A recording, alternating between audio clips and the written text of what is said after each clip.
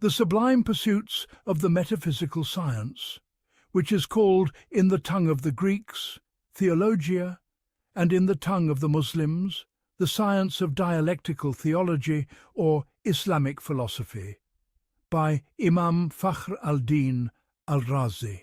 Translation by Muhammad Al-Amrani. In the name of God, the most compassionate, the most merciful. The first volume. In the name of God, the most compassionate, the most merciful, our master the Imam, who calls unto God, Abu Abdullah Muhammad ibn Umar ibn al-Husayn al-Razi, may God be well pleased with him, said, "This is our book concerning the divine science, which is known in the tongue of the Greeks as Theologia. It is arranged into an introduction and several books. The introduction, wherein are 4 chapters. The first chapter, concerning the exposition that this science is, in an absolute sense, the noblest of all sciences. The second chapter, concerning whether human intellects have a path to attain certitude and conviction in this science, or whether it suffices in certain of its inquiries and pursuits to embrace that which is most worthy and seemly. The third chapter, concerning whether the path to attaining these sacred realizations is but one or more than one. The fourth chapter, concerning the ordering of the foundational principles of this science. The first chapter, in exposition that this science is, in an absolute sense, the noblest of all sciences, know, then, that the nobility of a science is made manifest in several aspects. The first of the aspects which bestow nobility, the nobility of the subject whereof that science treats, and in this science that subject is the very essence of God, the Most High, and his attributes, and he is, in an absolute sense, the noblest of all beings. To this several arguments attest. The first, he is independent of any agent or recipient, whereas all else is in need of him. The second, he is absolute in his oneness, and thus he is independent of any constituent part. The third, naught save him is necessary of his own accord, while all else that exists is contingent in its own essence, ever in need of a cause. It follows, therefore, that all else is in need of him, while he is independent of all else. Thus it is necessary that he be the noblest of all beings. The fourth, it has been established that a contingent being, just as it is in need of a cause for its coming into existence, is also in need of that cause for its continued existence. Thus all else is in need of him in all of its moments, whether that be the moment of its inception or the moment of its continuation. And just as it is in need of him in the aspect of existence, so too is it in the aspect of non-existence, for it has been established that a contingent being is not non-existent of its own accord. Rather, the cause of its non-existence is the absence of its cause. And so it is established by what we have mentioned that the truth, glorified and exalted is he, is nobler than all else, by virtue of these considerations. The fifth, existence is nobler than non-existence, and the one who is necessary of his own accord can never admit of non-existence. He is, therefore, existent of his own accord, and by his existence does existence befall every existent thing. Nay, his very existence is as if it were the antithesis of non-existence. As for all else, it is contingent in its own essence, and when a contingent being is considered as it is in itself, it is found to be non-existent. All that is other than him, when considered as it is in itself, is not being. But he, glorified is he, when considered as he is in himself, is being. For this reason we have said, he is the truth, and all else is falsehood. Nay, the very word truth is befitting for none but him, and the description of a belief as true is befitting for naught save the belief in his existence.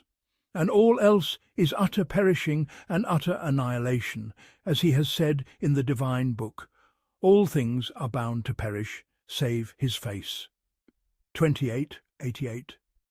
Thus it is established by these considerations that he, the Most High, is the noblest and most perfect of all beings. Nay, he, the Most High, is too noble and too perfect to be compared to any other, for he is ever nobler and more perfect than it. And the nobler the object of knowledge, the nobler is the knowledge thereof. And since he is the noblest of all that can be known, this science is the noblest of all sciences. The second aspect, in exposition of the nobility of this science, the profound need for it, and the perfection of its benefit. The noblest of sciences, according to this aspect, is the divine science. This is because the intended purpose, in its essence, is the attainment of felicity and the deliverance from wretchedness. Now, felicities are either corporeal or spiritual. Philosophical proofs and true insights have shown that corporeal felicities are base. The least of their deficiencies is that the lowly animals partake of them with man. Indeed, induction demonstrates that those very animals are stronger and more complete in the realm of such pleasures than is man. Furthermore, intuition and induction alike show that immersion in the pursuit of such pleasures draws the soul from the celestial heights of the sacred spiritual realm down to the abyssal depths of the bestial world. Moreover, these pleasures are swift to pass and quick to fade, whereas spiritual joys are safe from decline and preserved from annihilation. Also, the multiplying of bodily pleasures is witnessed by the innate disposition of all creation to be a base thing. For the man whose every moment is spent in eating and carnal union is judged by all to be of a base essence and of lowly aspiration, and to be a mere beast. But as for the man who is believed to abstain from such states, the nature of every rational being inclines it to exalt him, and to acknowledge for him a high station and a perfect virtue. For this reason, when the common folk perceive in a man a lack of desire for food, drink, and marriage, they believe him to be deserving of reverence and service, and they count themselves in relation to him as slaves are to their masters. All of this indicates that these corporeal felicities are base and of a low order. As for the spiritual felicities, they are enduring, perpetual, lofty, and noble, drawing the soul from the nadir of bestiality to the zenith of the angelic realm, and from the shadows of the world of bodies to the sublime heights of the worlds of the pure and sanctified. Because of these overwhelming proofs, it is said in the divine book, "But the good deeds that endure are better in thy Sustainer sight as regards reward." 18:46. And the bearer of revelation and the sacred law said, relating from the Lord of might, the exalted, "I am the companion of him who remembers me." Thus it has become manifest from what we have mentioned that spiritual felicities are more excellent than corporeal felicities. And there is no doubt that the head and chief of spiritual felicities, their very quintessence and purest extract, is the knowledge of the first principle, and the knowledge of the attributes of his majesty, and the qualities of his perfection and his grandeur. Moreover, prophetic testimonies and the insights of wisdom have shown that ignorance in this domain necessitates everlasting torment and absolute loss, whereas the triumph of attaining this knowledge necessitates eternal felicity and everlasting dominion. It is therefore necessary that this science be the head and chief of all sciences, the noblest and most magnificent of all its divisions. The third aspect in exposition of the nobility of this science. The perfected man finds within himself that the more his spirit is immersed in these realizations, the deeper his engagement with them, the more complete his attraction to them, and the more profound his detachment from all else, the more excellent is his joy in his own being, the more perfect the strength of his spirit, and the more complete his delight in his own self. And the more the case is the opposite, the more the spiritual states and the effects upon the soul are the opposite of what we have described. All of this indicates that all felicities are bound to this cause, and all perfections and all good things rise from this horizon. As is said in the divine book, "O verily, in the remembrance of God do hearts find their rest." 13:28. The fourth aspect, the interests which are held in esteem, are either the interests of worldly life or the interests of the life to come. As for the interests of worldly life, they cannot be set in order save through knowledge of the beginning and the end. This is because, were it not for the establishment of the true sacred laws, order would vanish, interests would be confounded, chaos would ensue, and no one would be safe in his soul or with regard to what he loves. As for the interests of the life to come, naught of them can be perfected save through the knowledge of God, the Most High, and through knowledge of his angels, his books, his messengers, and the last day.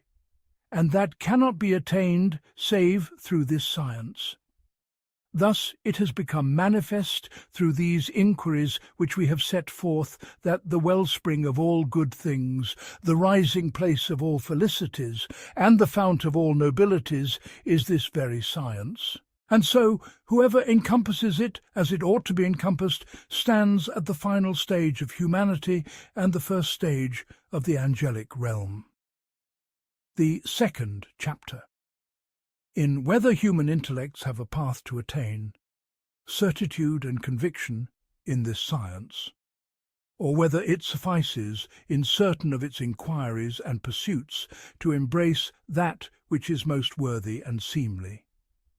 I have seen in certain books that it is related from the great masters of wisdom and the pillars of philosophy that they said, "The ultimate goal in this domain is to embrace that which is most worthy and seemly, and to cleave to the side which is most excellent and most perfect.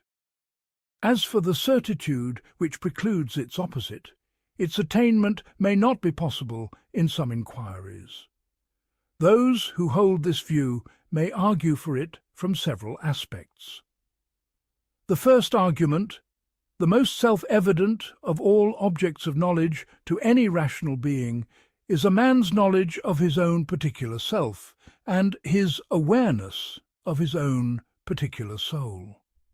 Yet this knowledge, despite being the most self-evident of all sciences and the clearest of all realizations, has reached such a degree of difficulty and obscurity that the intellects have proven incapable of attaining it.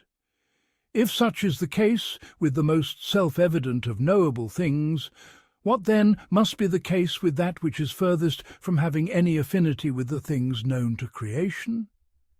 This argument can only be made complete by establishing several premises. The first premise, the most self-evident of knowable things for anyone, is his own particular self. What indicates this to be so is that whoever knows a thing must necessarily know that he is a knower of that thing. For this reason, he says, "I have perceived this thing and known it." However, his knowledge of his being a knower of that thing is preceded by his knowledge of his own particular self. For how can one who does not know his own self possibly judge it to be a knower of that known object?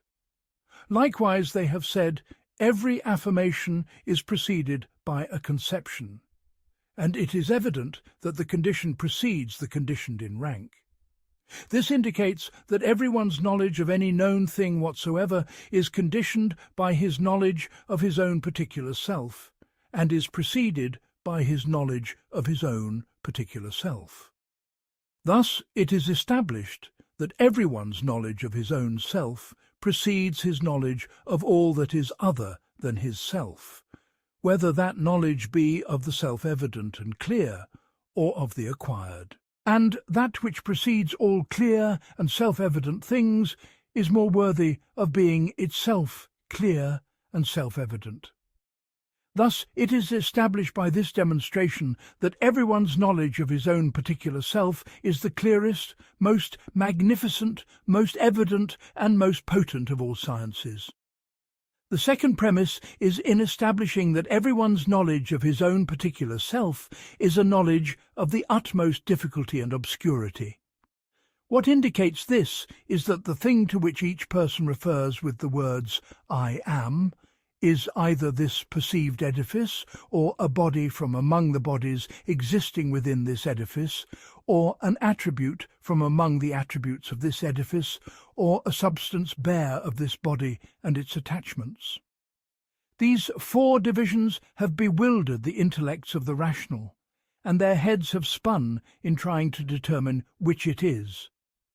Whoever reflects upon the inquiries concerning the discourse on the soul will find that this matter has reached the ultimate degree of difficulty. Thus it is established that this knowledge is difficult and abstruse. The third premise: we have shown that the most self-evident of knowable things is the knowledge each person has of his own particular self and his designated soul. And we have shown that, despite its being the most self-evident of knowable things, the knowledge of it has reached the utmost limit in difficulty, obscurity, and abstruseness. When this is established, we say, the essence of the truth, glorified is He, is different in its quiddity and reality from all categories of contingent and created things. Therefore, if the knowledge of the most self-evident of knowable things has reached the degree of obscurity and abstruseness that we have mentioned, then for the knowledge of the attributes of the being who resembles none of the contingent things, and has no affinity with any of them, and which is, moreover, at the furthest remove from having any affinity with objects of reason, and from resembling anything that thought, remembrance, imagination, or fancy can attain, to be difficult and arduous would be all the more expected. Thus it is established that this noble science is too high and too magnificent for the intellect to encompass it with a complete encompassment. There is no path for human intellects therein save to embrace that which is most worthy, most seemly, most perfect, and most excellent. And know that for the establishment of this argument there is another exposition, which is this. Induction shows that the most self-evident of knowable things to creation are a few enumerated things, such as each person's knowledge of his own self, and his knowledge of his time and his place, and his knowledge of his own corporeality. Then, when the intellect ventures into the knowledge of the soul and the body, and the knowledge of place and time, it becomes bewildered and is unable to find a way out. If such is its state in knowing the most evident of things, how then must its state be in knowing the most hidden of things? Let us demonstrate the soundness of what we have mentioned. We say, first among them, his own particular self, and we have already unveiled the reality of the matter concerning it. Second among them, his knowledge of place and time. For every person judges by the self-evidence of his intellect that he was in that place and moved from it to another place, and that the first place remained. And the knowledge of place is a part of that knowledge. Also, every person judges by the self-evidence of his intellect that this particular time is the time of such and such, and then afterwards says that time has passed and another time has come. And the knowledge of the reality of time and duration is a part of the knowledge that the first time has passed and the second time has come. Then the rational have had their heads spin, and their intellects become bewildered in knowing the reality of place and time. As for place, the followers of Plato and all the esteemed sages before him agreed that it is an expression for extended dimension. As for the followers of Aristotle, they agreed that it is an expression for the enclosing surface, and that the proposition of dimension is false. The difficulty of this question is made manifest in the inquiries concerning the question of place. As for time, the intellects have become bewildered, and the heads have spun in knowing it. If you reflect upon the question of time, and your intellect encompasses the subtle intricacies and precise inquiries within those questions, you will know that this question has reached the furthest limits and the ultimate ends in difficulty and obscurity. Third among them, the knowledge of the reality of the body. The intellects have also become bewildered as to whether it is composed of indivisible parts, or whether the matter is not so, but rather it is capable of division unto infinity. And whoever ventures into that question, and knows the strength of the arguments on both sides, knows that the intellect gains naught but bewilderment and astonishment, and the embrace of that which is most worthy and seemly. Thus it is established by this induction that the attainment of the intellect in the knowledge of the most evident of knowable things is nothing but sheer bewilderment and astonishment, and the embrace of that which is most worthy and seemly. What then is your surmise of the intellect when it ascends to the gate of the grandeur of God, the Most High, and when it attempts to venture into the inquiry of the essence of his might, his self-sufficiency, and the attributes of his majesty and grace, his knowledge, his power, and his wisdom?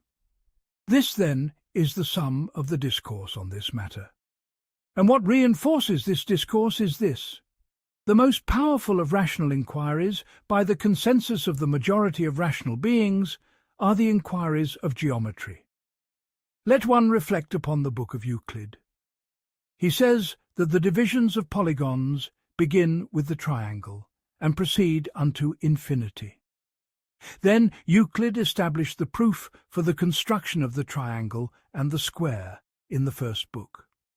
But when he needed to prove the construction of the pentagon, he needed to premise it with a proposition, which was that he constructed a triangle in which each of the two angles at the base was double the angle at the apex. Then he divided each of these two angles into two halves, and by this method he was able to construct the pentagon.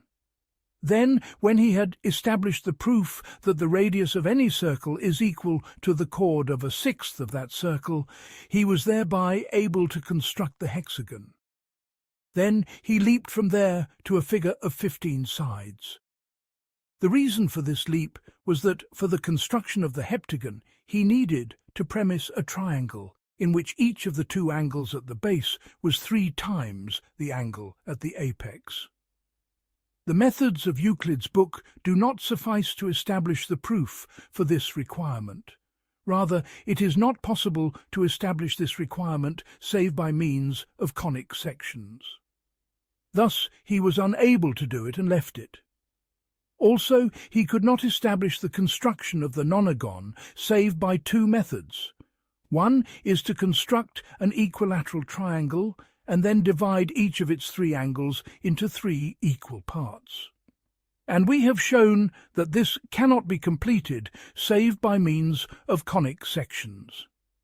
The second method is to construct a triangle in which each of the 2 angles at the base is 4 times the angle at the apex, and of this he was incapable. As for the figure which is enclosed by 11 sides, it can only be completed by premising the construction of a triangle in which each of the 2 angles at the base is 5 times the angle at the apex, and of this he was incapable.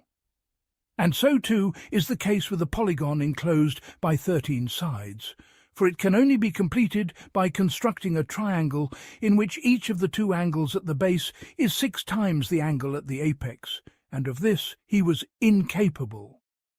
As for the polygon, enclosed by 15 sides, he was able to construct it by means of propositions he had established in his book. This he did by inscribing in the circle an equilateral triangle, whereby the circle was divided into 3 equal parts. Then, within one of these parts, he inscribed the radius of the circle, which is the chord of the hexagon. Then he divided what remained into 2 halves. By this method he divided each arc into 5 equal parts, and thus produced for himself a polygon, enclosed by 15 sides. And at this point his work stopped, and he was not able to proceed further. The upshot is that Euclid was able to establish the proof for the construction of 5 types of polygons: the triangle, the square, the pentagon, the hexagon, and the 15-sided figure. As for the remaining divisions, which are infinite, his principles fall short of establishing them, and his premises are insufficient for their demonstration. As for the masters of the science of conic sections, they did undertake a method for establishing the heptagon and the nonagon. But as for the rest, they remained at the station of incapacity and deficiency. Thus it has become manifest from what we have mentioned that human intellects are deficient, and human understandings are insufficient for grasping the realities of things, save in a very, very little of the very, very much, even in the knowledge of these perceptible things. What then is your surmise of the intellect when the light of divinity rises and the effulgence of self-sufficiency shines forth? The second argument in this matter: the power of sight and the power of insight are analogous. And let it be considered that the state of the faculty of sight with respect to visible things is of 3 kinds. The first state, visible things that are minute and faint, like motes and dust particles, and visible things that are subtle and faint. It is well known that the faculty of sight is incapable of perceiving such visible things, nor can it apprehend them or manage to register their degrees. The second state, visible things that are powerful, overwhelming and ascendant, such as the disk of the sun at the height of its brilliance and radiance. The faculty of sight falls short of perceiving it in a complete and perfect manner. Do you not see that whoever endeavours to gaze at the disk of the sun at the height of its brilliance and radiance imagines a darkness and blackness in the centre of the sun's disk, and it is as if he imagines that the lights emanate only from the edges of the sun's disk, as if it were a basin from whose edges the lights overflow, while the disk itself, which is like the basin, a person sees as a black darkness. Yet sound reason judges that this darkness does not exist in the substance of the sun, for it is the wellspring of lights and the manifestation of radiances. But the faculty of sight in a human becomes overwhelmed by the perfection of that light and is unable to perceive it. And when it is unable to perceive it, it imagines in it a darkness and a blackness, or it sees the light as if it were something emanating from the edges and sides of the sun's disk. The third state, visible things that are moderate in strength and weakness, in perfection and deficiency, such as the qualities inherent in the bodies of this world. The faculty of sight is able to apprehend them, encompass them, and attain to the perfection of their perceptions. Thus it has become manifest through this exposition that we have set forth, that the faculty of sight falls short of perceiving overwhelming visible things, and it falls short also of perceiving faint visible things, but it is capable of perceiving visible things that are intermediate in strength and weakness, perfection and deficiency. And when you have known these 3 degrees in the power of sight, then know their like in the degrees of the power of insight and the intellect. This is because knowable things are of 3 categories. The first of them, knowable things that are faint and minute, such as the degrees of temperaments and the changes and variations that occur at the levels of inclinations in the bodies of the world of generation and corruption.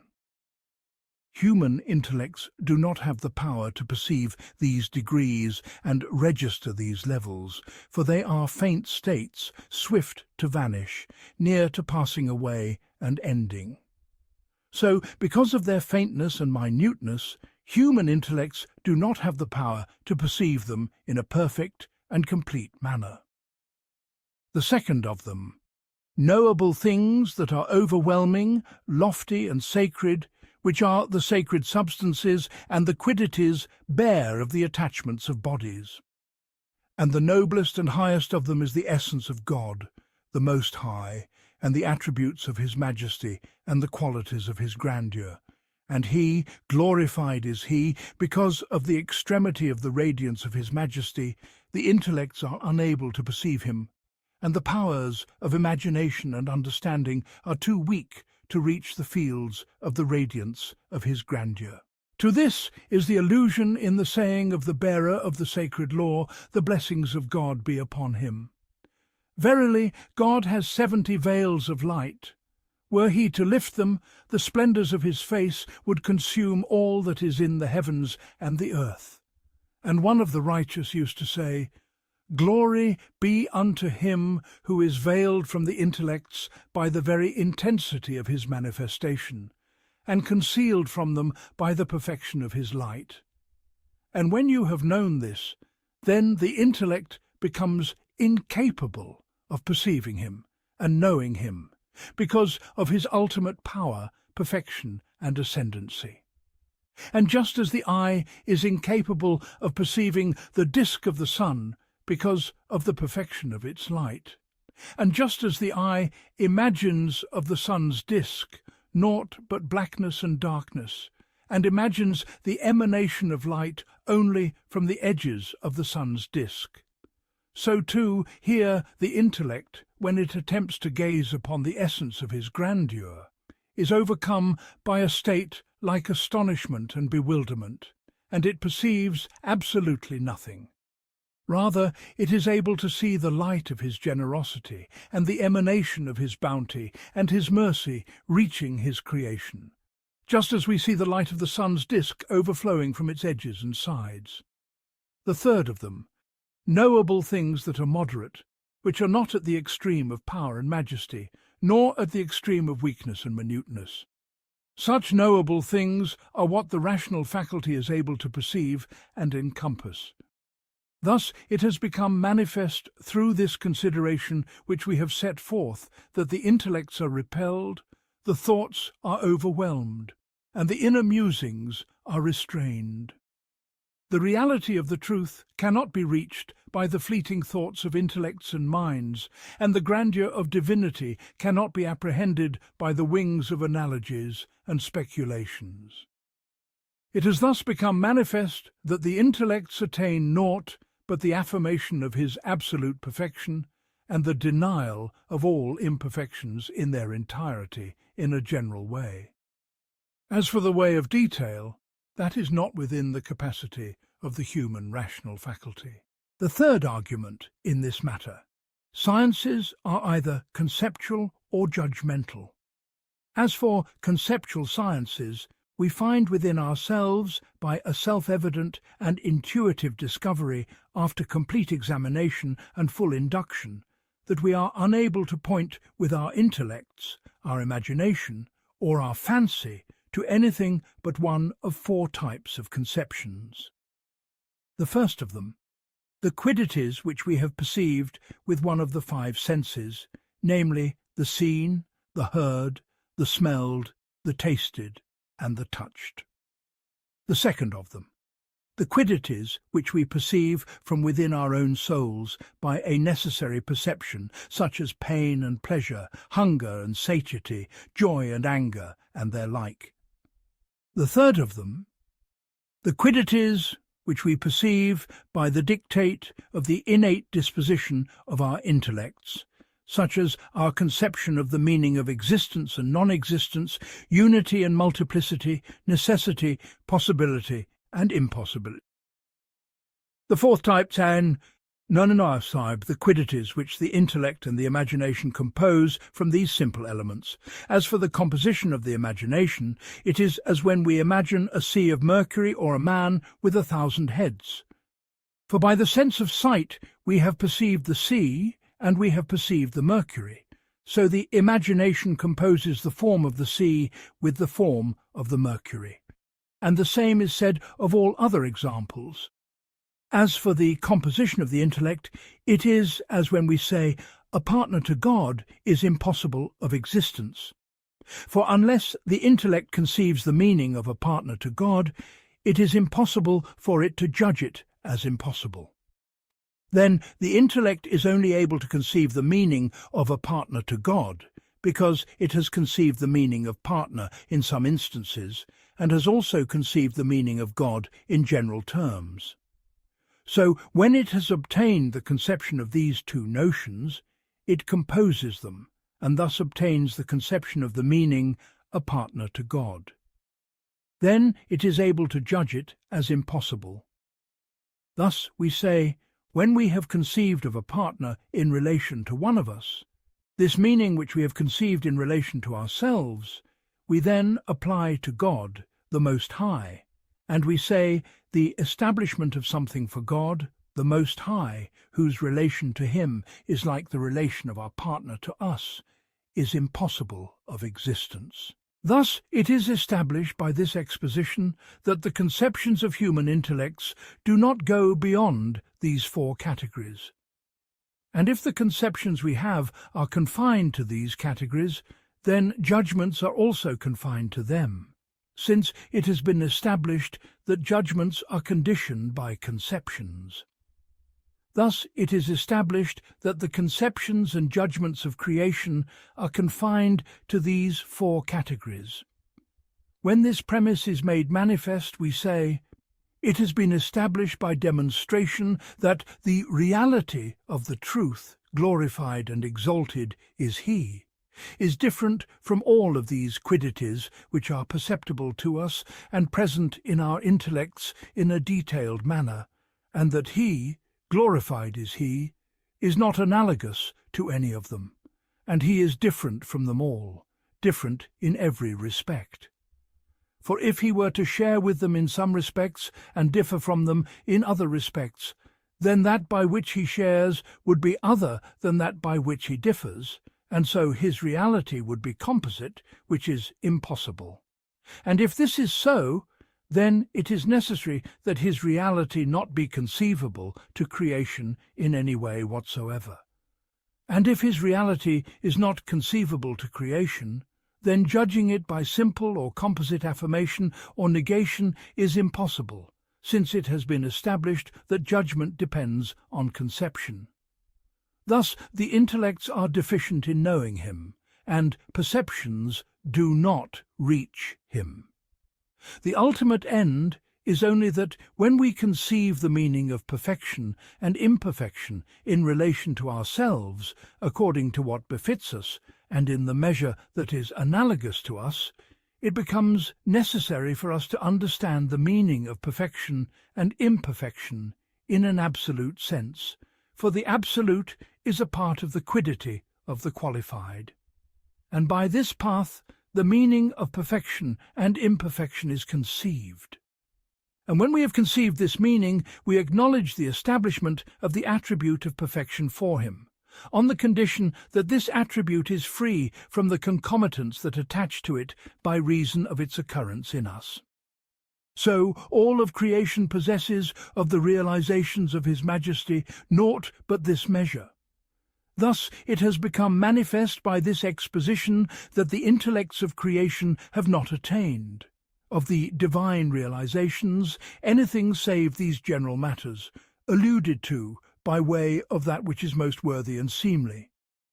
But as for the way of detail, no.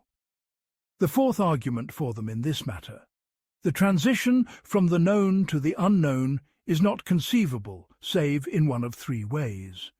The first of them, reasoning from the cause to the effect. The second of them, reasoning from an equal to an equal. The third of them, reasoning from the effect to the cause. The first two paths in relation to the truth are absent. So the third path remains, which is to ascend from the trace to the tracer, and to move from the created to the creator. When you have known this, we say, the rational human soul is situated at the final rank of the abstract and sacred existence, as you will come to know the reality of this premise when you apprehend the knowledge of the degrees of the angels and their ranks. And if that is so, then this human soul ascends from its knowledge of itself to the knowledge of its cause, and from the knowledge of its cause to the knowledge of the cause of its cause, and thus it ascends rank by rank until it finally reaches the presence of the one who is necessary of his own accord. As is said in the divine book, and that unto thy sustainer is the final goal. 53:42. And he said, O verily, unto God do all things turn. 42:53. And he said, he is the first and the last. 57:3. Thus the truth is the first in the descent from the truth to creation, and the last in the ascent from creation to the truth. And since the degrees of the intermediaries are many, and their ranks are hidden from human intellects, and since the states of those intermediaries are various, and the degrees of their lights, their overwhelming power, and their strength are various, and since the power of the rational human soul in ascending these ranks is weak, it is inevitable that most human souls remain at one of the degrees of these intermediaries. Nay, we say, most of creation remains in the abyss of the worlds of the perceptible, and the rare few among them are liberated from the world of sense, ascending from the world of the perceptible to the world of the imaginal, and the few among the people of the imaginal have transitioned to the world of the intelligible. Then, in the world of the intelligible, the ranks of the sacred spirits are many. Thus it is inevitable that most of the virtuous intellects, when they reach the worlds of the lights of the intelligible, vanish, are annihilated, and dissolve in the lights of those sacred spirits.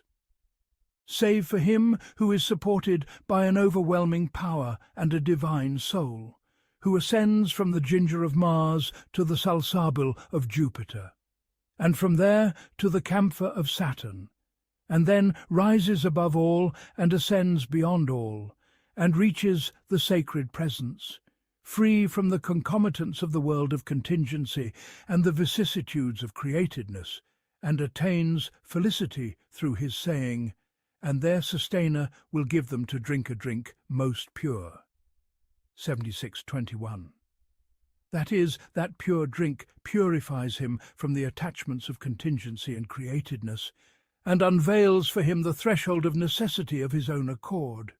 And when you have known that, it becomes manifest that few of the human spirits attain the felicity of receiving an atom from among the atoms of the lights of the world of majesty.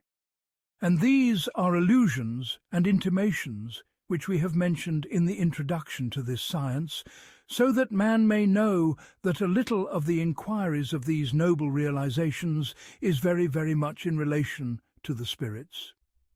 For that reason, it is said in the divine book, relating from the truth, glorified is he that he said, and few of my servants are truly grateful. 34:13. And he said, relating from Iblis, and thou wilt not find most of them grateful. 7:17. Let us suffice with this measure of exposition in this station, for it is a shoreless sea. The third chapter, in whether the attainment of these sacred realizations has a path that is one or more than one. Know that it has been unveiled to the masters of insight that the path to him is twofold. The first of them, the path of the people of contemplation and deduction. The second of them, the path of the people of ascetic discipline and spiritual striving. As for the first path, which is the path of the divine sages, it is to deduce from the states of contingent beings the establishment of a being who is necessary of his own accord. This is because, since it has been established that these perceptible beings are contingent and created, and it has been established that the contingent needs a determining principle, and it has been established that the created needs a creator, and it has been established that infinite regress and circularity are impossible, then it is necessary that these beings terminate at a being who is ancient, eternal, and necessary of his own accord. And know that the master, the chief, Abu Ali ibn Sina, mentioned in the book of Al-Isharat that there is a path which indicates the establishment of a being who is necessary of his own accord by considering the state of existence as existence.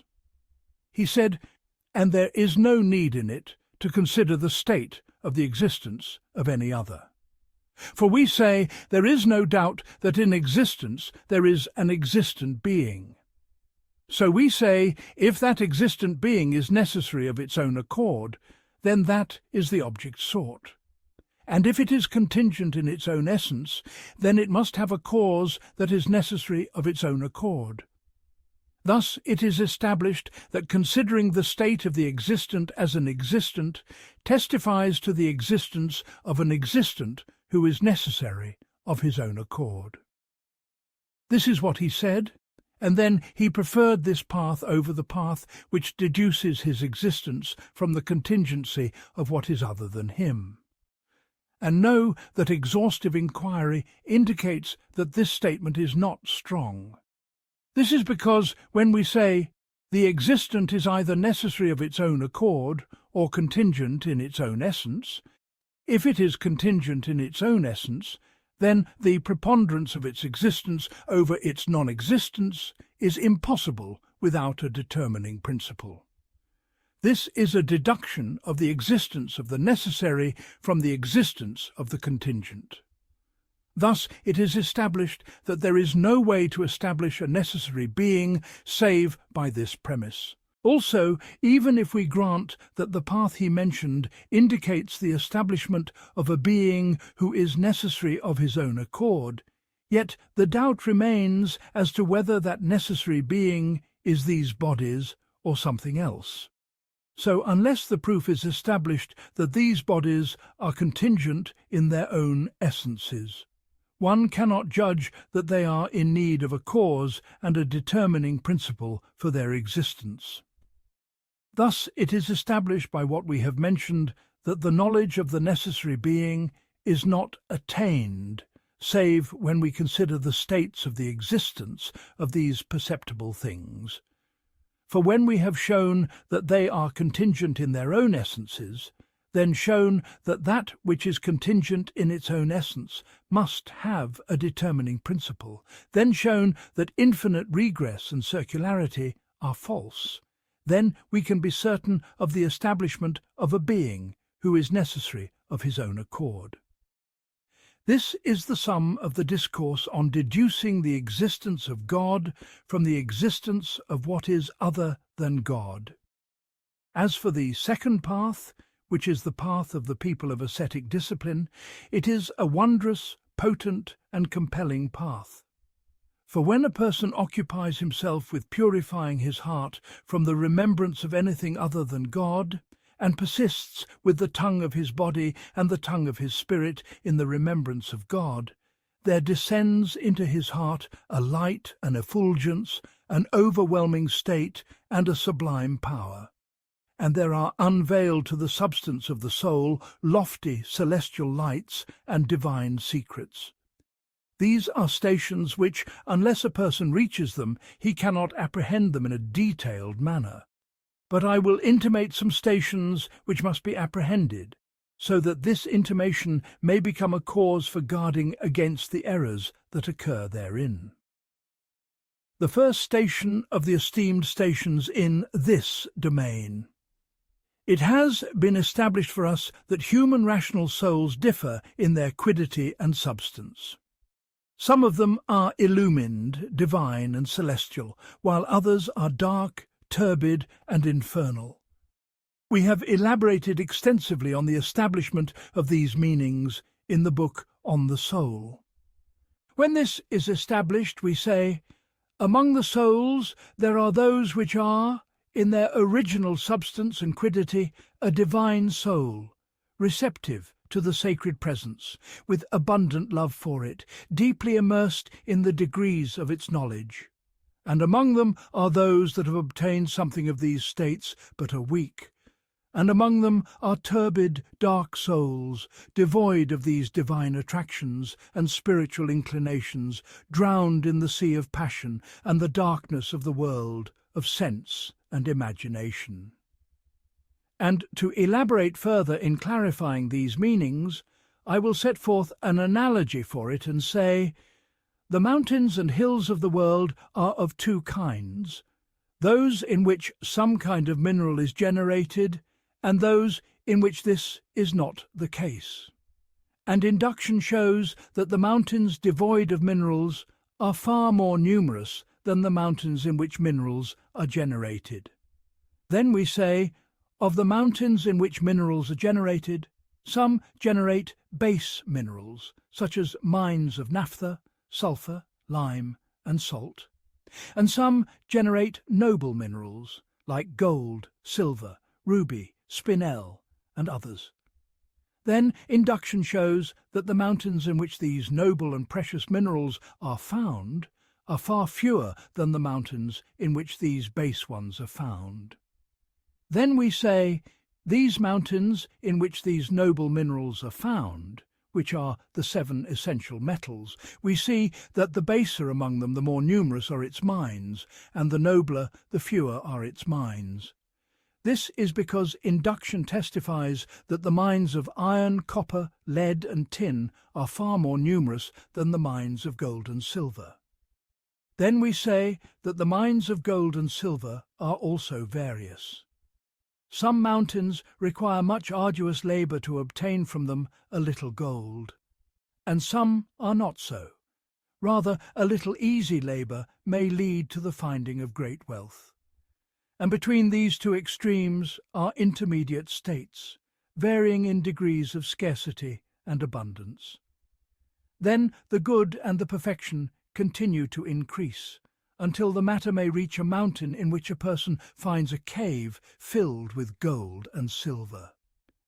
When you have known these ranks, it will become manifest to you that a mountain like this, containing such a cave, would be exceedingly rare, and its discovery and attainment would not occur, save in very distant ages. And when you have known this, we say, let the human spirits be analogous to the mountains and hills, and let the lights of the knowledge of God and the love of Him be analogous to pure refined gold. And just as most of the mountains and hills of the world are devoid of minerals, so too are the spirits of most of creation devoid of any inclination towards the spiritual realm. Then, if this latter type were to exert itself in bodily asceticism, its benefit from it would be little, just as a mountain devoid of minerals. If a person were to tire himself in working it, he would find nothing in it at all.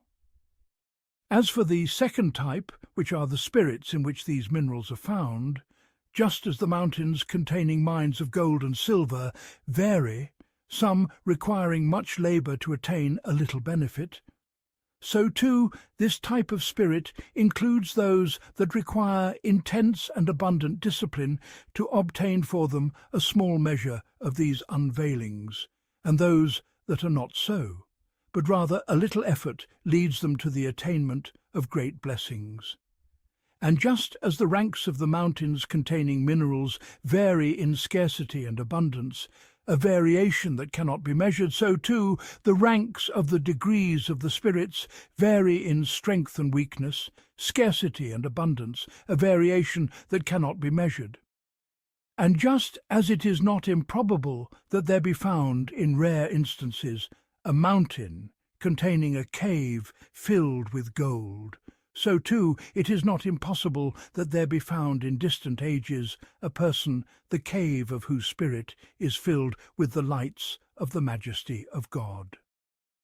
And when you have apprehended this analogy, you will know that it is not everyone who ventures into ascetic discipline, even if it be in the most difficult of ways, who must necessarily reach something.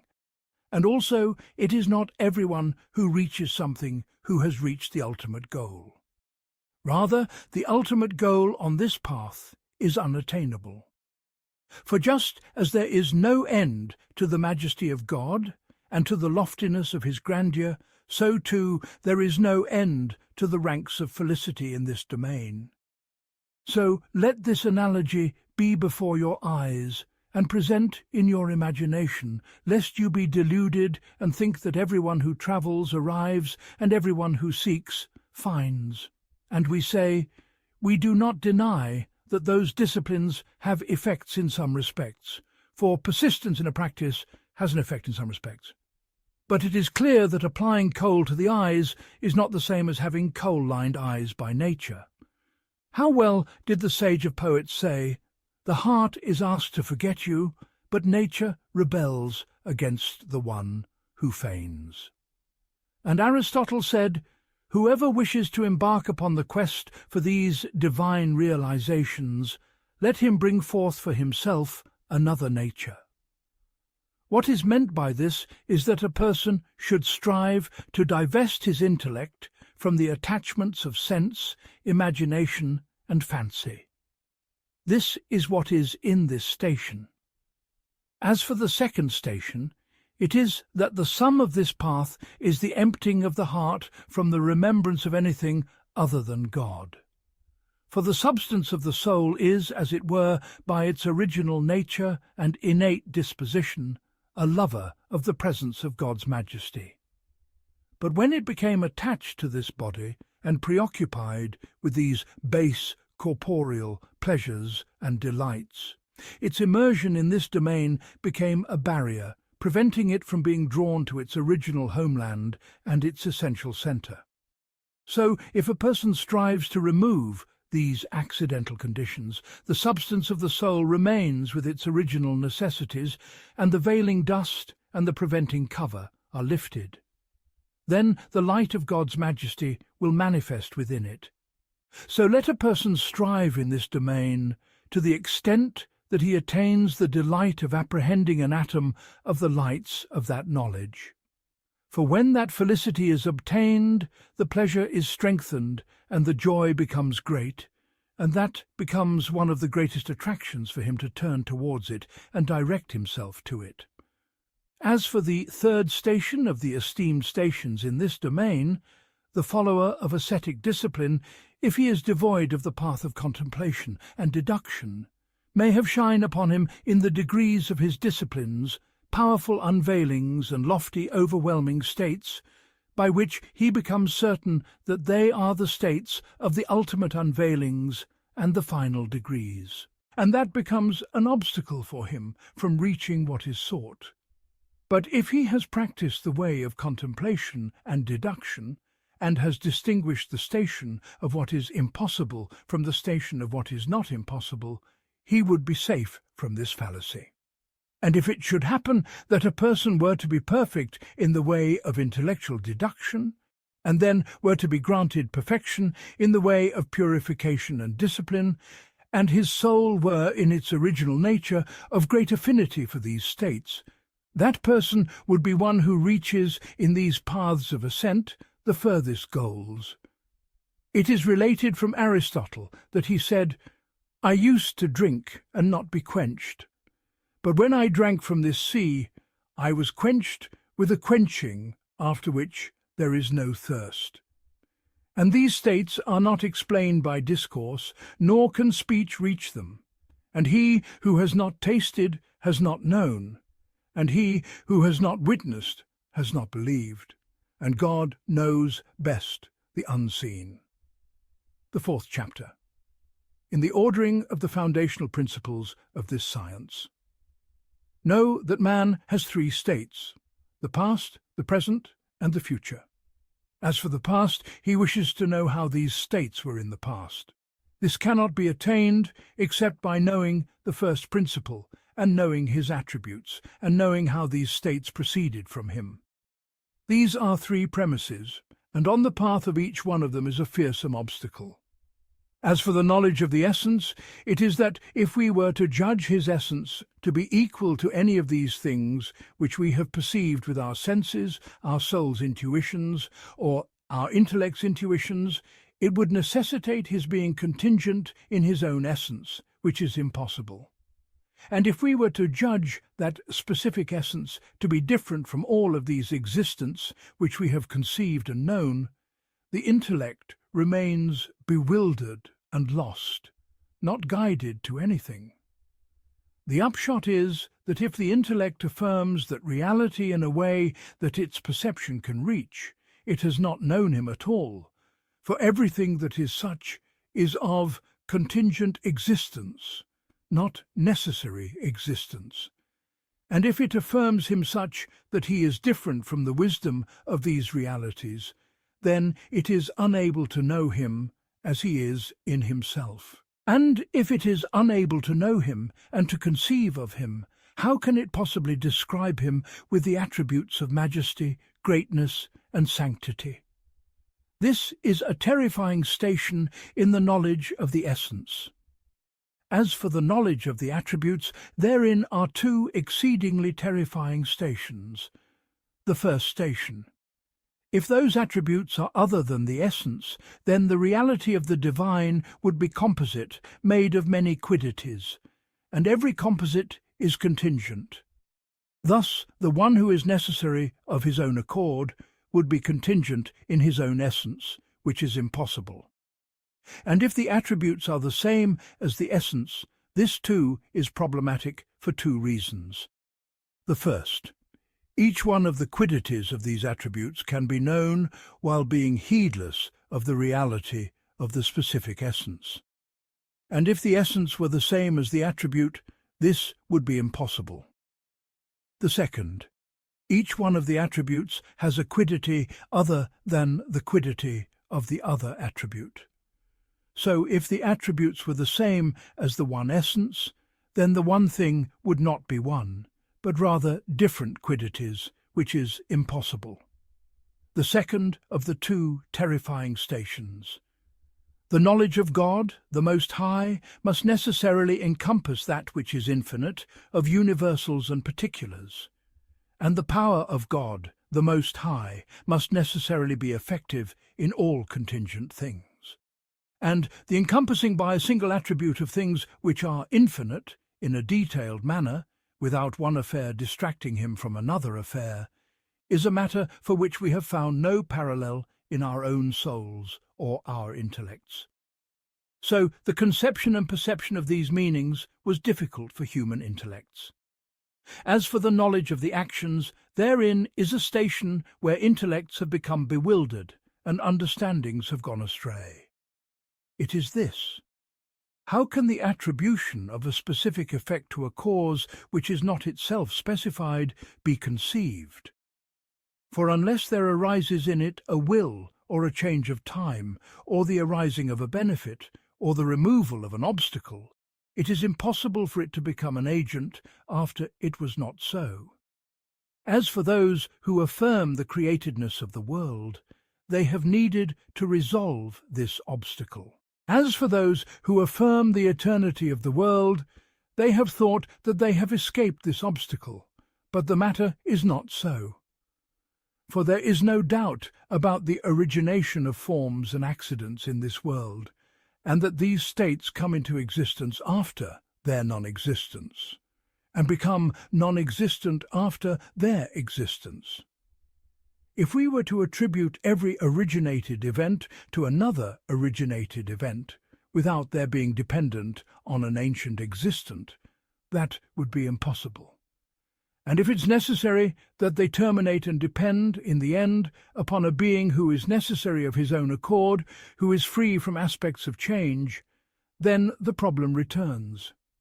And know that the purpose of these problems which we mention here is to draw attention to these problems.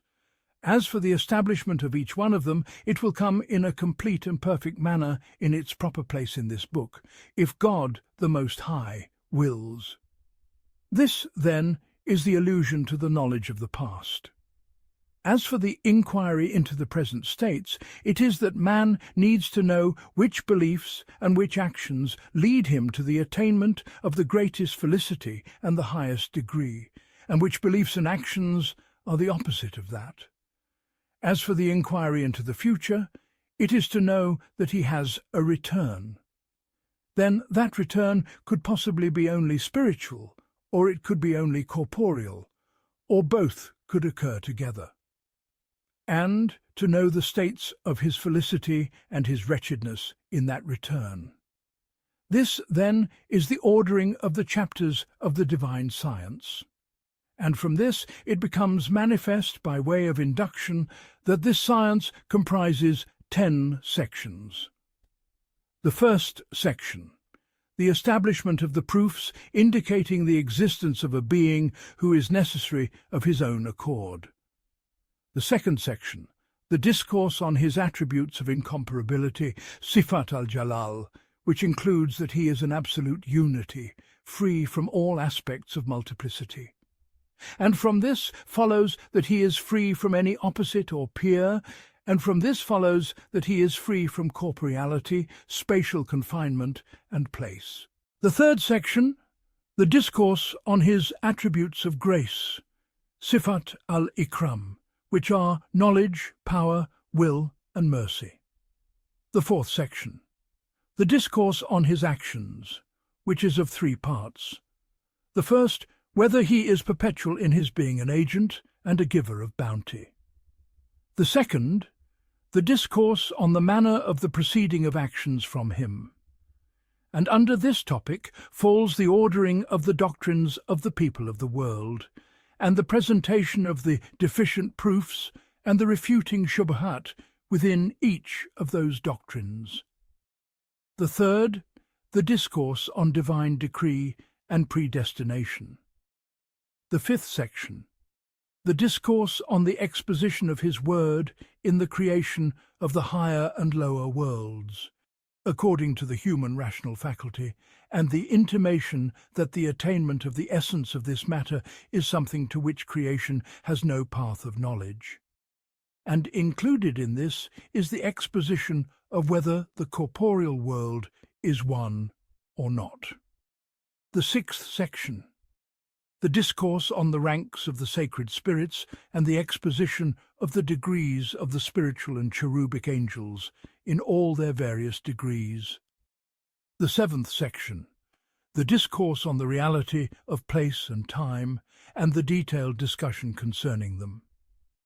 The eighth section, the discourse on prophethood and the exposition of its reality and the different doctrines of people concerning it, and the establishment of the strengthening arguments and the refuting arguments within each of those doctrines.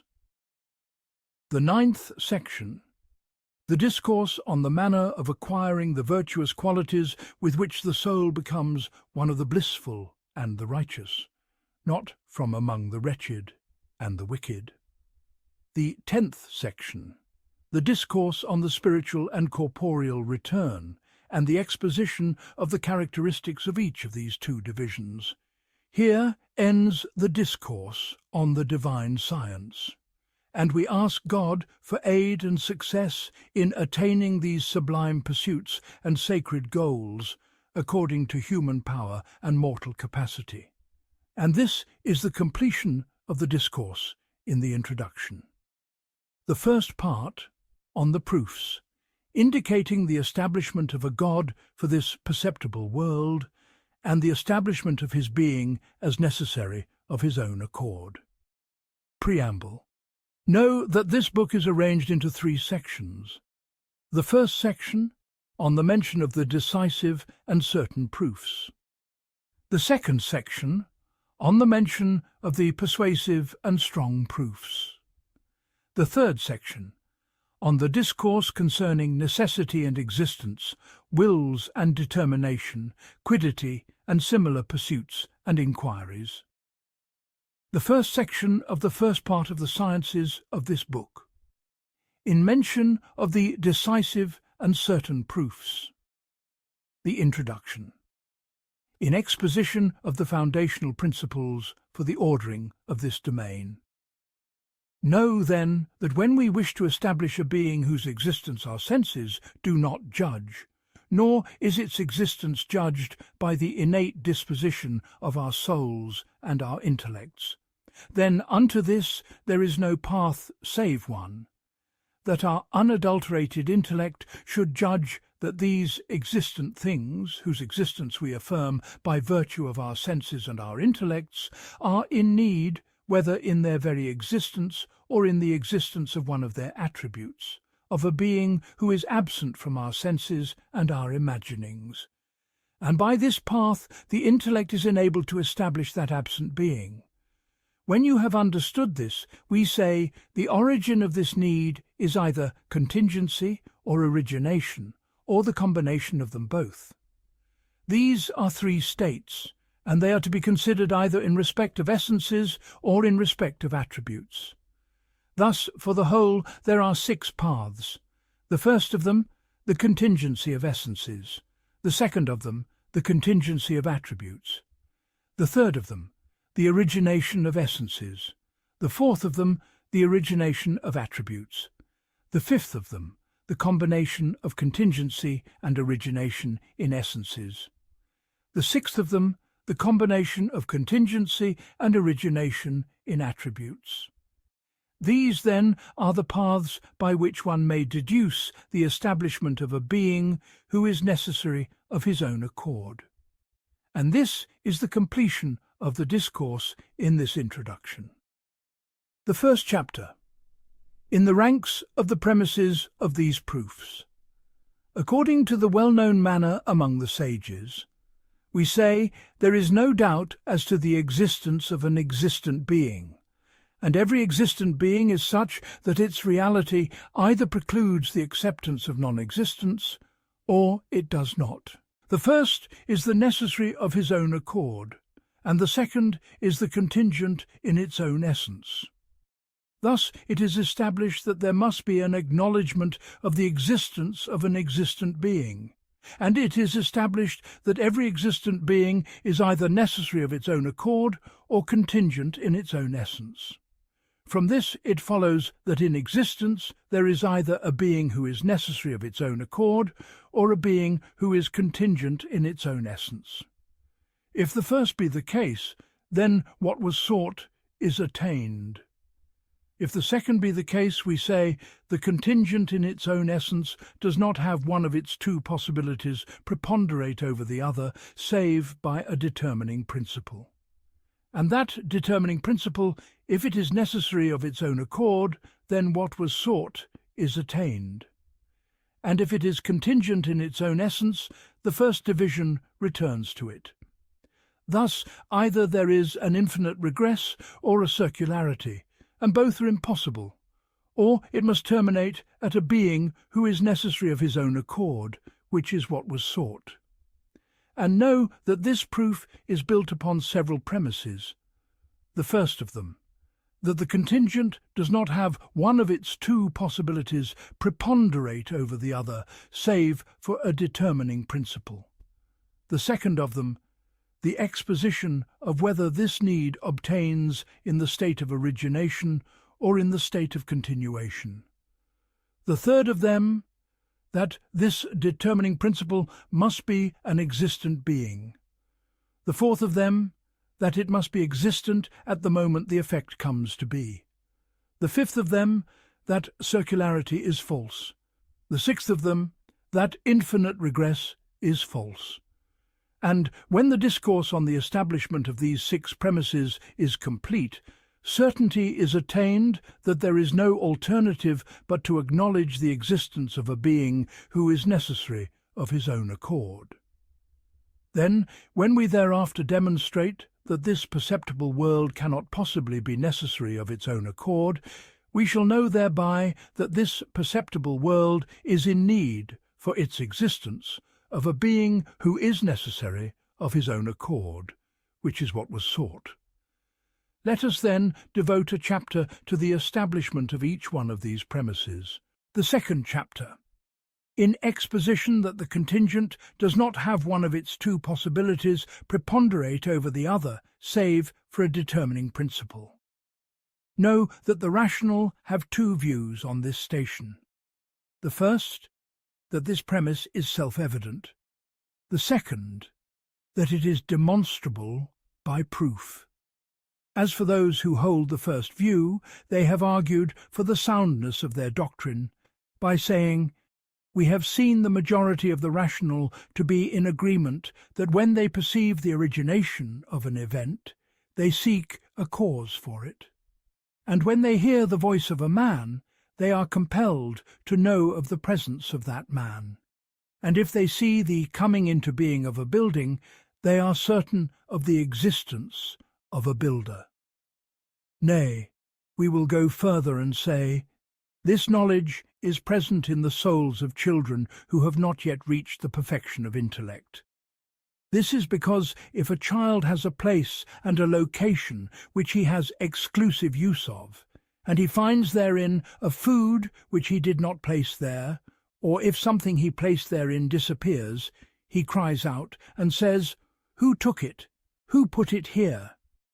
And this indicates that the innate disposition of that child testifies that the contingent must have a determining principle and the originated must have an originator. And if this knowledge is ingrained in the very instinct of that child's soul, we know that it is the most potent of self-evident sciences. Nay, we say this kind of perception is ingrained in the souls of beasts. This is because when a beast hears the sound of a snake, it flees, and its flight is for no reason other than that its awareness of the snake's sound necessitates its awareness of the snake's existence. This shows that the transition of the innate disposition and the soul from the effect to the cause is present in the souls of children. Nay, it is a matter present in the souls of beasts. If it be said, the matter is as you have described it from several aspects.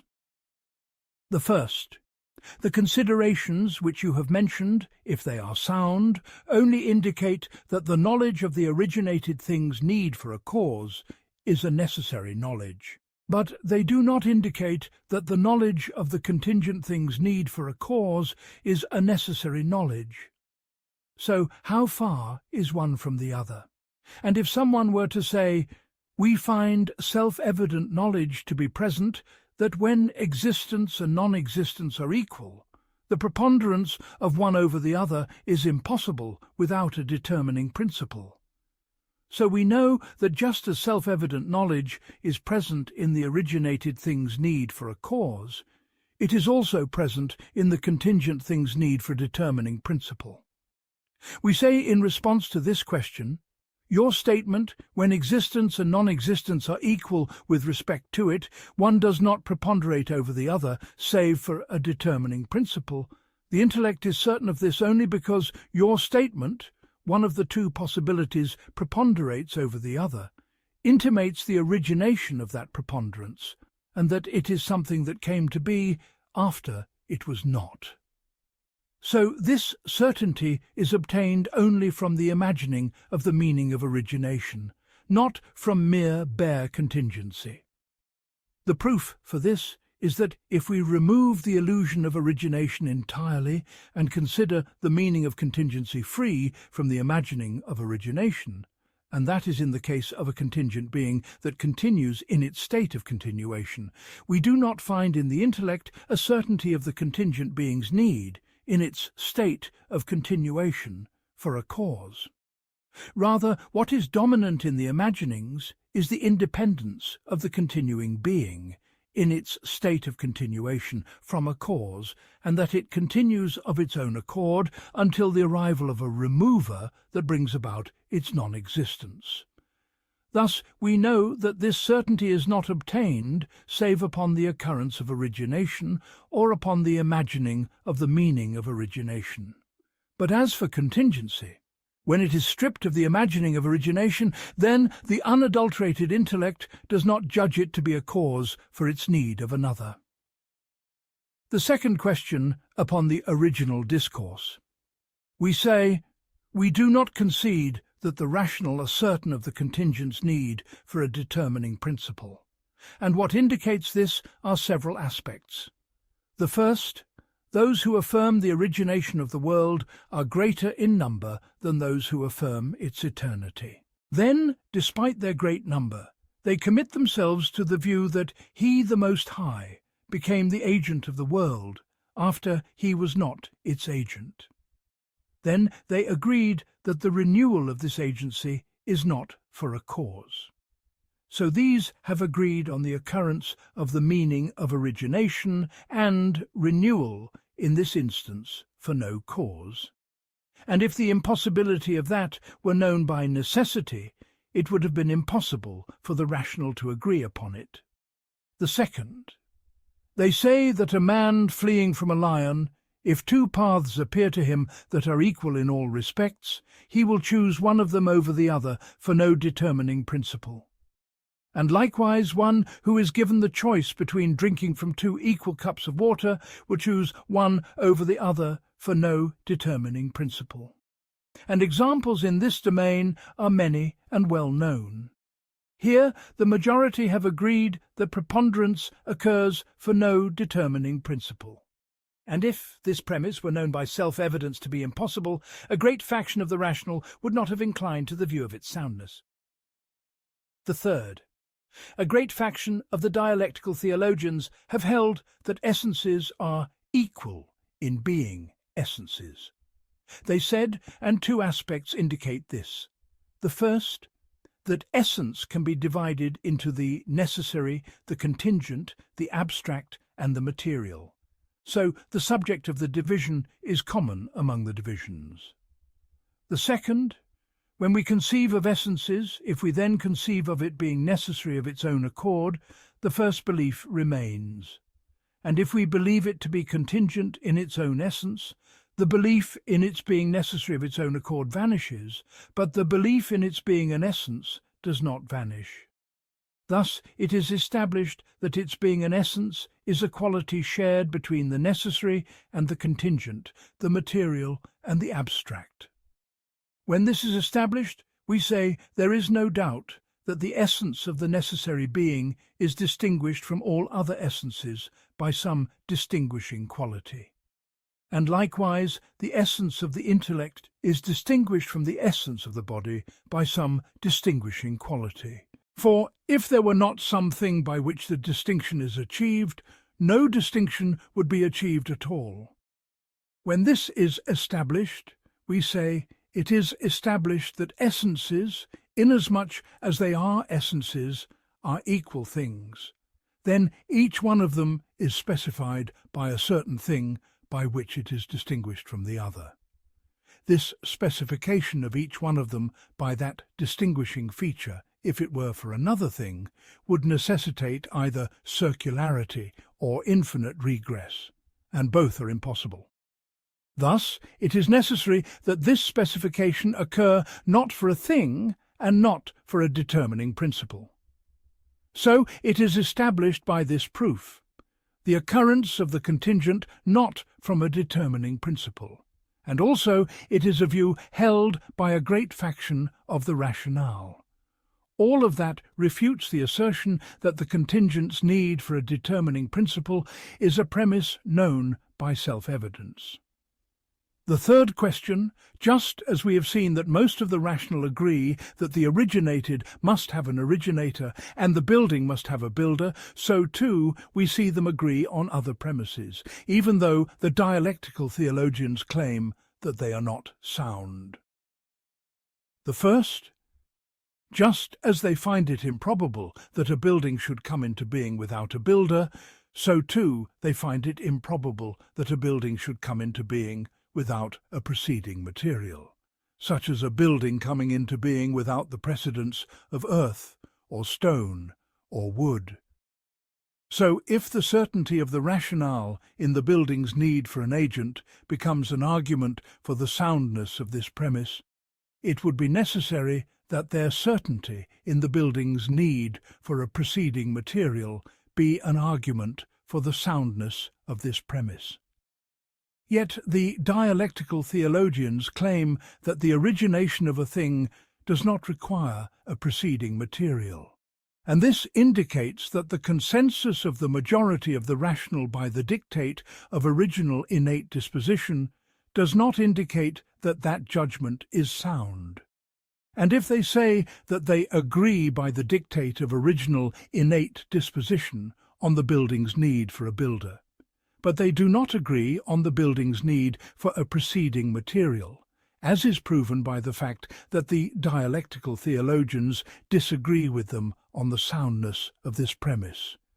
We say, in response to this question, if we wish to distinguish the original innate propositions from others, what is considered in that distinction is the judgment of the original innate dispositions that have not become accustomed to wrangling and disputation, and have not become familiar with committing to obstinacy. And it is well known that the judgment of the majority of creation on one of the two propositions is like their judgment on the other proposition. It remains to be said that the building's need for a preceding material is disagreed upon by a faction of the dialectical theologians. It may be said, and the building's need for a builder is disagreed upon by another group. So, if the appearance of disagreement from a small group invalidates the propositions being self-evident, then this meaning is present on both sides. And if the agreement or disagreement of the people of argumentation and contention is of no consequence, and what is of consequence is only the judgment of the original innate disposition and the souls that are free from false imprints, then this meaning is present in both domains. Thus it has become manifest that there is no way to make a distinction. The second, we see the rational agree that a thing does not come into being save in a specific time and a specific place. Then the dialectical theologians claimed that the origination of a thing does not depend on the precedence of a specific time and a specific place, for otherwise it would necessitate the affirmation of the eternity of time and place. When this is established, we say, the agreement of the rational on the originated's need for an agent is not, in the primary intellect, stronger than their agreement on the originated's need for time and place. So if it is permissible to deny it in one domain, it is permissible in the second domain. And if it is necessary to affirm it in one domain, it is necessary in the second domain.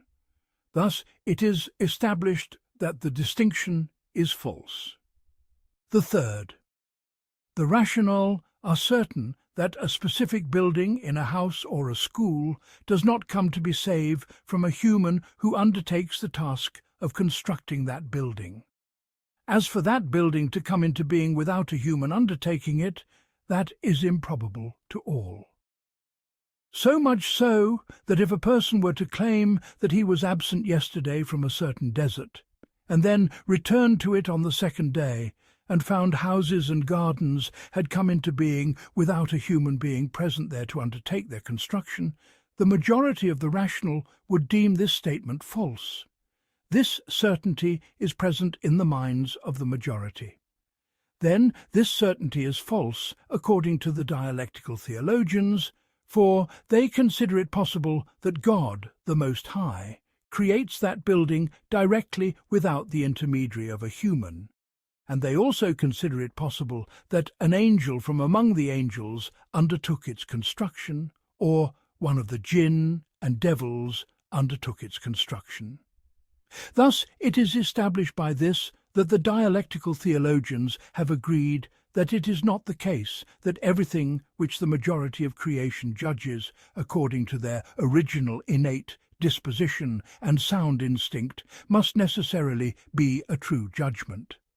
And when this is established, and it is established that you have no support for the soundness of your saying, the originated must have an originator, save that the majority of creation judges this premise to be sound by the requirement of original innate disposition, it is established that this premise is weak. The fourth question. We say, if what you have mentioned indicates that the knowledge of the contingents and the originated's need for a cause is a necessary knowledge, then here are aspects that indicate that this knowledge is not necessary. Its exposition is from several aspects. The first, if we present to our intellects that one is half of two, and we also present to our intellects that the contingent must have a determining principle, We find the intellect's judgment on the first proposition to be more evident than its judgment on the second. And the disparity between the two judgments in strength indicates that the possibility of the contrary is present in the less certain one, and that indicates that this less certain one is a matter of opinion, not certainty. If it be said, we do not concede the occurrence of a disparity in the intellect's certainty regarding these two propositions, so what is the proof for it? We concede that a disparity between these two judgments may occur at some times, but it may be that equality in strength between them occurs at other times. For one who hears the voice of a man knows by necessity the presence of that man, and this knowledge is equal in strength to the knowledge that one is half of two. We concede the occurrence of a disparity in an absolute sense, but we do not concede that that disparity pertains to the affirmation, but rather it pertains to the conception. Its exposition is this. Affirmation depends on the conception of the two terms of the proposition. The conceptions in our saying, one is half of two, are clear conceptions, in no need of definition, for in it there is nothing but the conception of one, two, and half, and these conceptions are clear and in no need of definition. This is unlike our saying, the contingent is in need of a cause, for this affirmation depends on the conception of the quiddity of the contingent, and on the conception of the quiddity of need, and on the conception of the quiddity of the cause. And these three matters, their conceptions, are abstruse and hidden conceptions. So the disparity that occurs in the minds of creation between these two judgments occurs only because of the disparity between their conceptions. But as for saying that that disparity occurred in the affirmations themselves, this is denied. So what is the proof for it? We concede the occurrence of a disparity between the affirmations. So why do you say that since one of the two affirmations is stronger than the other, it necessitates that the less certain affirmation be a matter of opinion, and it is impossible for it to be a matter of certainty? And what is the proof that the matter is so? And the response.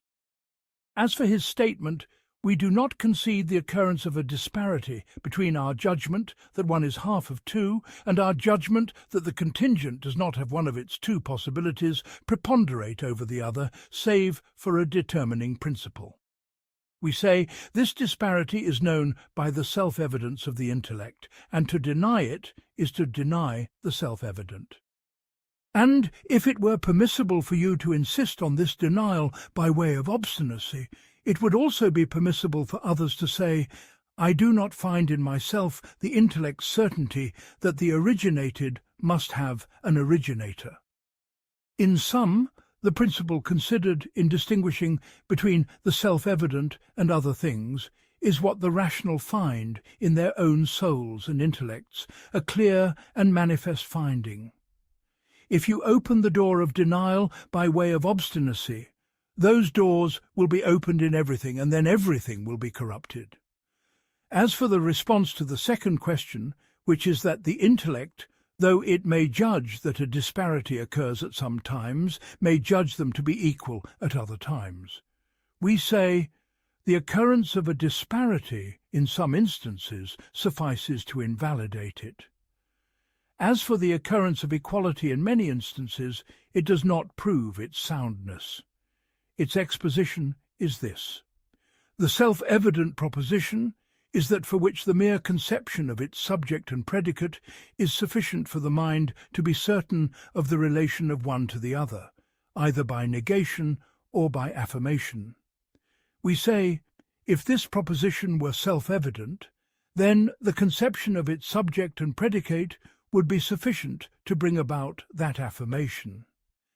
And if that were the case, it would be impossible for the occurrence of these two conceptions to be devoid of the occurrence of that certainty and affirmation. And since these two conceptions have been devoid of the certainty that occurs in affirmation, even in a single instance, that suffices for the knowledge that these two conceptions do not necessitate that affirmation. For the exclusion of the contrary of the consequent produces the contrary of the antecedent. But if this certainty were to occur in 1,000,000 instances, it would not prove anything at all, for the affirmation of the consequent itself produces nothing at all. As for the response to the third question, it is from two aspects. The first, we do not concede that any of the conceptions can be acquired, and the establishment of this principle has already passed in the beginning of the science of logic. The second, we concede that a conception can be acquired. Let us bring to mind the quiddity of the contingent, the quiddity of need, and the quiddity of the cause in the utmost manner in our intellects and our minds. For the contingent has no explanation save that which accepts existence and non-existence, inasmuch as it is what it is, or that from the positing of whose existence and the positing of whose non-existence, inasmuch as it is what it is, nothing impossible follows. As for need, it has no explanation save that it is dependency and reliance. As for the cause, it has no explanation save the thing by which and for which that thing comes to be.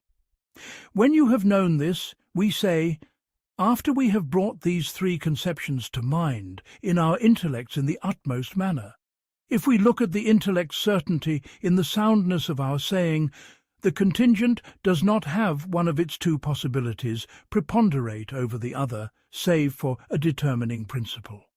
Then we look at the intellect's certainty that one is half of two. We know by necessity that the first certainty is much weaker than the second certainty. And this disparity is not because of a disparity in the conceptions, for in this case we have brought these conceptions to mind in the most complete manner. So we know that this disparity occurred only in the judgment and the affirmation. As for the response to the fourth question, which is his statement, what is the proof that since one of the two parts is stronger than the other, the less certain one is a matter of opinion, not certainty? We say, the proof that the less certain proposition must be a matter of opinion, not certainty, is that the intellect's certainty in this less certain proposition is either with a complete preclusion of its contrary, or it is said that the preclusion of the contrary by way of certainty is not obtained.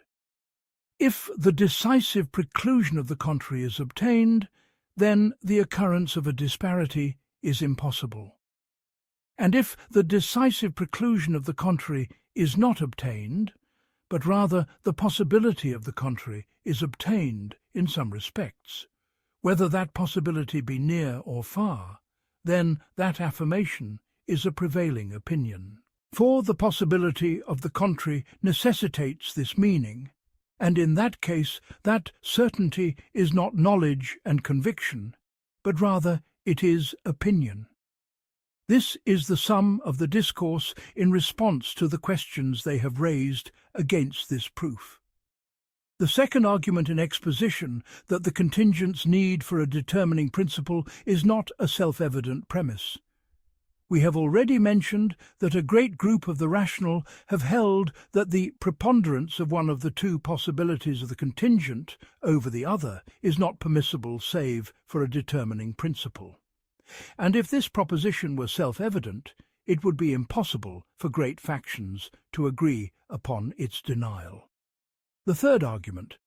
If this premise were self-evident, then the knowledge of the continuing contingent's need, in its state of continuation, for a cause would be a self-evident knowledge, because contingency is present in it. But the matter is not so, for most of the rationale say that it is false. And they say the production of that which is already produced is impossible in the self-evidence of the intellects. Thus we know that the knowledge of the contingent's need for a cause is not a self-evident judgment. This is the completion of the discourse on the ways of questioning and objection. And the response, his statement in the first question, the difficulties which you have mentioned only indicate that the knowledge of the originated's need for a cause is a necessary knowledge, and they do not indicate that the knowledge of the contingent's need for a determining cause is necessary. We say in response to this, there are two paths. The first path, to say that since it has been established by the aforementioned aspects that the knowledge of the originated's need for a cause is a necessary and self-evident matter, we say that from this follows that contingency necessitates a need for a cause.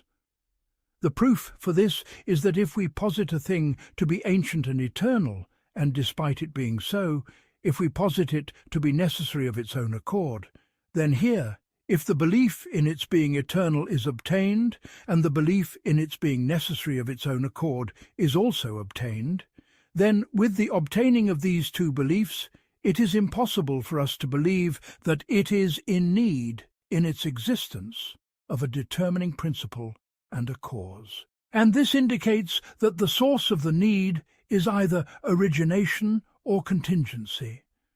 For when we posited the removal of these two concepts, since the judgment of need became impossible for us, it is established that what necessitates the need is either the combination of these two qualities or one of them. When this is established, we say it is impossible for origination to be the cause of the need, or to be part of the cause, or to be a condition for the cause. And when origination is removed from the level of consideration, it remains that the effector in this need is nothing but contingency. And by this path it becomes manifest to us that contingency is the cause of the need for a cause. As for the exposition that it is impossible for origination to be considered in this domain, a separate chapter will come on its establishment. The second, to leave the aspect which we have mentioned, and to say that the contingent is that to which the relation of existence is like the relation of non-existence. And whenever we believe that the relation of existence and the relation of non-existence to it are on an equal footing, the unadulterated intellect judges that it is impossible for one of the two sides to preponderate over the other, save for a separate matter. And the knowledge that the matter is so is a self-evident and necessary knowledge. And whoever denies that has departed from the requirement of his intellect with his tongue, and it returns to him in his conscience. And if we rely on this path, we have no need to mention those difficulties and to establish those examples. This, then, is the response to the first question. As for the second question, their statement, just as the intellects are certain that the originated must have an agent, so too they are certain that the originated must be preceded by matter, duration, and place. We say, this question is not directed at the philosophers, for they commit themselves to the view that just as the originated must have a preceding agent, so too it must have a preceding material and a preceding duration. Thus, this question is not directed at them. As for those who affirm the origination of matter and duration, they said, the difference between the two domains is manifest. As for matter, it is because there is no dispute that forms and accidents originate from pure non-existence. And if we admit the origination of some things from pure non-existence, how then is it impossible in the primary intellect for essences also to originate from pure non-existence? As for duration, they said, there is no doubt that some of its parts precede others, not because of another duration, for otherwise it would necessitate the occurrence of a duration within a duration, and infinite regress would follow, which is impossible. So it is established that the precedence of a part in duration over the part that comes after it is not for the sake of another duration. And if this is conceived, then why is it not conceivable for the non-existence of the originated to precede its existence without a duration? Thus, it is established by these two paths that the unadulterated intellect does not necessitate the originated's need, in its origination, for the precedence of matter and duration, because it has judged in these two instances that origination occurs without the precedence of matter or duration. But in the case of the agent, the unadulterated intellect has judged that it is in need of an agent, and nothing has been found that has originated and not from an agent. So the difference is manifest. As for his statement in the first objection, the intellect's certainty in our saying 1 is half of 2 is stronger than its certainty that the contingent does not have one of its two possibilities preponderate over the other save for a determining principle. The true response is that this disparity is denied.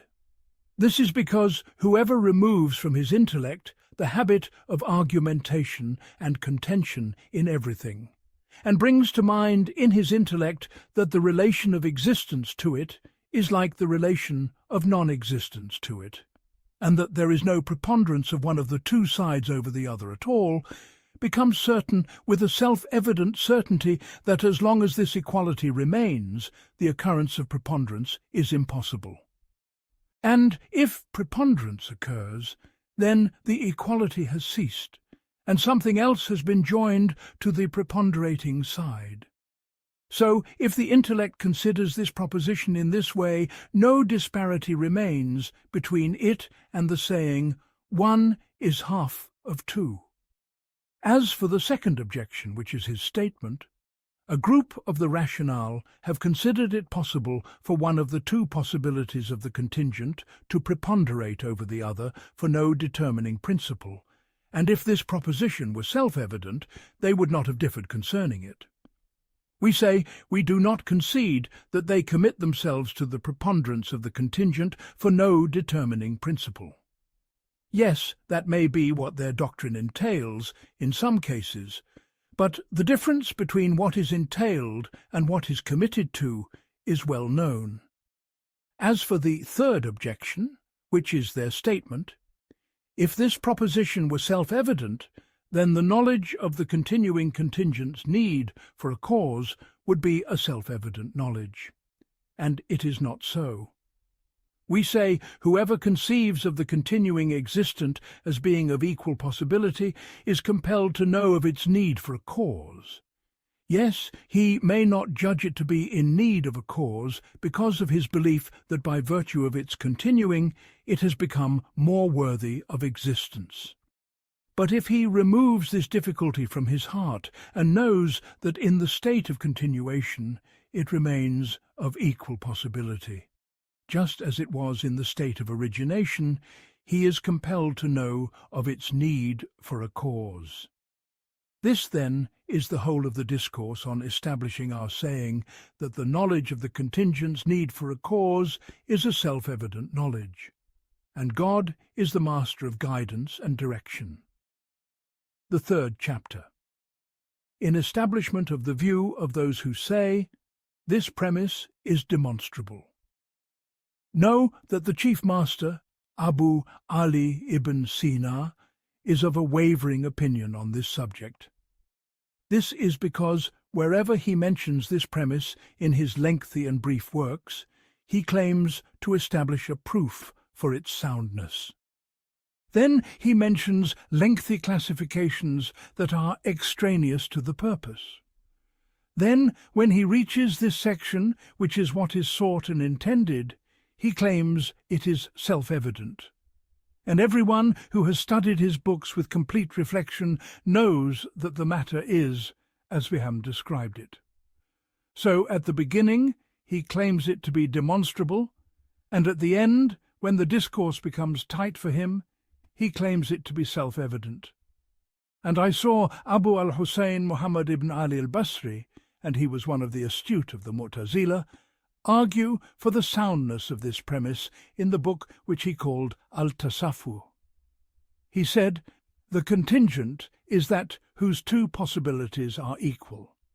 So if preponderance were to occur without a determining principle, It would necessitate that preponderance occur in the state of equality, and that is a joining of two contraries which is impossible. And one might say this contradiction is not necessary. This is because the contingent is that whose quiddity does not necessitate the preponderance of one of the two possibilities over the other. The contrary of the proposition is to say that that quiddity does necessitate the preponderance of one of the two possibilities over the other. But as for saying that its reality does not necessitate preponderance, and then preponderance occurs not because of its essence and not because of another, on this supposition no contradiction is necessitated. This man had thought that since this preponderance was not due to a different thing, it must be because of its essence, and in that case its essence would be what necessitates this preponderance, and that contradicts our saying that this essence does not necessitate preponderance. But this statement is only sound if it is established that the occurrence of preponderance, if it is not for another, must be for its essence. And this is only sound if it is established that the occurrence of preponderance not for its essence and not for another is impossible. So, if he claims self-evident knowledge of this premise, that would be an abandonment of demonstration. And if he claims to establish it by proof, we say it has been established that the soundness of the proof which you mentioned depends on the soundness of this requirement. So, if we were to make the soundness of this requirement depend on that proof, circularity would follow, and that is false. When you have understood this, we say what is relied upon in establishing this requirement are several aspects. The first, we have already shown that self-evident knowledge is obtained of the originated's need for a cause, and we have also shown that the cause of that need is either origination or contingency, or their combination. And we have also shown that origination is not a complete cause, nor a part of the cause, nor a condition for it, so it is removed from the level of consideration entirely. And when origination is removed from the level of consideration, nothing remains but contingency. And this indicates that the cause of the need is contingency. The second argument in establishing this requirement, we say there is no doubt that the contingent is that to which the relation of existence is like the relation of non-existence. And as long as this equality remains, the occurrence of preponderance is impossible, because complete equality contradicts the occurrence of preponderance. Thus, it is established that its entry into existence depends on the occurrence of preponderance. And this preponderance, since it occurred after it was not, is an existent, established thing. And an established existent quality must have an existent subject. And it is impossible that the subject of this existent quality be the existence of that thing, because we have shown that the occurrence of this preponderance precedes the existence of the contingent by a precedence in rank. But the locus precedes that which inheres in it by a precedence in rank. So if we were to say that the locus of this preponderance is that essence at the moment of its becoming existent, it would necessitate that this preponderance be prior to that preponderance, inasmuch as the locus is prior to that which inheres. And that is circularity, and circularity is false. Thus, it is established that the locus of this preponderance is not that contingent thing which is the effect.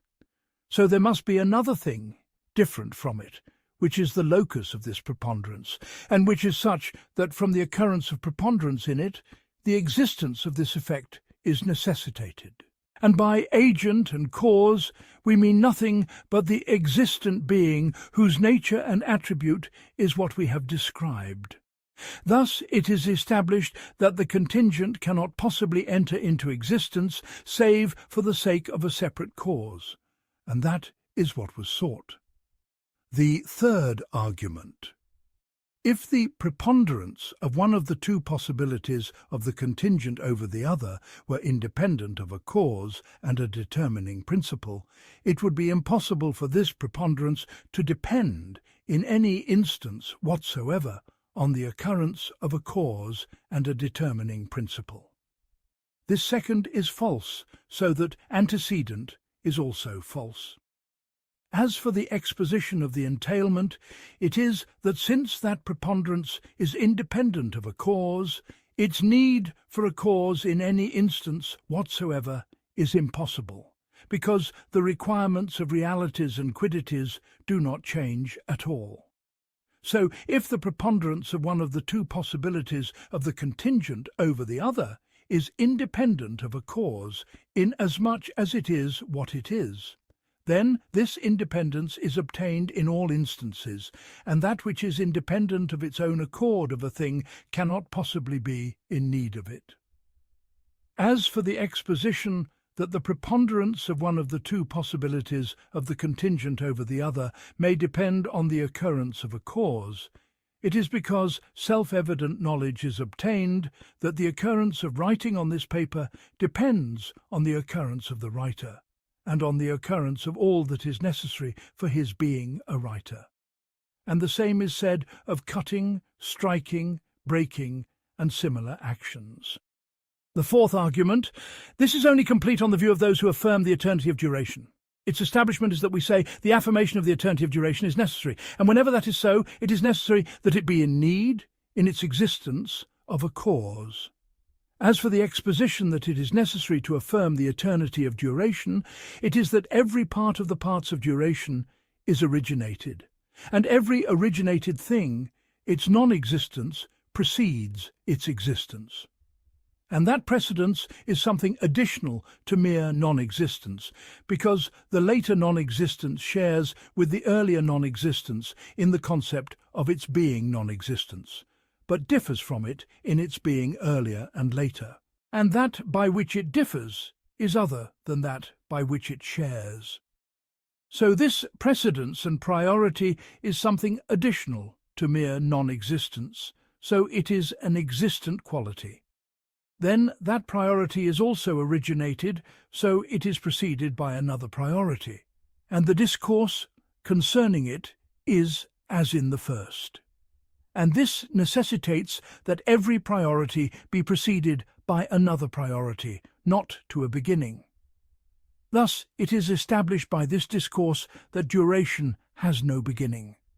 Then we say, it is composed of these successive and consecutive parts, and each one of them is originated, and every originated thing is contingent.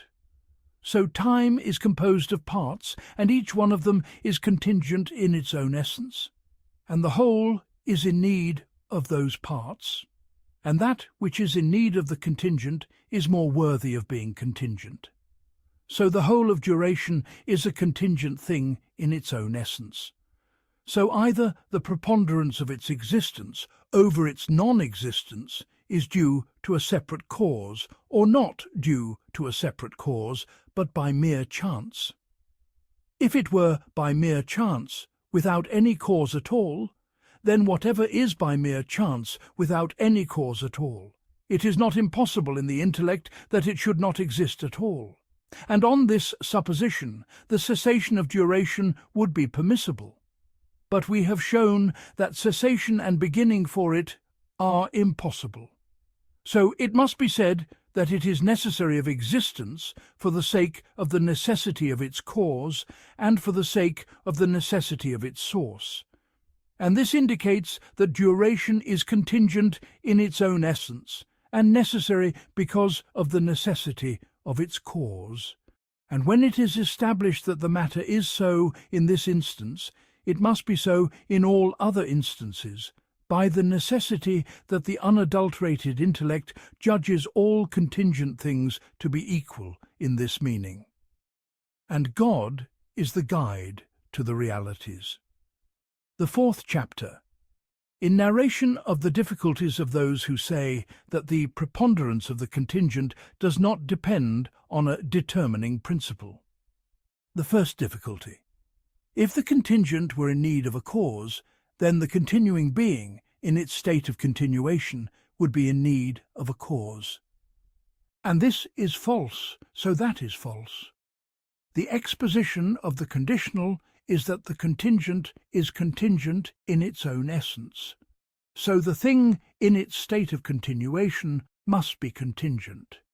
If contingency were the cause of the need for a cause, it would necessitate the obtaining of the need for a cause in the state of continuation. And let it not be said, why is it not permissible to say that in the state of continuation existence has become more worthy for it? So, because of the obtaining of this worthiness, it becomes independent of a cause. For we say, this excuse is false. This is because this worthiness which makes it independent of a cause, either it is said that it was obtained in the state of origination, or it was not obtained. If the first, then independence in the state of origination is necessitated, which is impossible. And if the second, then this worthiness has originated. And this originated thing, called worthiness, is the cause for the existence of the continuing being in its state of continuation. So the continuing being is in need, in its state of continuation, of this thing called worthiness. And this worthiness, because of its being an originated thing, is in need of a separate cause. And that which is in need of that which is in need of a thing is in need of that thing. So the continuing being, in its state of continuation, must be in need of a separate cause. Thus, it is established by what we have mentioned that if the contingent were in need of a cause, then the continuing being, in its state of continuation, would be in need of a cause. And we only said that the continuing being, in its state of continuation, is not in need of a cause, because if we were to posit a cause affecting it in its state of continuation, then that cause either has an effect or it does not have an effect. If it does not have an effect, then its being described as a cause is impossible. And if it has an effect, then that effect is either something of which it is true to say that it was obtained before this affecting, or of which it is true to say that it was not obtained before this affecting. If the first, then the affecting of the existent is necessitated, which is impossible. And if the second, then that effect would be an effect of which it is true to say that it was not existent before that time. And everything that is so is originated. So this cause has no effect except on the originated, so it has no effect on the continuing being.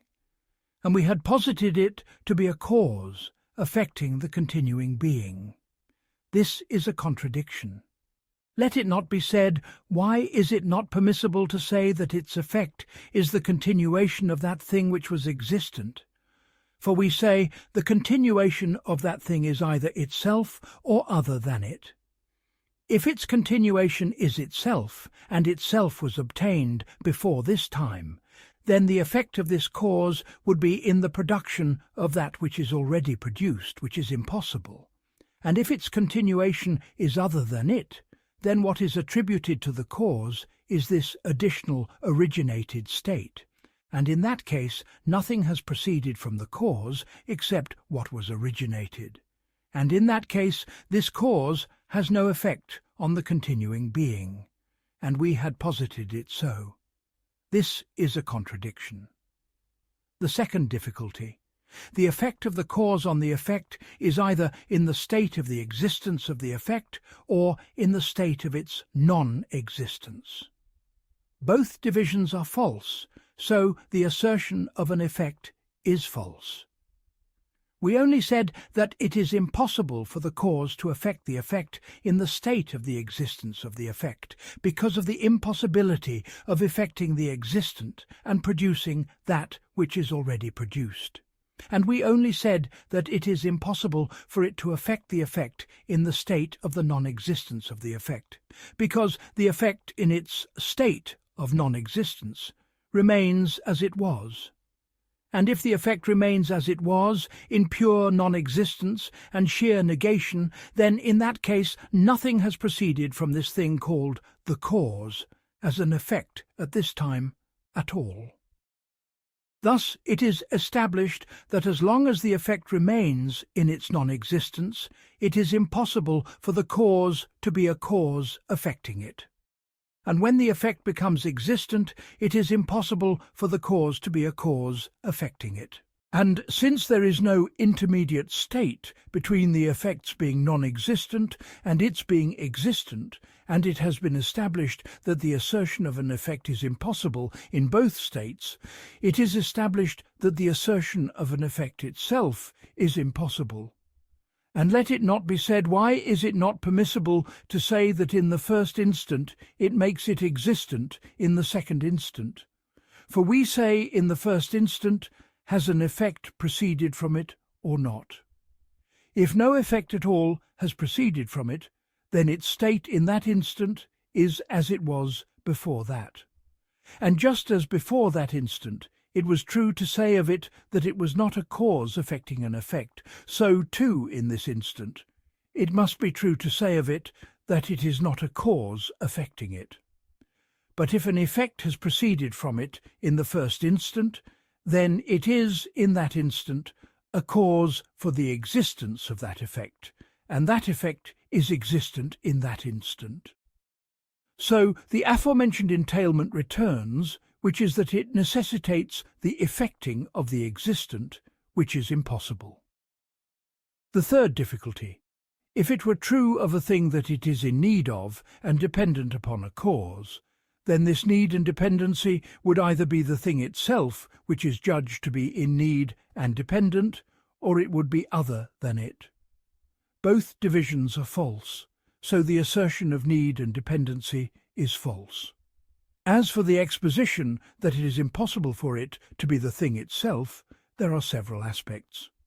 One of them: one may conceive of the essence of the heavens and the earth while being ignorant of their being in need of and dependent upon a cause. And that which is judged to be known is not the same as the thing which is judged to be unknown. A second: the body is an essence subsisting in itself, not predicated in relation to another. And need and dependency are a relation, and quiddities predicated in relation to another, and that necessitates their being different. A third: when we say the body is in need of another for its existence, this statement is a meaningful proposition, and the innate disposition testifies that its subject is different from its predicate. But if we were to say the body is a body, it would not be so, and that indicates what is sought. As for the exposition that it is impossible for that need and dependency to be a thing other than the essence, it is because that other thing is either a negative concept or a positive one. Both divisions are false. We only said it is impossible for it to be negative because when we say this thing is not in need of another, nor is it dependent upon it, the unadulterated intellect judges this concept to be negative. And if the negation of need and dependency is a negative concept, it is impossible for the affirmation of need and dependency to be a negative concept, by the necessity that one of the two sides of a contradiction must be positive and the other negative. And we only said that it is impossible for what is understood from need and dependency to be a positive thing, for two reasons. The first: if it were a positive thing, it would either be necessary of its own accord or contingent in its own essence. The first is false, because it is an attribute of an existent being which is contingent in its own essence. And the attribute is in need of the subject, and that which is in need of the contingent is more worthy of being contingent. The second is also false, because since the need is an existent contingent thing in its own essence, it is in need of an effector. So the need of the need would be additional to it, and infinite regress would follow, which is impossible. The second, the subject of this need and dependency upon an effector is either existent or it is not. If it is existent, then the existent is described as being in need of and dependent upon an effector and a cause. This necessitates the production of that which is already produced, which is impossible. And if it is non-existent, it necessitates the attribution of a positive quality to pure non-existence and sheer negation, which is impossible. Thus it is established by what we have mentioned that if need and dependency were to obtain, they would either be the essence itself or a thing other than it. Both divisions are false, so the assertion of the establishment of need and dependency is false. The fourth difficulty. If it were true of a thing that it is in need of an effector and a cause, it would necessitate that that quiddity be prior in rank to the obtaining of this need, and its being posterior to this need is impossible. Thus it is necessary that the assertion of the establishment of need be impossible. We only said that it necessitates priority for two reasons. The first, its need of and dependency upon a cause is one of its attributes and one of its judgments, and the unadulterated intellect requires the priority of the subject over the attribute in rank. The second, a thing's need of and dependency upon another is a specific relation between it and that other. And the realization of a relation between two things depends on the realization of the two things. Thus it is necessary that the need and dependency be posterior in rank to the realization of the essence, which is judged to be in need and dependent. And we only said that it necessitates posteriority because the need for an agent only obtains so that the agent may make it realized, existent, and present. And if that is so, it is necessary that the realization and coming to be of the effect be posterior to the agent's effect on it. But the agent's effect on it is posterior to its need of and dependency upon the agent. And that which is posterior to that which is posterior to a thing is posterior to it. Thus it is established that the realization of that reality which is judged to be in need of and dependent upon a cause must be posterior in rank to its need for the cause. Thus it is established by what we have mentioned that if it were true of a thing that it is in need of and dependent upon a cause, it would necessitate that that reality be prior in rank to the obtaining of that need and its being posterior to it. And it is known that that is impossible.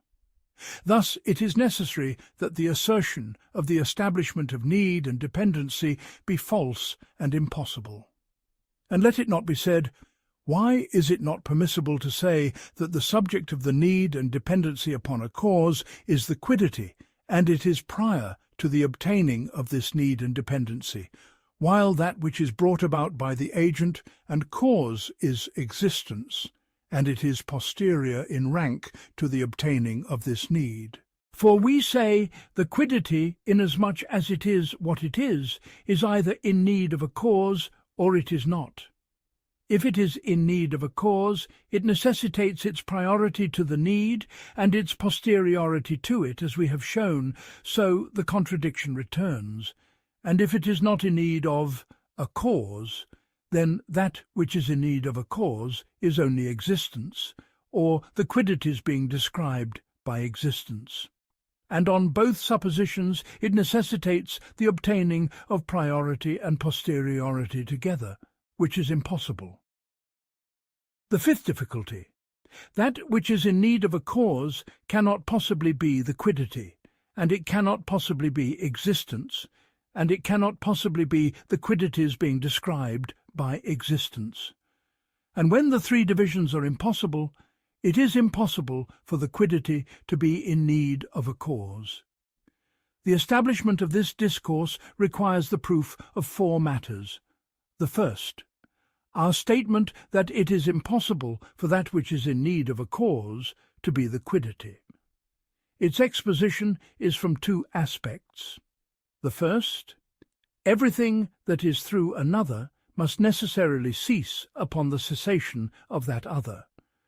So if the quiddity, inasmuch as it is what it is, were in need of a cause, then from the positing of the non-existence of that other, the negation of the quiddity, inasmuch as it is what it is, would be necessitated.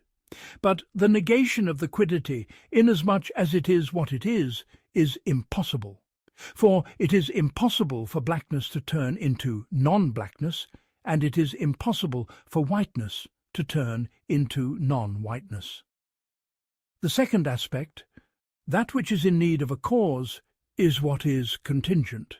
And contingency is an additional relational state between the quiddity and one of its attributes. For when we say that such and such is able to be such and such, this meaning is only conceivable if what is understood from the subject is different from the predicate. For it is impossible to say, blackness is able to be blackness. But it is not impossible to say, blackness is able to be existent. Thus it is established that what necessitates a need for a cause is contingency. And it is established that contingency is a relational state. And it is established in the self-evidence of the intellect that a single thing, inasmuch as it is only what it is not subject to any of the additional relational states. Thus it is established that it is impossible for contingency to be an attribute of the reality, inasmuch as it is what it is. And since that which necessitates the need is nothing but contingency, and it is established that it is impossible for contingency to be an attribute of the quiddity, inasmuch as it is what it is established that it is impossible for the quiddity, inasmuch as it is what it is, to be in need of a cause. As for the second division, which is to say that that which is in need of a cause and a maker cannot possibly be existence. This too is false, because existence, inasmuch as it is existence, is a quiddity from among the quiddities and a reality from among the realities. And the two proofs mentioned in the impossibility of the quiddity being made run their very course in the impossibility of existence being made. As for the third division, which is to say that that which is in need of an agent, a maker, and a cause, is the quiddities being described by existence. We say this too is false from two aspects. The first, the quiddities being described by existence is not a thing additional to the quiddity and to existence. And if that is so, it is impossible to judge it to be made. The exposition of the first is that if the quiddities being described by existence were an additional thing different from them, then the quiddities being described by that description would be different. An infinite regress would follow. And the exposition of the second is that since this description is not a positive different thing, it is impossible to assert its being an effect of an agent and a maker. And that is false, because how can that which has no positivity in itself be conceived as being made an effect of a cause and an agent?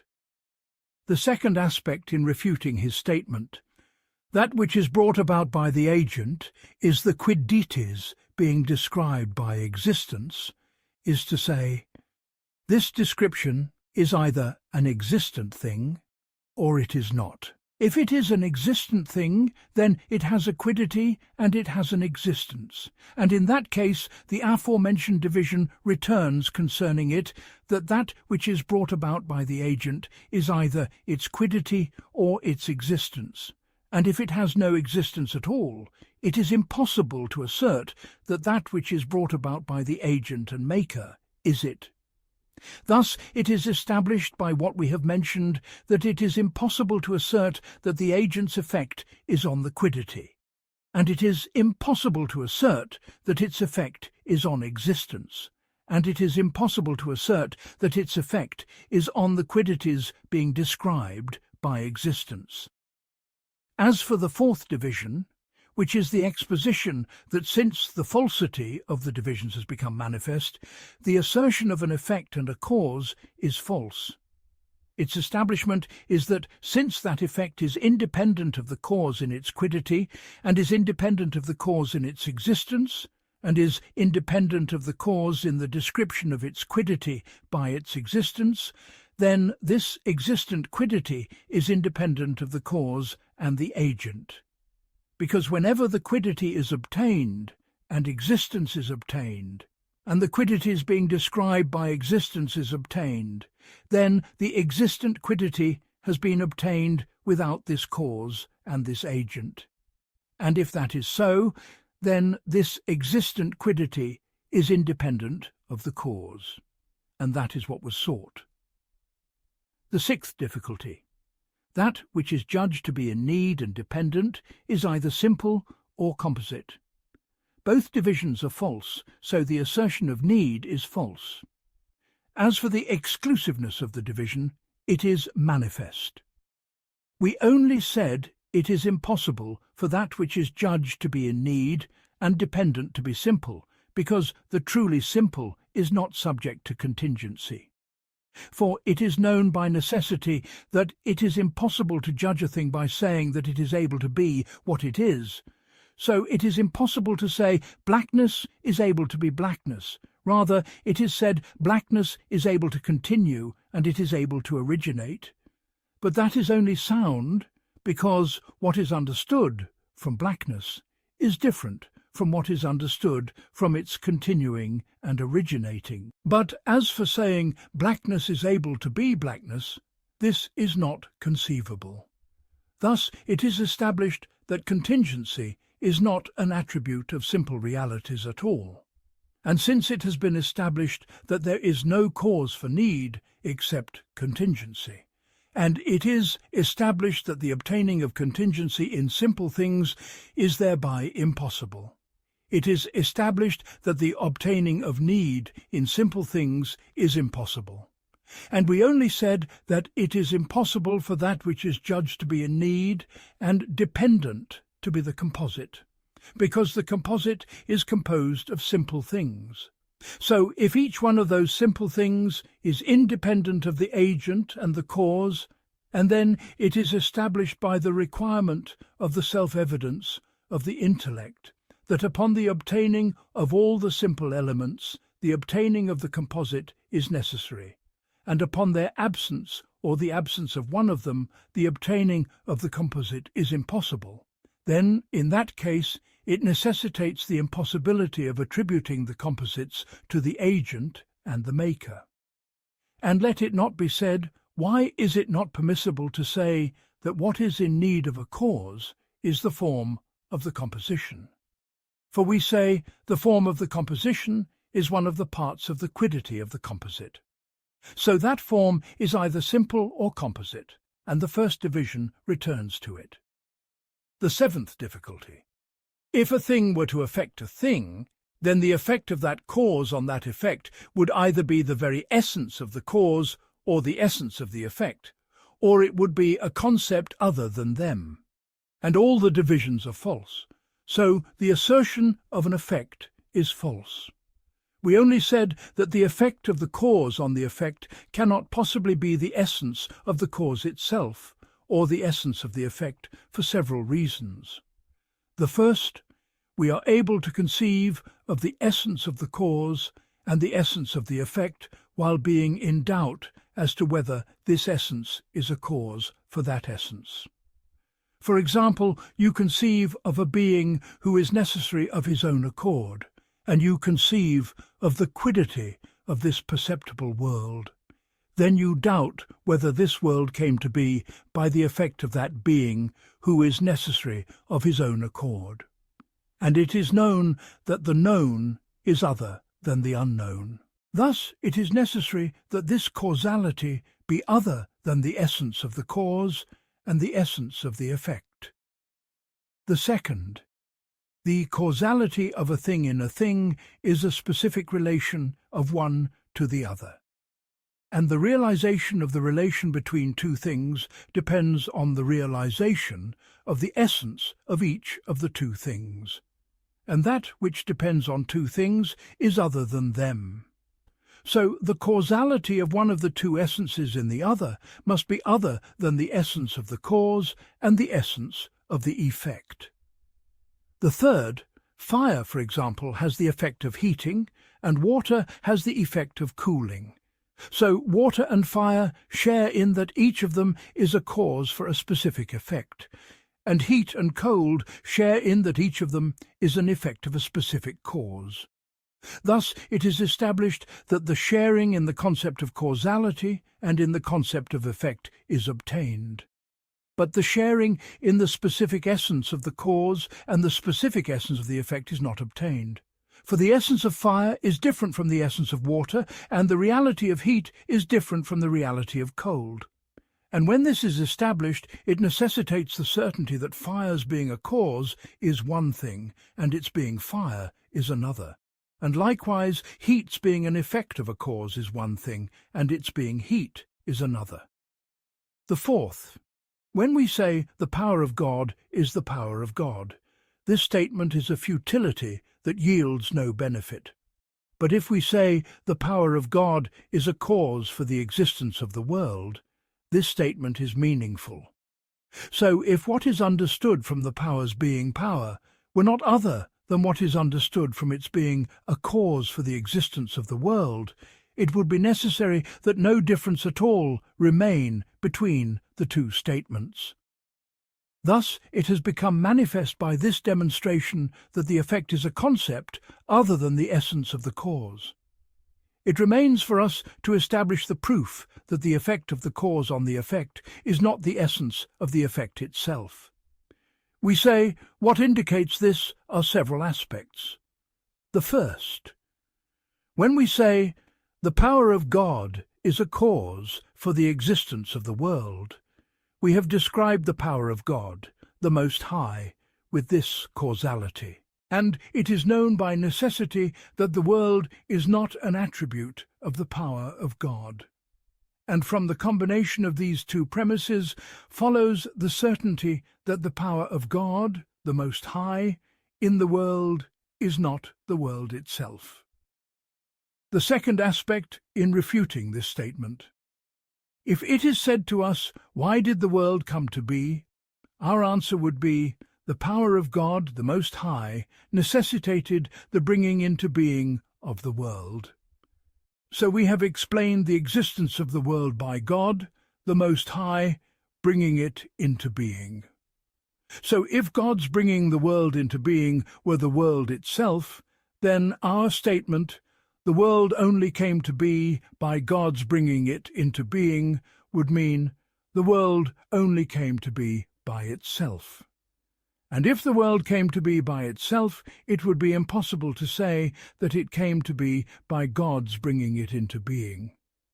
Thus it is established that if we were to interpret the cause's effect on the effect as the very existence of that effect, it would necessitate the negation of the cause and the negation of the effect. And whatever its affirmation leads to its negation affirmation is false. Thus it is necessary that the assertion that the cause's effect on the effect is the effect itself be a false assertion. The third aspect in refuting this statement.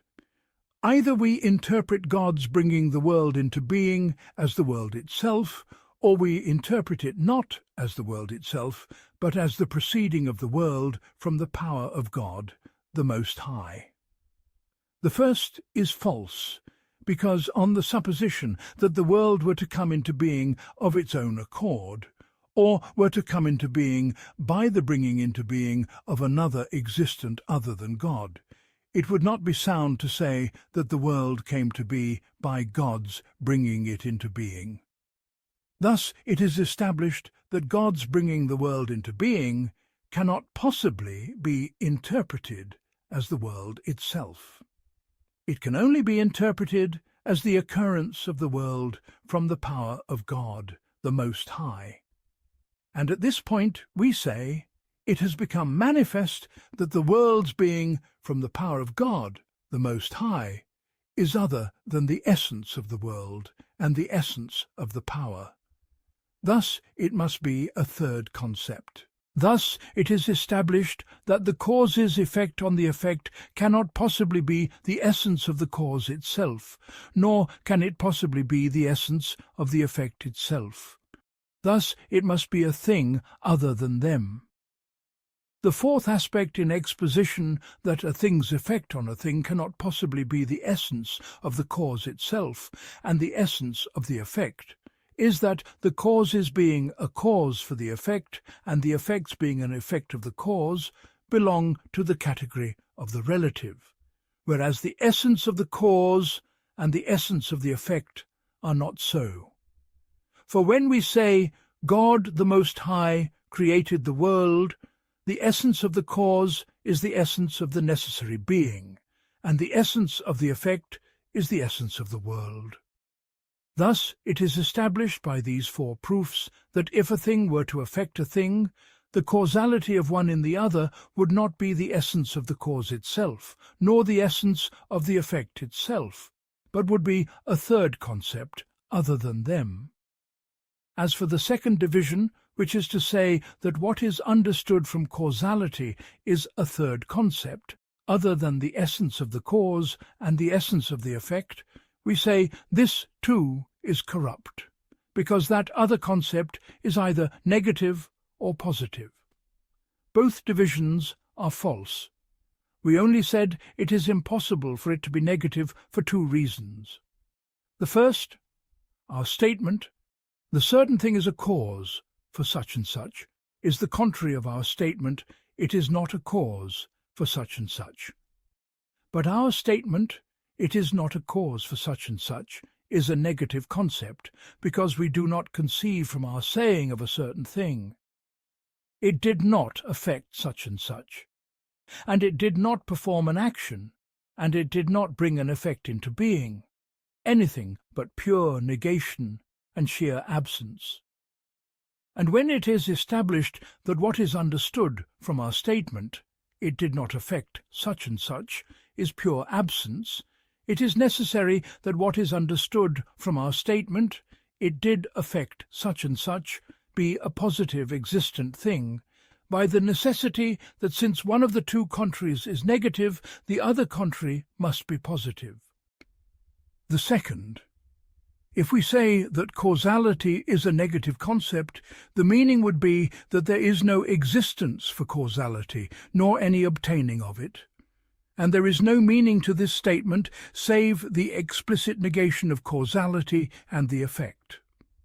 As for the second aspect, which is to say that causality is a positive concept other than the essence of the cause and the essence of the effect, we say this existent thing is either existent in extramental reality, or it is said that it has no existence in extramental reality, but is rather one of the mental considerations that have no existence in extramental reality. The second division is false, because when the intellect judges a thing to be a cause for another thing, this mental judgment is either in conformity with extramental reality or it is not. If this mental judgment is in conformity with what is in extramental reality, then in that case the thing in extramental reality is an effect, a cause, an agent, and a patient. And in that case, their statement that these concepts are considerations obtained in the mind and have no existence in extramental reality is refuted. If this mental judgment is a falsehood and an ignorance, then in that case the thing in reality is neither an effect nor a cause, neither an agent nor a patient, and that necessitates the assertion of the negation of the effect and the cause. As for the second division, which is to say that the causes being a cause, or the effects being an effect, are two concepts other than the essence, and they are positive things in extramental reality, we say, this division too is false. This is because that existent thing is either a substance subsisting in itself, or it is an attribute accidental to the essence of the cause and the essence of the effect.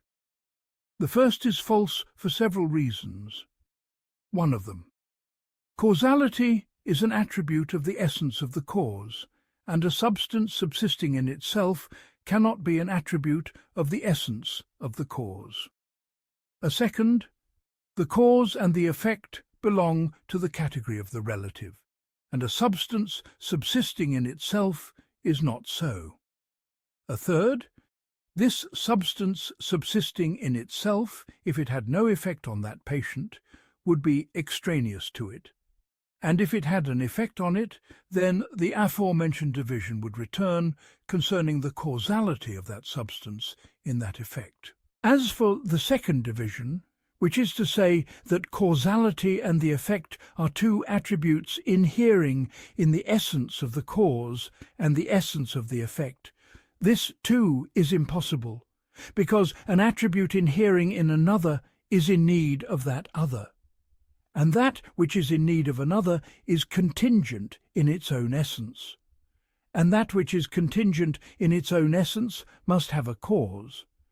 So this causality is also in need of a cause that affects it. So the effect of that cause on the existence of this causality would be a concept additional to it. An infinite regress would follow, which is false for two reasons. The first, the proofs indicating that the assertion of infinite regress is false. The second, on the supposition that the assertion of infinite regress is sound, the impossible would still be necessitated here as well. This is because what is conceivable from infinite regress is that a thing necessitates a thing, and the second necessitates a third, and the third necessitates a fourth, and so on unto infinity. But this meaning is only established upon the existence of contiguous things, each one of them connected to the other unto infinity. But if we say that the causality of a thing in a thing is an attribute additional to them, we cannot possibly point to two things, one of them connected to the other, without the fact of one of them necessitating the other being a third thing intermediate between them. And this requires that nothing be connected to another thing at all. And when this is refuted, the assertion of infinite regress is refuted. Thus it is established that the assertion of the establishment of infinite regress in this station, its establishment leads to its non-existence.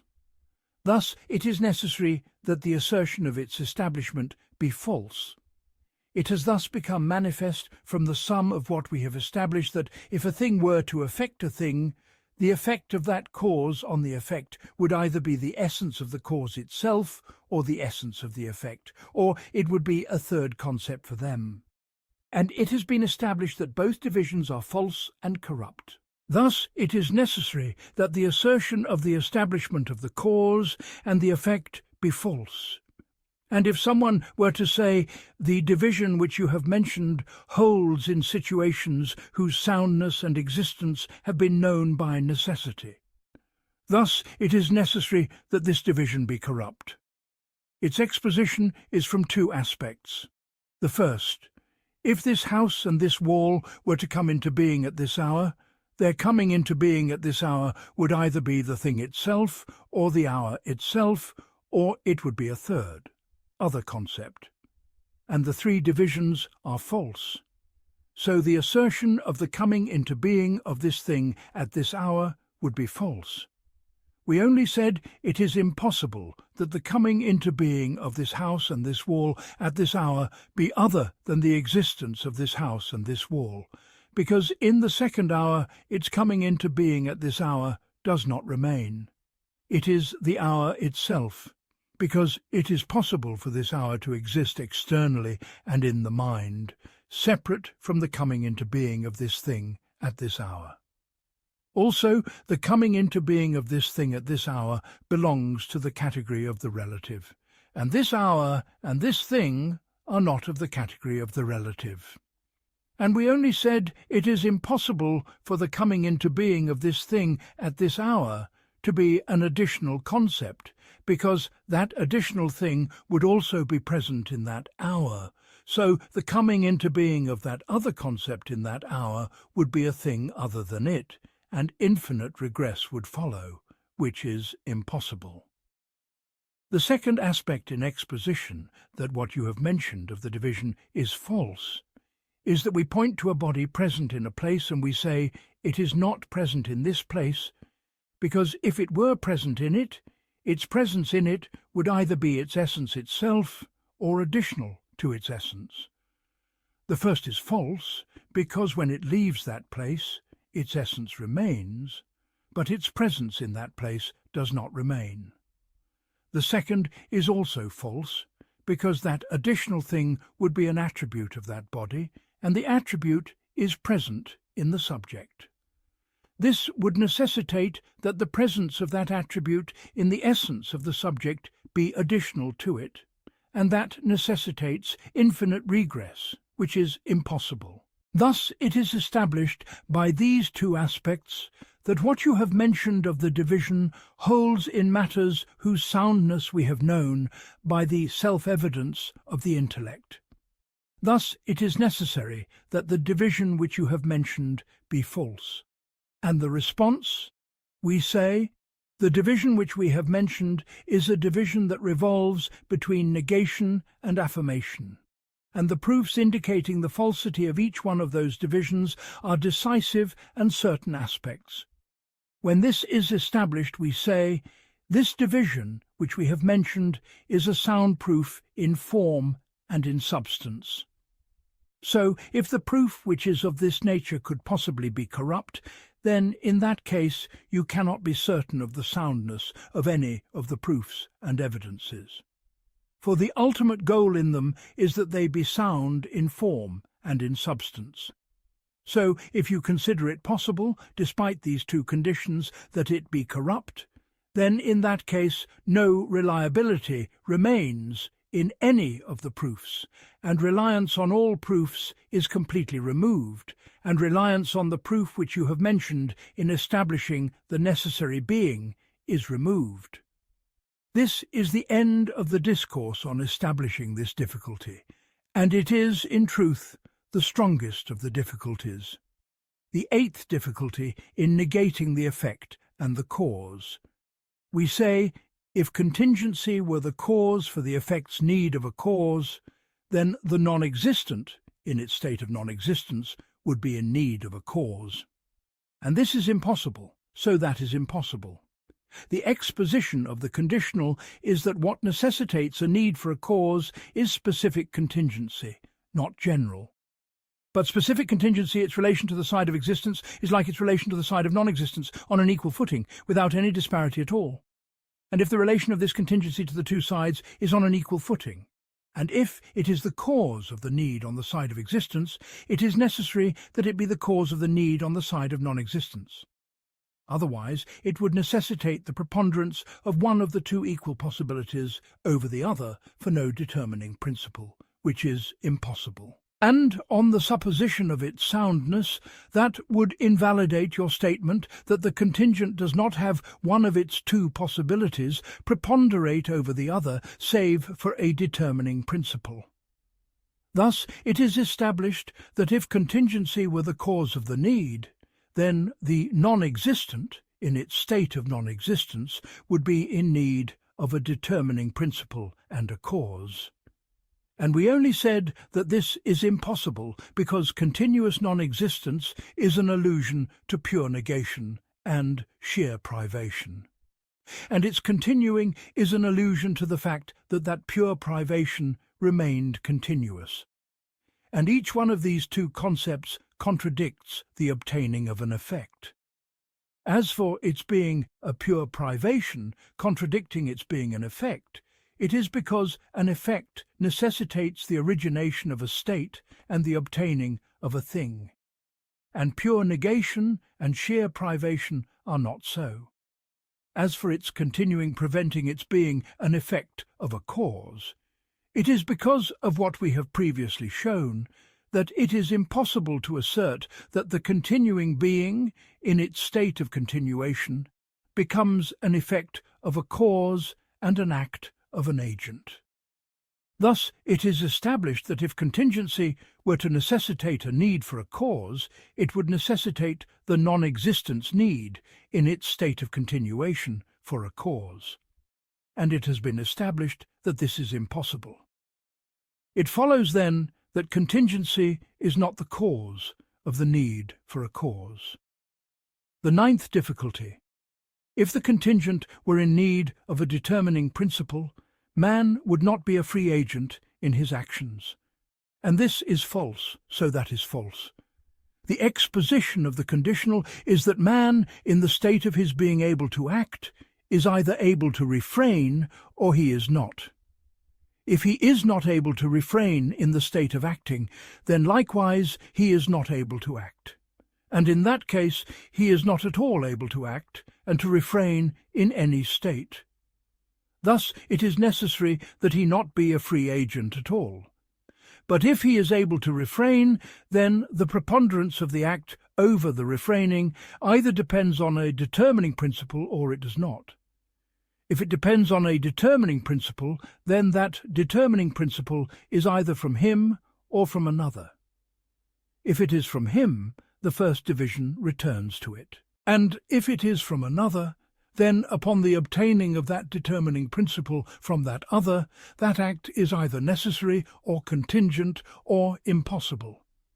If it is necessary, he is not at all able to act and to refrain, because before the obtaining of that determining principle, the issuance of the act from him was necessary.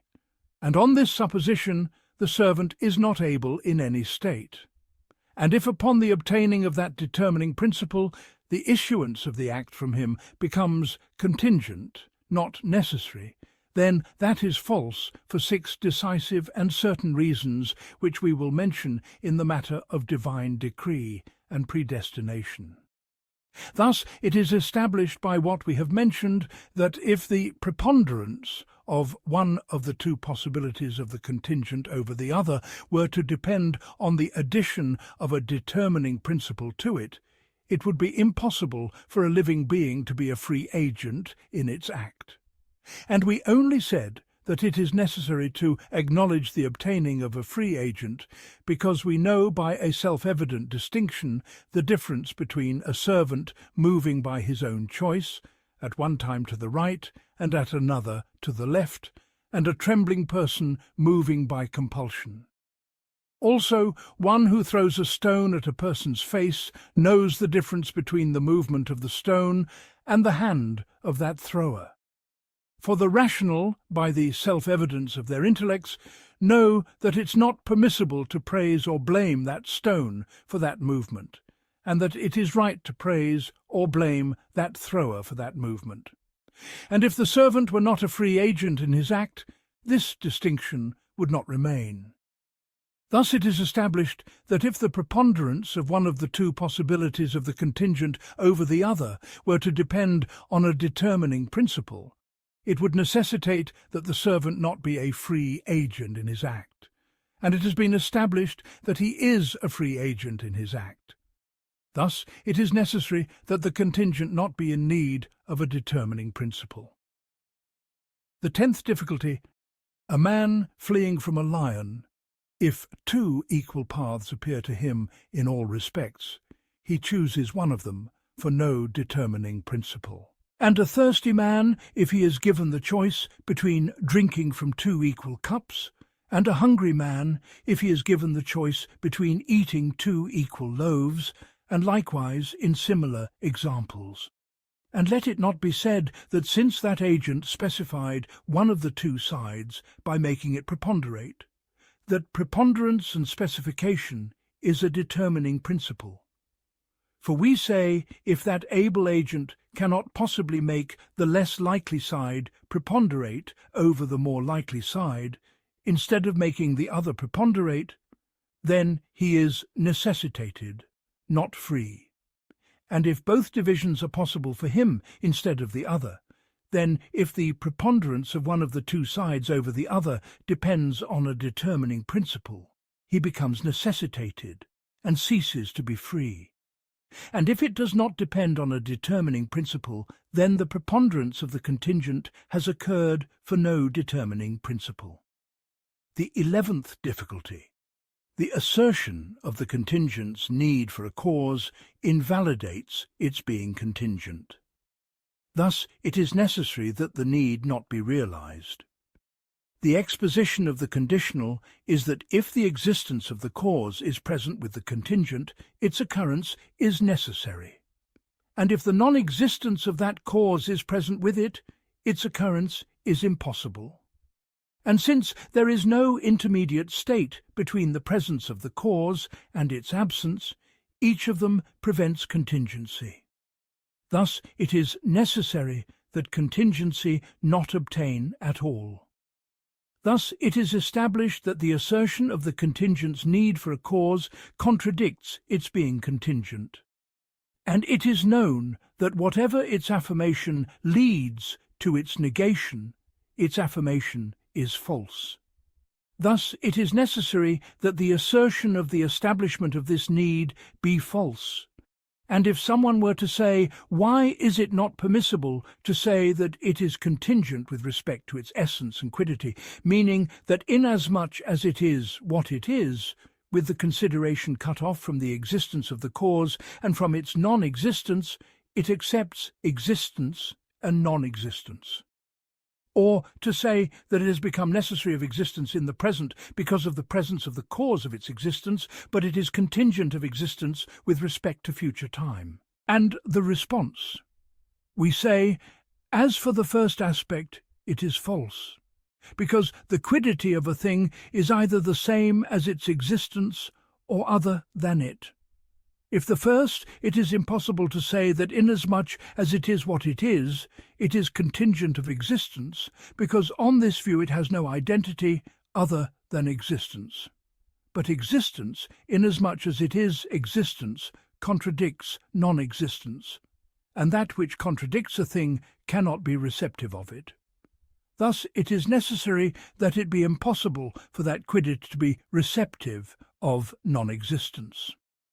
As for the second possibility, which is that the quiddity is other than existence, we say, on this supposition, that which is judged to be contingent is either the quiddity or existence, or the quiddities being described by existence. And it is impossible that that which is judged to be contingent be the quiddity, because the quiddity, inasmuch as it is what it is, does not accept negation and change.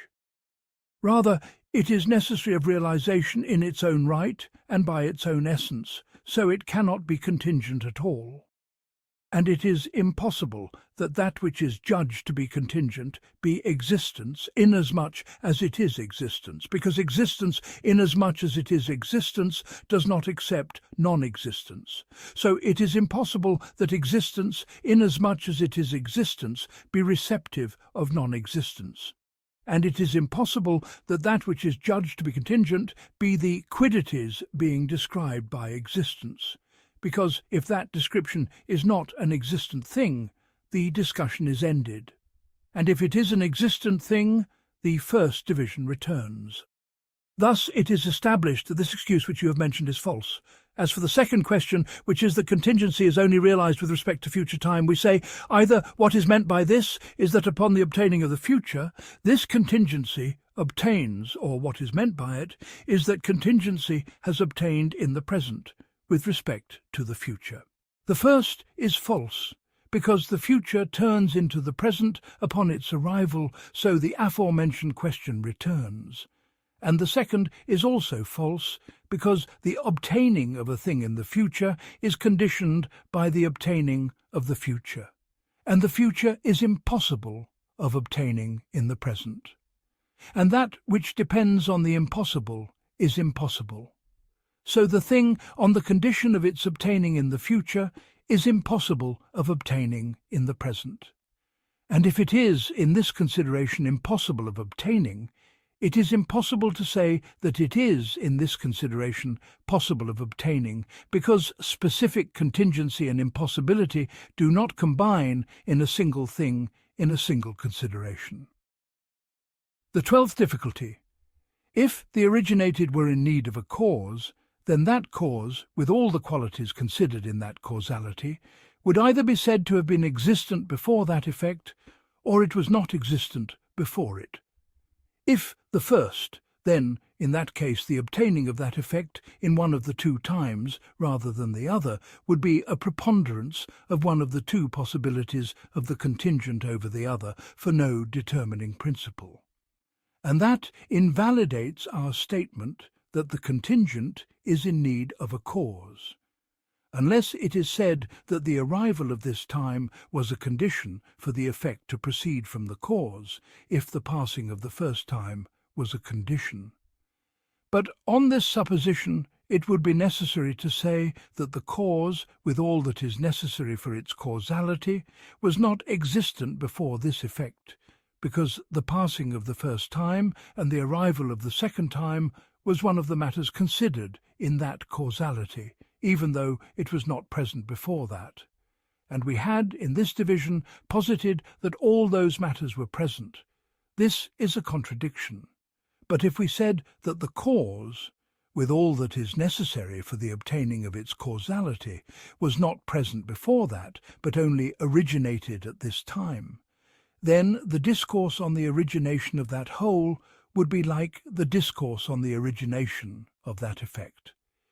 If it originated for no cause, this would be an assertion of the independence of the originated effect from a cause.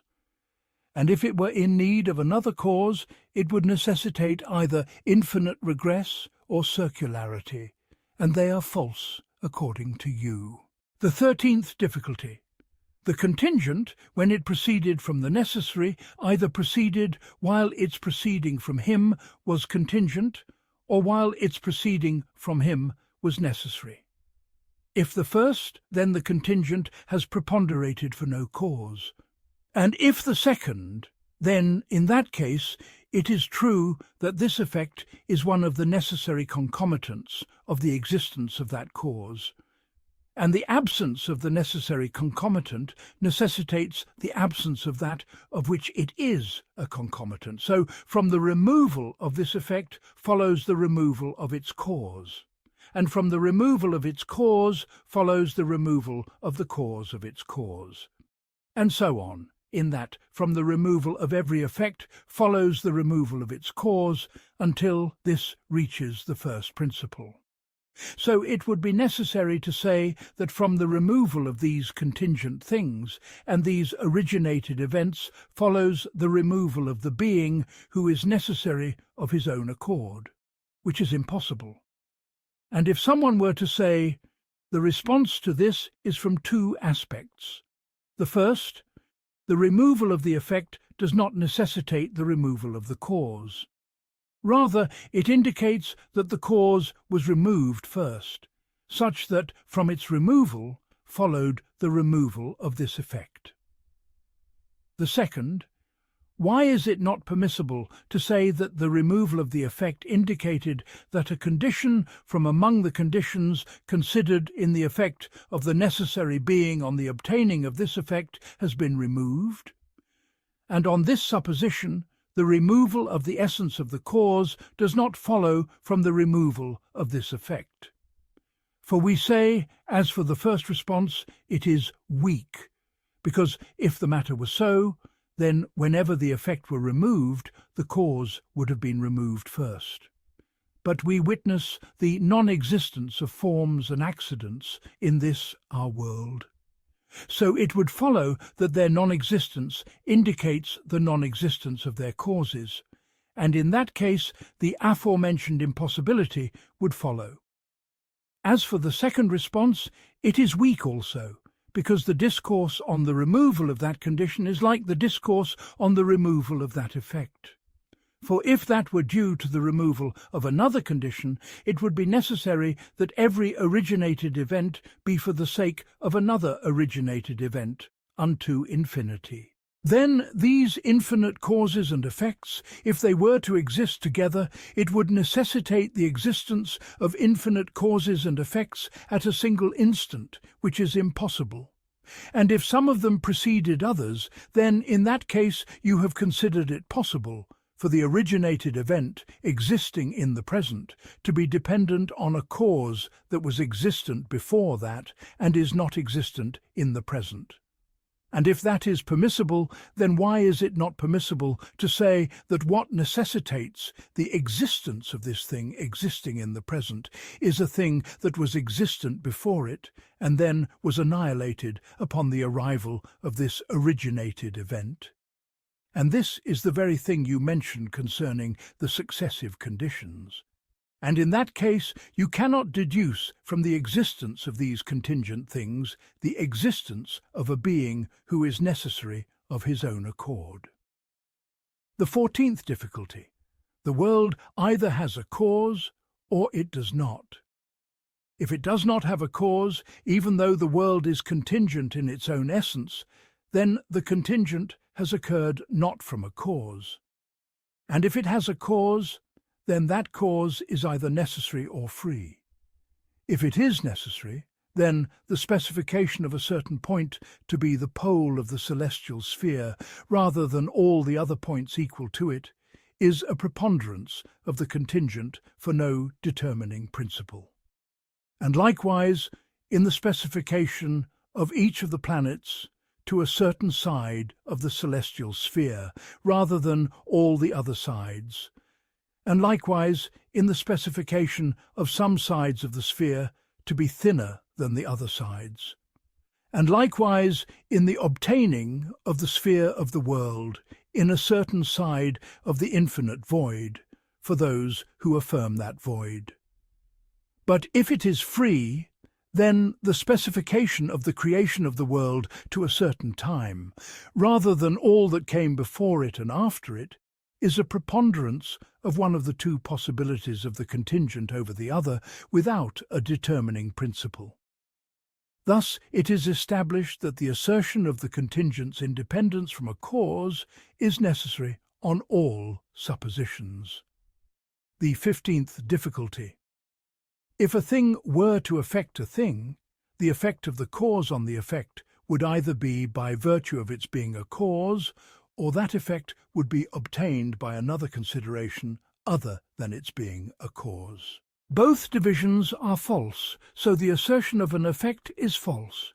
We only said it is impossible for it to affect it by virtue of its being a cause, because a thing's being a cause for another is a specific relation between the essence of the cause and the essence of the effect. And the relation obtained between two things is posterior in rank to the two essences. So from this it follows that the cause's being a cause for the essence of the effect is a relation posterior in rank to the essence of the effect.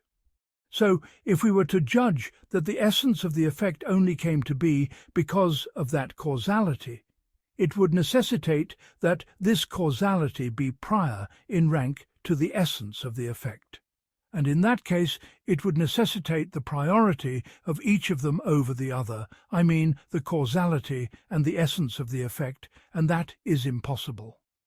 As for the exposition of the corruption of the second division, which is that the cause affects the effect not by virtue of its being a cause for it, this too is false, because if it were to affect it not by virtue of its being a cause for it, then in that case it would become so not by virtue of causality, and in that case it would necessitate the joining of two contraries, which is impossible. The 16th difficulty. The effect, unless its existence becomes necessary from the cause, its entry into existence is impossible. If it is said that the effect's cause is necessary of issuance from the cause, then it would be contingent of issuance from it. And as long as a thing remains in its contingency, its entry into existence is impossible. Thus it is established that the effect, unless it becomes necessary of issuance from the cause, its entry into existence is impossible. And when this is established, it is necessary to say that its becoming necessary of issuance from the cause is prior in rank to its entry into existence. But its being necessary of issuance from the cause is an attribute of its existence. and the attribute is posterior in rank to the subject. So this requires the priority of each of these two considerations over the other, and its posteriority to it, and that is impossible. The 17th difficulty. The cause cannot possibly be a cause for the thing unless that thing is, in itself, contingent of existence and in need of another. Thus it is established that upon the absence of contingency and need, it is impossible for a thing to be a cause for it. So if it were to become a cause for it upon the obtaining of contingency and need, it would necessitate that this contingency and this need be the cause for that other to be the cause of its existence. And this is impossible for two reasons. The first, it would necessitate that something other than the necessary being have an effect on the essence of the necessary being, which is impossible. The second, we have shown that this contingency and this need are two negative matters. And if we were to make them the cause for the agent cause to be a cause for the existence of the effect, then the first cause of these existent things would be a negative thing. And in that case, it would necessitate non-existence being the cause of existence, and this is impossible. The 18th difficulty. The cause was not a cause in actuality before the entry of the effect. So when it becomes a cause in actuality upon the existence of the effect, that causality has originated. If its origination is for the sake of this effect, circularity follows, and if its origination is for something else, infinite regress follows. And if this causality originated for no cause at all, that would be an assertion that the contingent originated is independent of a cause and an agent. This, then, is the completion of the difficulties of those who affirm the negation of the effect and the cause. The 5th chapter. In establishment of the response to these difficulties. The first difficulty, which is their statement, if contingency were to necessitate a need for a cause, then the continuing being, in its state of continuation, would be in need of a cause. We say in response to this, there is no dispute on the first premise. But why do you say that the continuing being is not in need of a cause?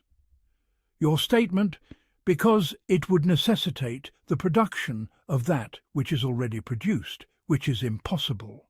We say, if you mean by this statement that it would necessitate that the produced thing obtain another production, this is not necessary, because on this supposition this second production would be a new production, so the effect of the cause would be on the originated, not on the second. And our discourse is on when the cause is on the second itself. But if you mean by this statement that the very same production is brought about by the effect of that cause and its bringing into being without the illusion that that produced thing obtains a second production, then this is true and correct according to us. So why do you say that the matter is not so? And the response to the second difficulty, which is their statement. The effect of the cause is either in the state of the existence of the effect or in the state of its non-existence. We say, rather, in the state of its existence. Your statement, then it necessitates the affecting of the existent, which is impossible. We say, if you mean by affecting the existent making it existent from two things, this is not necessary. But if you mean that this obtained existence was only obtained by the effect of this cause upon it, then this is our doctrine, than which there is no truth. So why do you say it is impossible? And the response to the third difficulty, which is their statement. The effect's need for the cause is either a positive or a negative quality. We say, why is it not permissible for it to be a negative concept? Your statement, its being in need, is the contrary of our statement, it is not in need. We say this statement would require of you that non-existence be existence. This is because non-existence as being a contrary to existence, and an opposite to it, is a positive quality, as is proven by the fact that its being not a contrary to it and not an opposite to it is a negative quality. And if the non-contrary and the non-opposite is a negative quality, it is necessary that its being a contrary and an opposite be a positive quality. And if this quality is a positive quality, and it is a predicate of non-existence, because there is no dispute that non-existence is a contrary to existence and an opposite to it, it would necessitate that non-existence be described by an existent quality. And that which is described by an existent quality is existent. So it would necessitate non-existence being existent, which is impossible. And all that they have mentioned in response to this statement is the very same as our response to this aforementioned difficulty. And the response to the fourth difficulty, which is your statement. The judgment of a thing as being in need requires that that which is judged to be in need be prior to that need and posterior to it. We say, let us grant that the need for a thing is a meaning that falls into the realm of doubt and difficulty. Yet a thing's being originated after non-existence is a matter known by necessity. For we witness that light originates after darkness, and that heat originates after cold. And we say, what you have mentioned in establishing this difficulty holds in its very self for origination. This is because that thing is described as originated, and the subject is prior in rank to the attribute. And it also requires that it be posterior to it, because it came to be after it was not.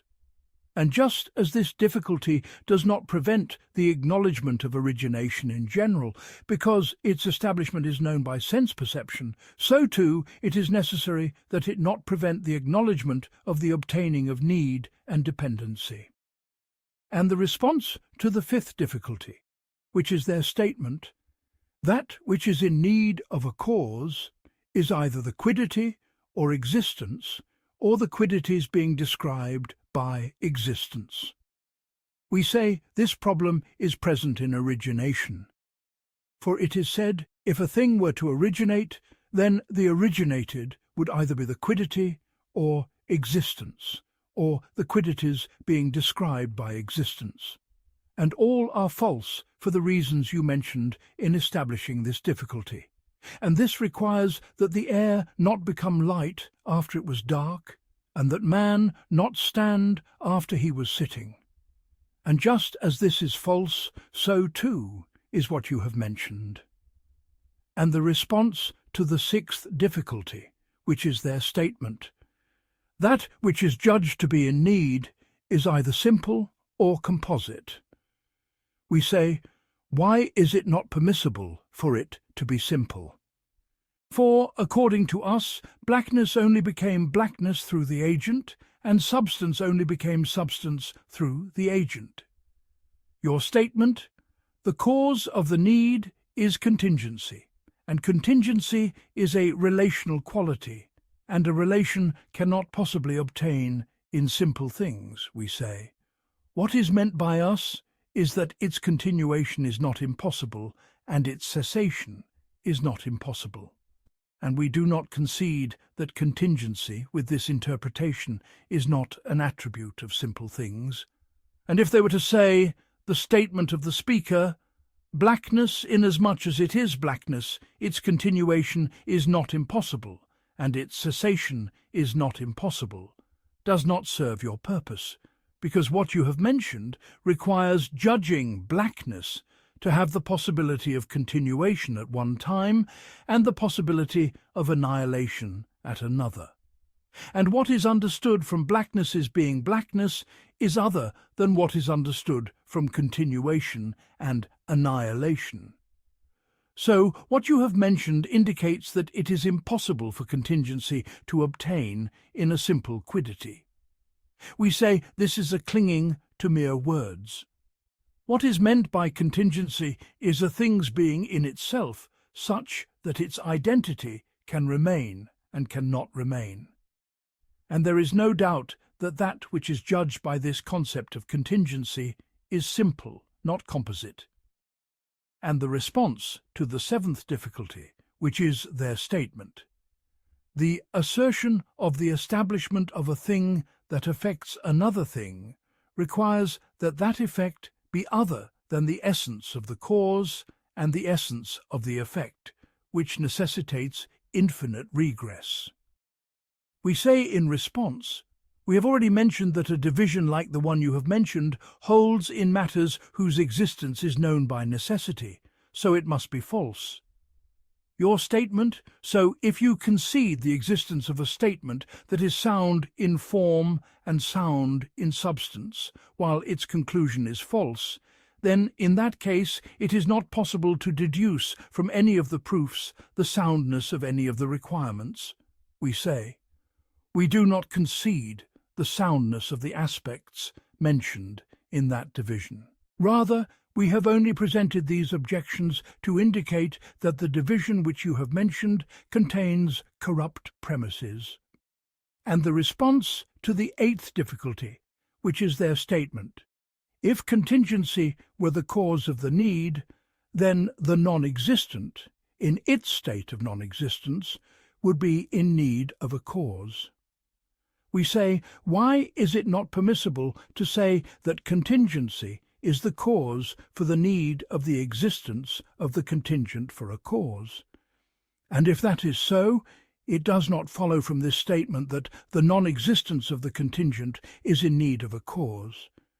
We concede that contingency is the cause of the need on both sides. So why is it not permissible to say that its cause is the absence of the cause? Your statement, causality is a positive attribute, we say, we do not concede your statement because it is the contrary of what is understood from our statement. It is not a cause. We say this is contradicted by our statement, non-existence is the contrary of existence, and its opposite. For if what you have mentioned indicates your statement, it would be necessary to say that non-existence's being a contrary to existence is an existent quality. So non-existence would be described by an existent quality, and whatever is so is existent. So it would necessitate non-existence being pure existence, which is impossible. And the response to the ninth difficulty, which is their statement. If the contingent were in need of a cause, man would not be a free agent in his act. We say, why is it not permissible to say that he is compelled in that choice? Its explanation is that God, the Most High, creates that choice in him, then that choice necessitates that act, or is part of what necessitates it, or is a condition for what necessitates it. Your statement, then on this supposition, compulsion follows, and the invalidity of command and prohibition, and reward and punishment follows. We say, we do not concede that what you have mentioned follows. For reward and punishment, according to the sages, are necessary states resulting from the obtaining of preceding actions, as will come in the investigation of this discourse in the chapters on the afterlife. And the response to the 10th difficulty, which is their statement. A man fleeing from a lion chooses one of the two paths for no determining principle. We say, we do not concede that a determining principle did not obtain here. Its exposition is from two aspects. One of them is his movement in one of the two places rather than the other. And the second cause is his will for one of the two movements rather than the other. Then we do not say that that will came to be for another will from him, for otherwise infinite regress would follow. Rather, that will originated in his heart for celestial causes, the details of which we have no knowledge. And the response to the 11th difficulty, which is their statement. The assertion of the contingent's need for a cause invalidates its being contingent. We say, the statement which you have mentioned invalidates the existence of the contingent, whether we assert its need for a cause or not. Its exposition is this: that which is judged to be contingent is either existent or non-existent. If it is existent, its existence contradicts its non-existence and contradicts the possibility of its non-existence, and likewise on the side of non-existence. So whatever serves as an excuse for this serves as an excuse for what you have mentioned. And the response to the 12th difficulty. The cause, with all that is necessary for the obtaining of its causality, either it is said that it was present before the origination of this originated event, or it was not present. We say, why is it not permissible to say that the essence of the cause was present, but the passing of the existent being that was present before was a condition for the emanation of this originated event from it? And likewise, the emanation of every originated event is conditioned by the passing of the originated event that was existent before it, as is the view of the sages. And the response to the 13th difficulty, which is their statement. It follows from the non-existence of the effect the non-existence of the cause. So it follows that the first principle is contingent in its own essence. We say it is true that from the non-existence of the effect follows the non-existence of the cause. But what is not true is that the non-existence of the cause only came about from the non-existence of the effect, because the effect is a follower, and the follower does not become that which is followed, neither on the side of existence nor on the side of non-existence.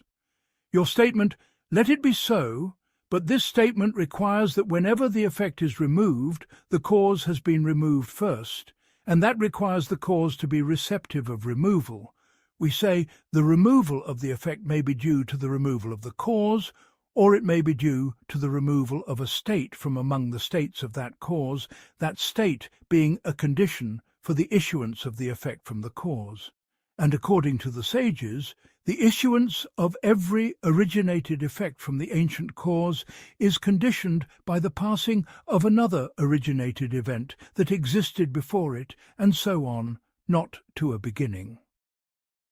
And the response to the 14th difficulty, which is their statement, the specification of a certain point as the pole, according to the sage, and the specification of a certain time for the origination of the world, according to the dialectical theologian, necessitates the preponderance of one of the two possibilities of the contingent for no determining principle.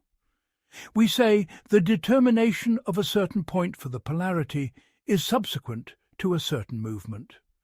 As for the obtaining of that specific movement, it is possible that the cause for it is that the specific celestial matter does not accept any but that specific type of movement. This is according to the view of the sage. And the response to the 15th difficulty, which is their statement. If a thing were to affect a thing, the cause would affect that effect by virtue of its being a cause for it, or not by virtue of its being a cause for it. We say the truth is that it affects not by virtue of its being a cause for it, but it affects by virtue of its own specific essence. So the essence of the effect necessitates the obtaining of the effect. Then, upon the obtaining of the essence of the effect, the two additional relations that are attributes of the essence obtain, I mean one of them being a cause for the other, and the other being an effect of the first. And the response to the 16th difficulty, which is their statement, the contingent, unless it becomes necessary of issuance from the cause, does not exist. We say this is true, except that that necessity is an attribute of the essence of the cause, not of the essence of the effect. The explanation of this statement is that unless the cause becomes such that its effect on that effect is necessary, that effect does not proceed from it. And with this explanation, what they have mentioned of the difficulty is removed. And the response to the 17th difficulty. We say the effects being contingent of existence and in need is a condition for the cause's causality on it. And the difference between a condition and a cause is well known. And the response to the 18th difficulty, which is their statement. The cause, when it becomes a cause for the effect, that causality is an originated judgment. We say if the cause were an additional attribute, infinite regress would follow, which is impossible. So it has become manifest that it is not an existent quality in extramental reality. This is the sum of the discourse in response to these difficulties, and God is the master of guidance and direction and protection by his grace. The 6th chapter. In presentation of two other kinds of question on our saying, the contingent must have a determining principle. As for the establishment of the first question, it is to say, the contingent is that which accepts existence and accepts non-existence. However, we say that that which is so is of two kinds. One of them is that the quiddity's acceptance of existence and non-existence is on an equal footing, without any disparity at all. The second is that it is receptive of them both, but one of the two sides is more worthy for that quiddity than the other side. When you have understood this, we say, why is it not permissible to say that these contingent things, though they are described by contingency, meaning that their qualities are receptive of non-existence and of existence, yet they are independent of a cause and a cause, and that is because existence is more worthy for them than non-existence. So these quiddities, because of their being receptive of existence and of non-existence, are among the contingent things, but because existence is more worthy for them than non-existence, they are independent of a cause. So unless you establish a proof for the corruption of this possibility, what you have mentioned of the argument and the proof is not complete. Then we say, what indicates that the obtaining of this worthiness is conceivable are several aspects.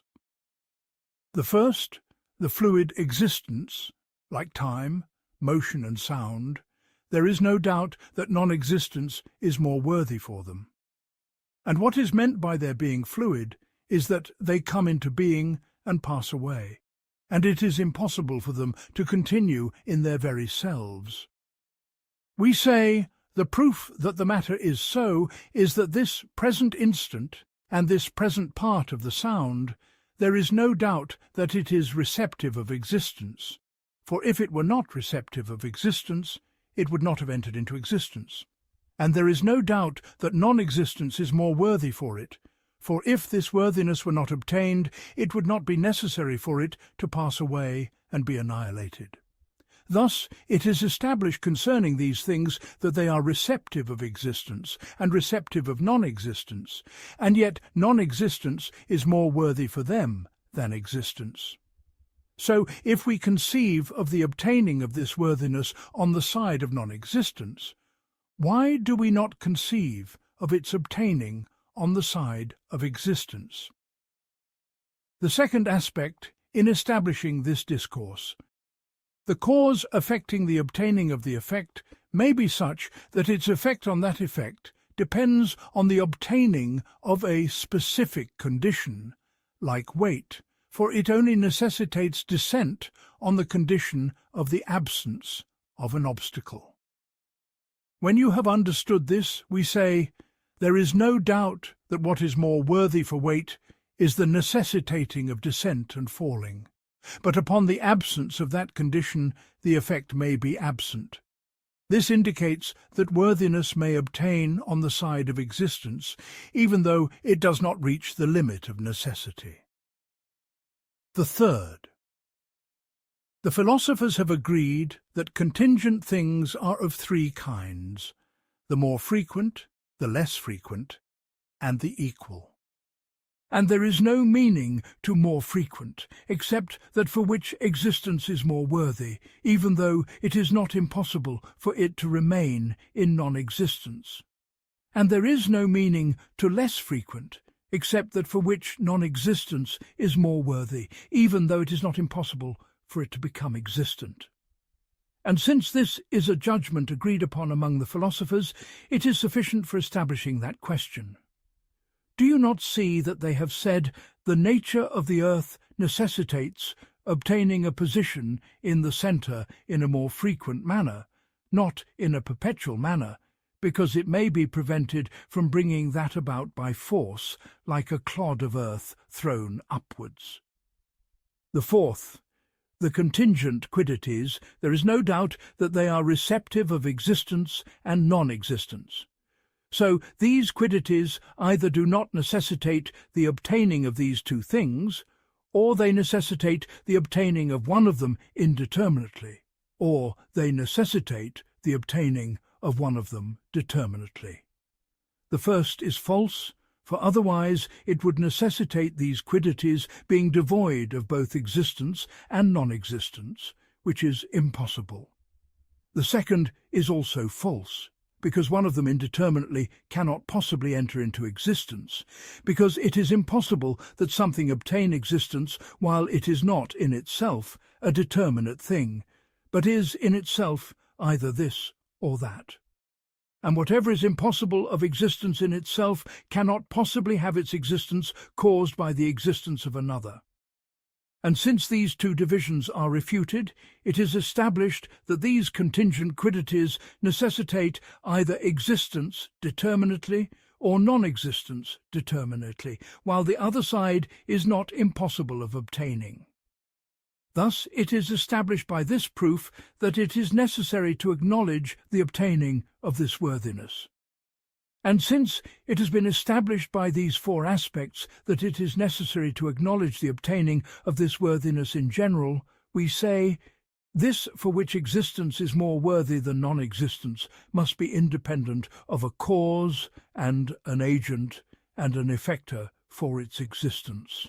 The proof for this is that upon the positing of the non-existence of a separate cause, either preponderance obtains or it does not obtain. If preponderance obtains, then its quiddity has sufficed for the obtaining of this preponderance, and what is obtained by its essence cannot possibly be attributed to another. And if preponderance does not obtain, then in that case its essence does not necessitate the obtaining of the worthiness of existence, even though we had posited it so. This is a contradiction. Thus it is established by what we have mentioned that the assertion of the obtaining of the worthiness of existence is conceivable, and it is established that on the supposition of the obtaining of this worthiness, independence from a cause must obtain. This is the completion of the discourse on establishing this difficulty. As for the second question on your statement, the contingent is in need of a cause.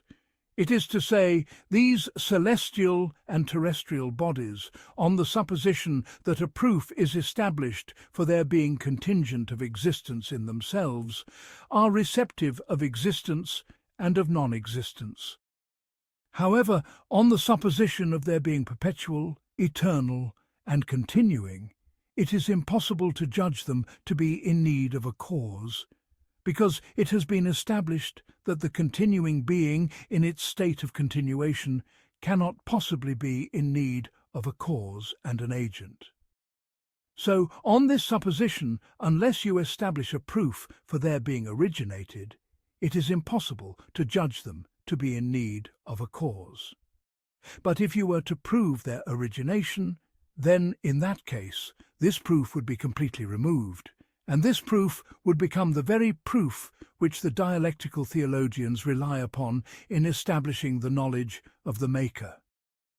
For they establish the proof that the world is originated, then they say, and every originated thing has an originator. And in that case they obtain the knowledge of this world's need for a Maker. So the establishment of this question requires the exposition that the continuing being, in its state of continuation, is in need of a cause. And what indicates this are several aspects. The first, if the continuing being, in its state of continuation, were in need of a cause, it would necessitate the affecting of the existent, which is impossible. The second, if the matter were so, it would necessitate the building's need, in its state of being built, for the builder. Also, one who dyes his hand with henna, the colour remains after the henna is gone. And one who throws a stone, the movement of the stone remains after the push of the thrower is gone. The third, it would necessitate the need of the continuing non-existence in its state of continuation for a cause. The fourth, every sound intellect testifies that when a thing obtains its quality and its state, it remains in that quality and state until the arrival of an invalidator and remover. And likewise, when we leave a house, the opinion of the continuation of those things which we saw is stronger than the opinion of their cessation. And for this reason we intend to return to it, and we do not intend to return to a house whose origination is merely possible. And when we are absent from a city, we write letters to the people of that city because of what has been established in our minds, that the default state for every matter is its continuation as it was. This, then, is the completion of the discourse on establishing these two questions. And know that the response to the first question only becomes manifest when we establish the decisive proof that the quiddity, if it is receptive of non-existence and existence, it is necessary that the relation of each of them to that quiddity be on an equal footing, and that it is impossible that one of the two sides be more worthy for it. And what indicates that the matter is, as we have mentioned, are several aspects. The first, we say, the quiddity, if we consider it, with all the matters considered in the obtaining of that worthiness, either non-existence for it, in the state of the obtaining of that worthiness, is sound, or non-existence for it, in the state of the obtaining of that worthiness, is not sound. If non-existence is not sound with the obtaining of that essential worthiness, then that is necessary of its own accord, not contingent in its own essence. And if the arrival of non-existence for it is sound, then the arrival of non-existence for it in the state of the obtaining of those matters considered in the obtaining of that worthiness either depends on the obtaining of an annulling, invalidating cause, or it does not depend on its obtaining. If it depends on it, then in that case the worthiness of existence does not obtain save with the non-existence of that annulling cause. And on this supposition, what was obtained before this condition was not sufficient for the obtaining of that worthiness, and we had posited that the matter is so. This is a contradiction. As for the second division, which is that the non-existence of that thing does not depend on the obtaining of an annulling, invalidating cause, then on this supposition that worthiness obtains at one time with existence and at another with non-existence. So the relation of that worthiness to the two times is on an equal footing, and the specification of one of those two times for existence and the other for non-existence would be a preponderance of one of the two possibilities of the equal contingent over the other without a determining principle, which is impossible. The second argument for the corruption of the assertion of this worthiness. We have already shown that for the equal contingent, the preponderance of one of its two possibilities over the other without a determining principle is impossible. When this is established, we say, on the supposition that one of the two sides is preponderant, the other side would be less likely. And since the obtaining of preponderance in the state of equality is impossible, its obtaining in the state of the obtaining of the less likely is more worthy of being impossible. And if the less likely side, in its state of being less likely, is impossible of obtaining, then the preponderant side is necessary of obtaining, by the necessity that there is no escape from the two sides of a contradiction. And since we have established the decisive proof for the corruption of the possibility which you have mentioned, let us now mention the response to the aspects on which they have relied. The response to the first difficulty, which is their statement: there are accidents whose continuation is impossible. We say there are those among people who have said that for every accident its continuation is permissible. He said because that quiddity is receptive of existence, and if it were not receptive of existence, it would not have existed.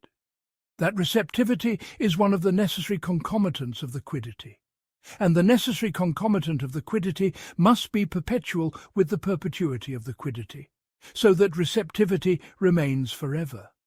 So that thing is possible of continuation and perpetuity. And on this doctrine the difficulty is removed. As for those who conceded that there are accidents whose continuation is impossible, we say the response to this difficulty, according to them, is that its being continuing is an originated quality. So what is impossible is the obtaining of that quality, and it is not receptive of existence at all.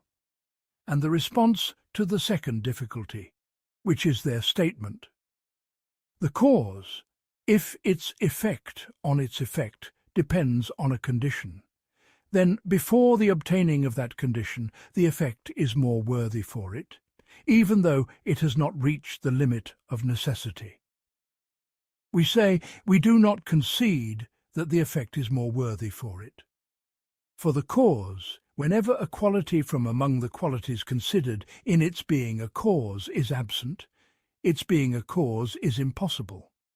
And whenever all the qualities considered in causality are obtained, its being a cause is necessary.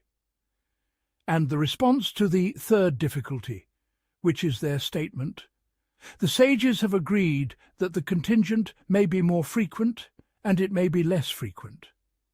We say what is meant by more frequent is that whose cause of existence is, in most states, existent. And if we interpret more frequent in this way, your statement is removed. And the response to the fourth difficulty, which is your statement: the quiddity necessitates one of the two sides, determinately, even though the arrival of the contrary on that side is possible. We say, the quiddity necessitates that it be either existent or non-existent. Your statement, this meaning is an ambiguous matter, and the ambiguous has no existence in extramental reality, and what has no existence in extramental reality cannot possibly be made an effect of what is not existent in extramental reality, we say. The requirement of the quiddity is its not being devoid of both existence and non-existence, and its not being devoid of them is a determinate matter. This is the completion of the discourse on the first question. As for the second question, which is his statement? The contingent's need for a cause is conditioned by that contingent's being originated. We say this condition is not considered. Rather, we claim that the mere fact of that contingency is the cause of the need for a cause. And what indicates this are several aspects. The first, we have shown that the contingent is that to which the relation of existence and non-existence is on an equal footing. And whatever is so, the intellect judges that one of its two possibilities does not preponderate over the other, save for a determining principle. Thus we know that this measure is sufficient for the realization of the need for a cause. So the condition of need remains, removed from the level of consideration. The second, origination cannot possibly be the cause of the need, nor a part of the cause, nor a condition for it. The proof for this is that origination is a quality in existence. So it depends on existence, which depends on the effect of the cause on it, which depends on the effect's need for the cause, which depends on the cause of that need, and on the part of that cause, and on the condition of that cause. So if origination were the cause itself, or a part of it, or a condition for it, it would necessitate a single thing being posterior to itself by several ranks, which is impossible. Thus it is established from what we have mentioned that the contingent is in need of a cause, whether that contingent be originated or continuing. Let us now mention the response to the aspects to which they have clung in establishing that the continuing being does not need a cause. The response to the first difficulty, which is their statement. If the continuing being, in its state of continuation, were in need of a cause, it would necessitate the effecting of the existent. We say the response to this has already passed in the preceding chapters, and likewise the response to his statement, it necessitates the need of non-existence in its state of continuation for a cause. And the response to the second difficulty, which is their statement, it necessitates the need of the building in its state of being built for the builder. We say the movement of those bodies into those locations is one thing, and the continuation in those locations is another. So what is in need of the builder is their movement into those locations, and for that reason that movement does not remain after the departure of the builder. As for their remaining in those locations, it is not an effect of the movement of the builder, but an effect of the natures of those bodies. And the response to the third difficulty, which is their statement. The knowledge of its existence in the present necessitates the opinion of its continuation in the future, and that requires the continuing being's independence from a cause. We say there is no dispute that this opinion is obtained, but we do not concede that this opinion was only obtained because the continuing being, in its state of continuation, is independent of a cause. So what is the proof that the matter is so? This is the sum of the known discourse on this subject, and with God is success. The 7th chapter, in exposition that this aforementioned proof for establishing the knowledge of the necessary being is not complete on the principles of the sages, except after establishing the proof that the cause must necessarily be present at the moment the effect is present. Know that if it were not necessary for the effecting cause to be existent at the moment the effect exists, it would not be impossible that this contingent thing only came to be for the sake of something that was existent before it, and did not remain with it. And if that were permissible, it would be permissible to say that every contingent thing depends on another contingent thing before it, not to a beginning. And infinite regress in this manner is not false according to the sages. Rather, it is true, because their doctrine is that every cycle is preceded by another cycle, not to a beginning. And if infinite regress in this manner is not impossible according to them, then in that case they cannot demonstrate the termination of contingent things at a being who is necessary of existence. But if it is established that the affecting cause must be existent at the moment the effect exists, then at this point we say, if every contingent thing were to depend on another contingent thing unto infinity, then infinite causes and effects would obtain at a single instant. And in that case the philosopher would not be able to establish a being who is necessary of his own accord. Thus it has become manifest that were it not for the soundness of this premise, none of the philosophers would be able to establish a being who is necessary of his own accord. And it is for this subtle reason that the chief master, when he embarked in the book Al-Najat on establishing the necessary being, occupied himself with establishing the proof that the affecting cause must be existent at the moment the effect exists. But in the book Al-Isharat and other books, he did not mention this premise. And the truth is what he mentioned in the book Al-Najat, with the exposition which we have mentioned. When you have understood this, we say, if the cause were not necessarily present at the moment the effect is present, it would either be a cause for this effect at the time that cause was existent, or after it had become non-existent. The first is false, because in that preceding state nothing proceeded from it at all. So its being a cause and a cause is impossible.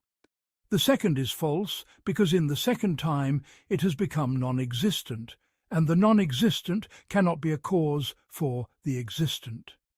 And if it be said, why is it not permissible to say that the cause, in its state of existence, necessitated the existence of the effect in the second time from it?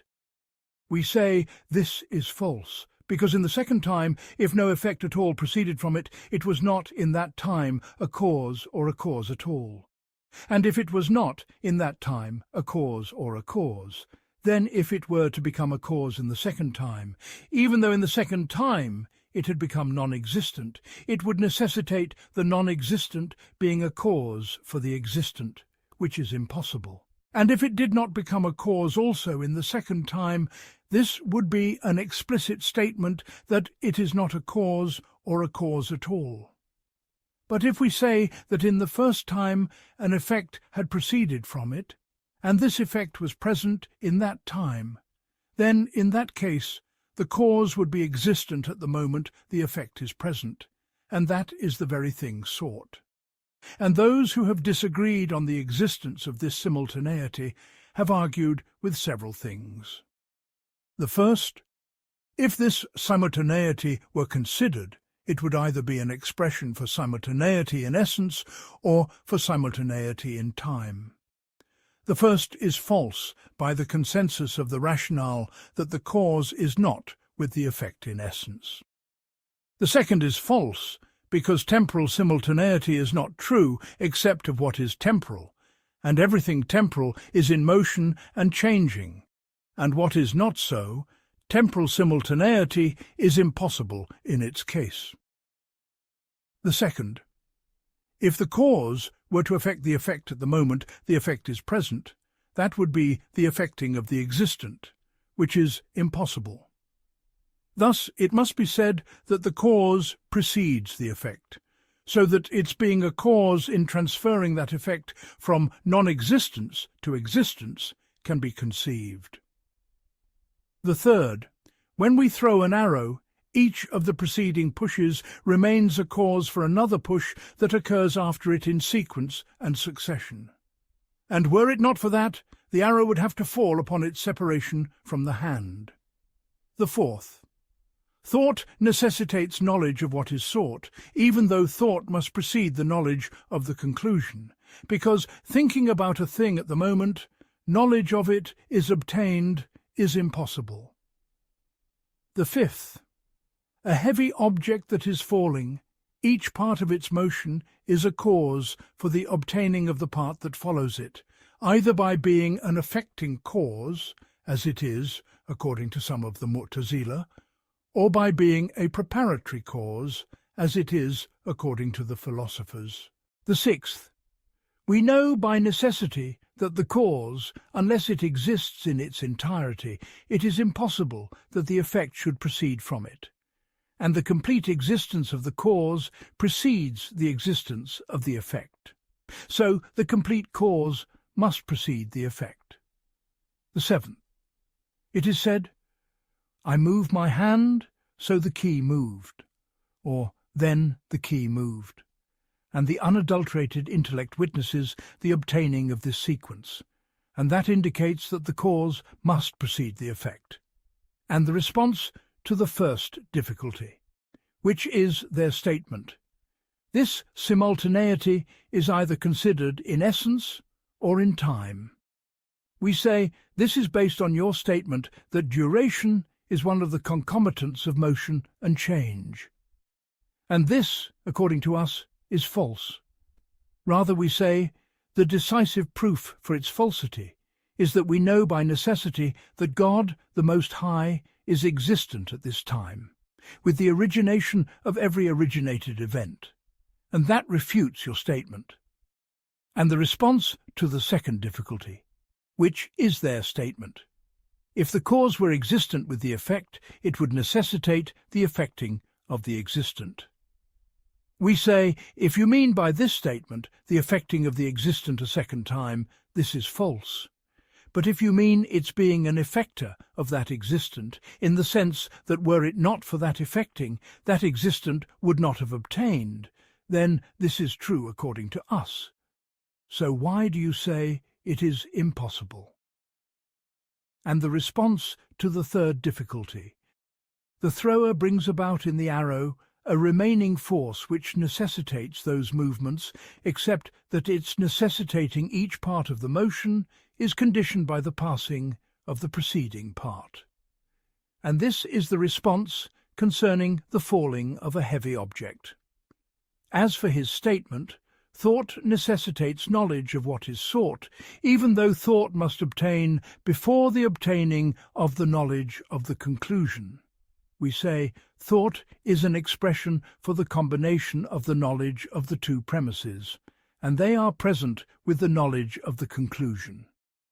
As for his statement, the cause, unless it exists in its entirety, the effect does not proceed from it.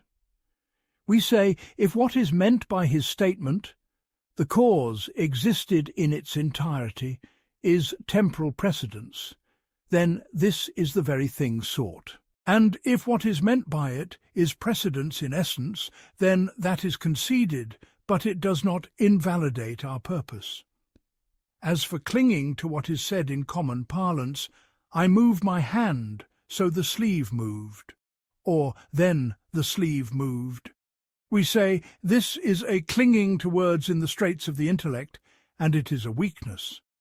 Then, on the supposition of its soundness, we interpret it as precedence in essence and causality. And God is the master of success. The 8th chapter. In presentation of this proof in another manner.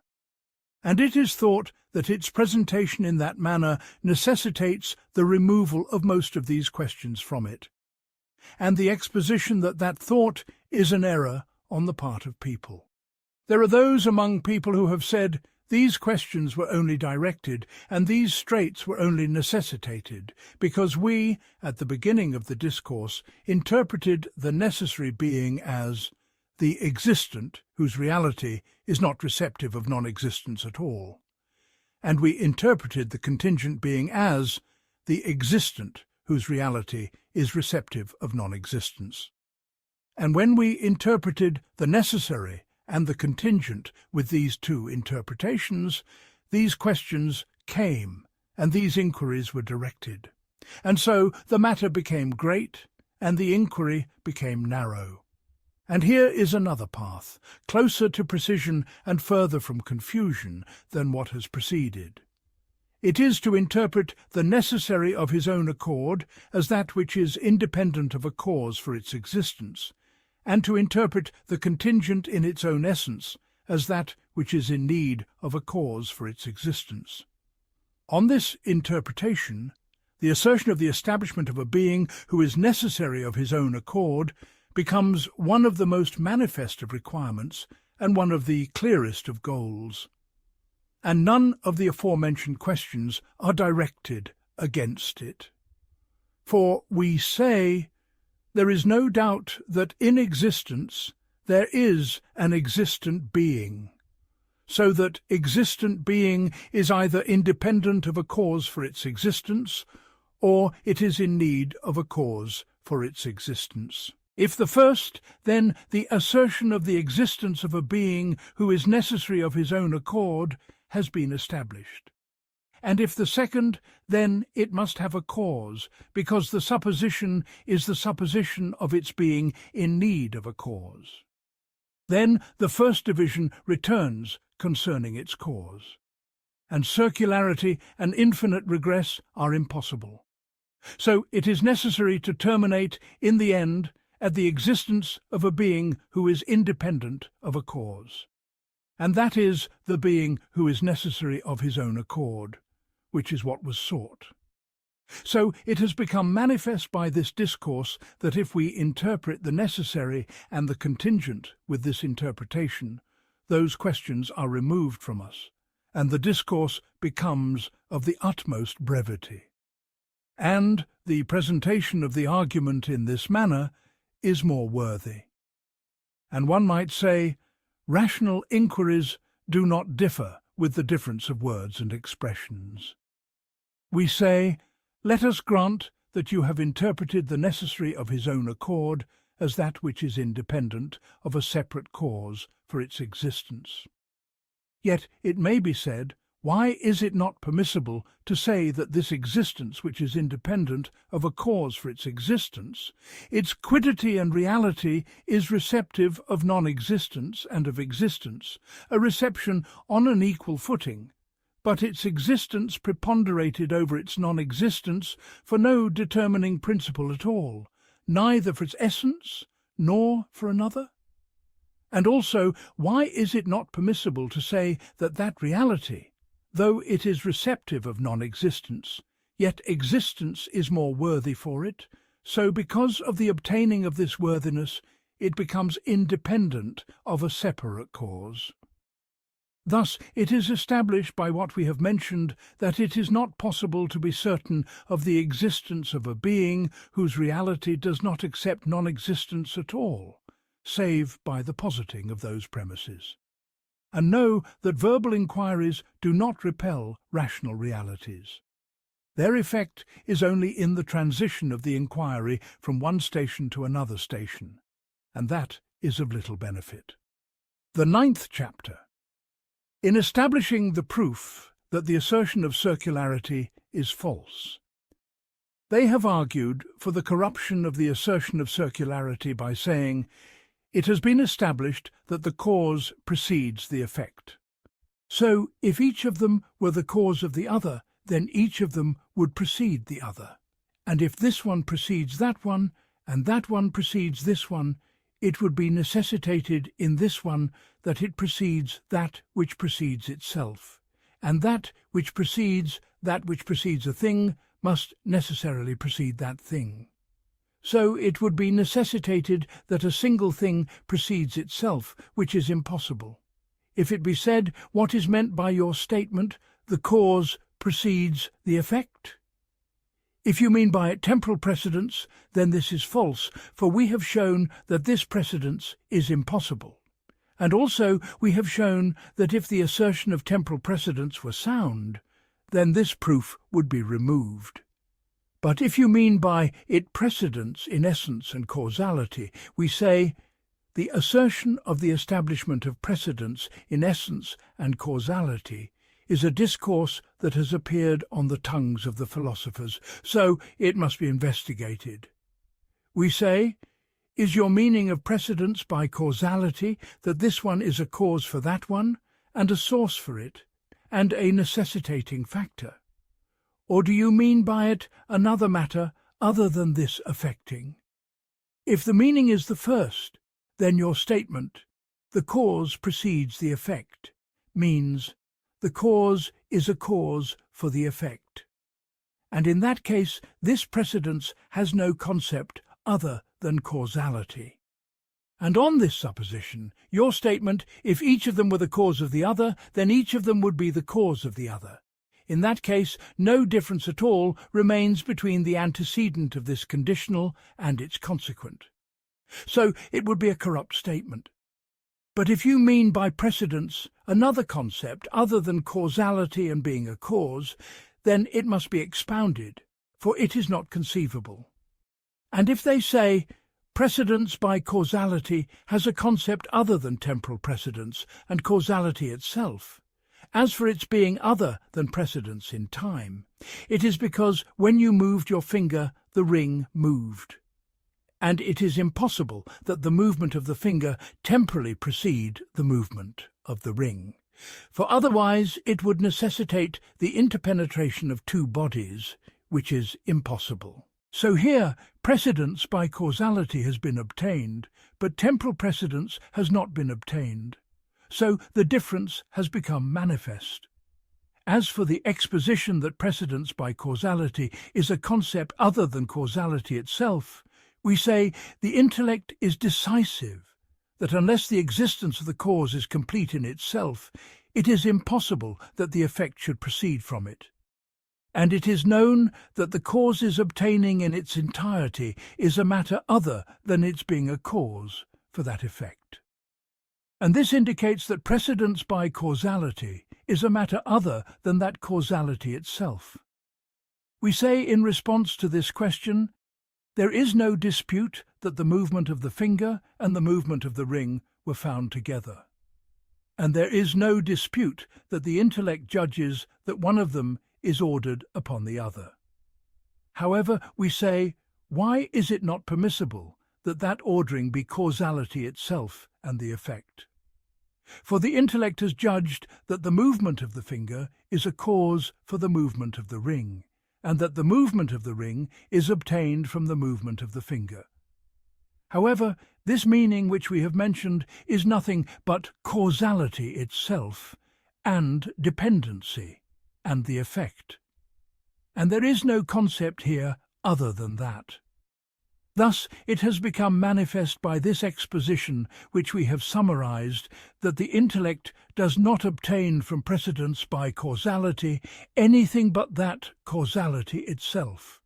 And when this is established, we say, your statement, if each of them were the cause for the existence of the other, then each of them would be the cause of the other. Its meaning becomes, if each of them were the cause of the other, then each of them would be the cause of the other. So this becomes the necessitation of a thing upon itself, which is corrupt. And also because the assertion of each of them being the cause of the other, if its impossibility is known by self-evidence, then in that case there is no need to mention this proof. And if it is in need of establishment by argument and evidence, then the statement which they have mentioned is of no benefit, because nothing has been obtained in it save the substitution of one word for another. And it is known that this does not fatten, nor does it avail against hunger. The second argument for the corruption of circularity. They said, if each of them were the cause of the other, then each of them would be the cause of itself. And the cause of the cause is a cause.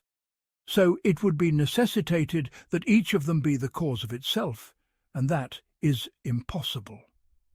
And one might say, the pivot of this argument is on their statement, the cause of a thing is a cause for that thing.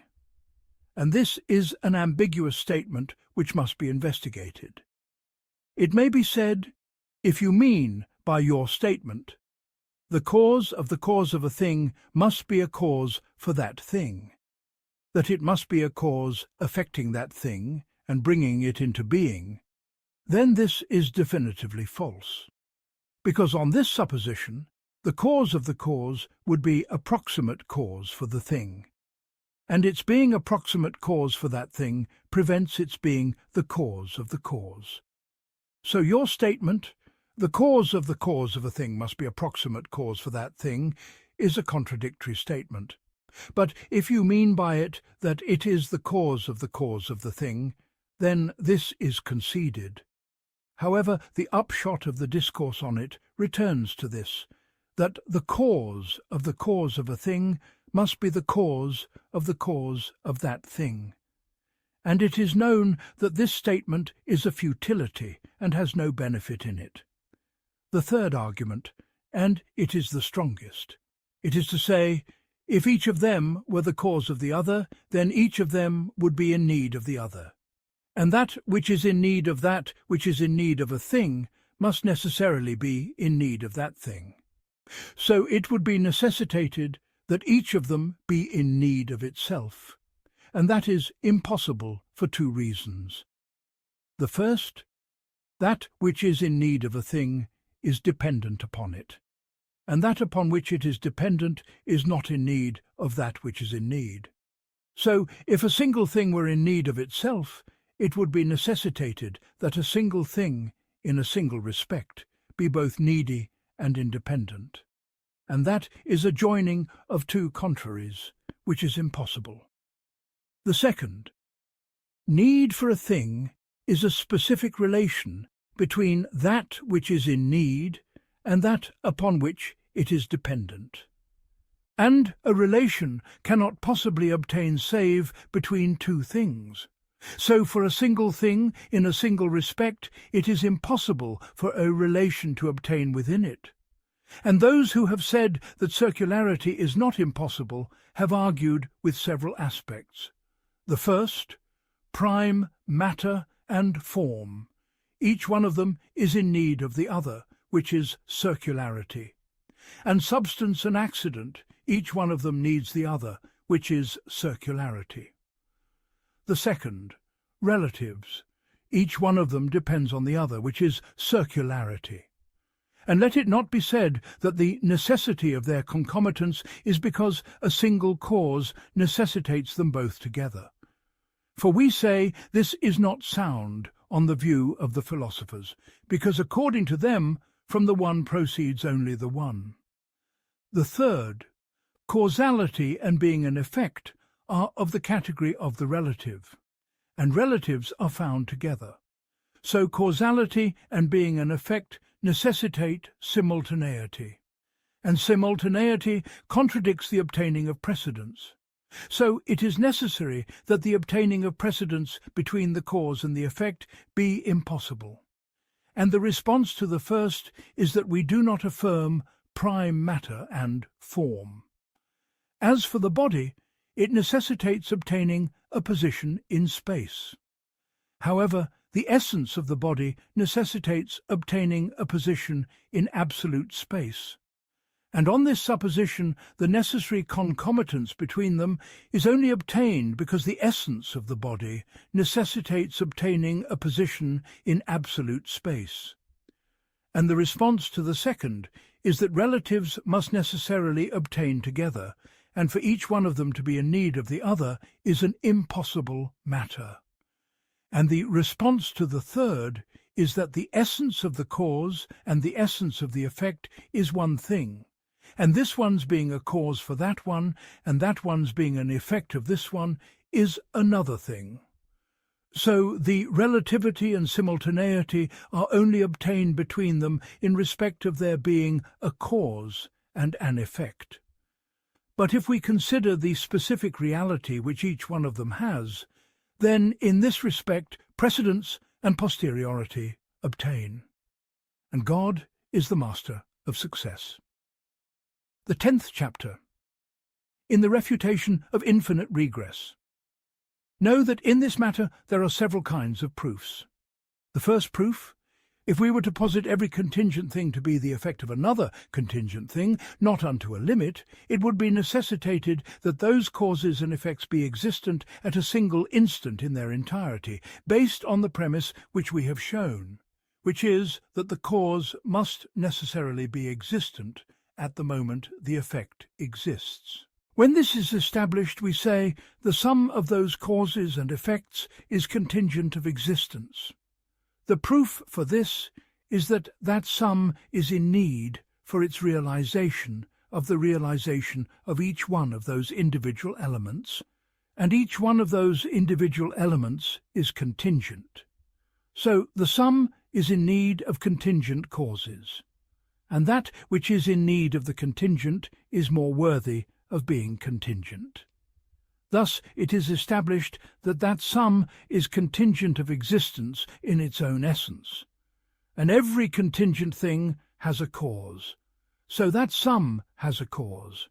We say the cause for that sum is either the sum itself, or something within it, or something outside of it. These are three divisions, and there are no more. As for the first division, which is to say that that sum is the cause of itself, this is false for several reasons.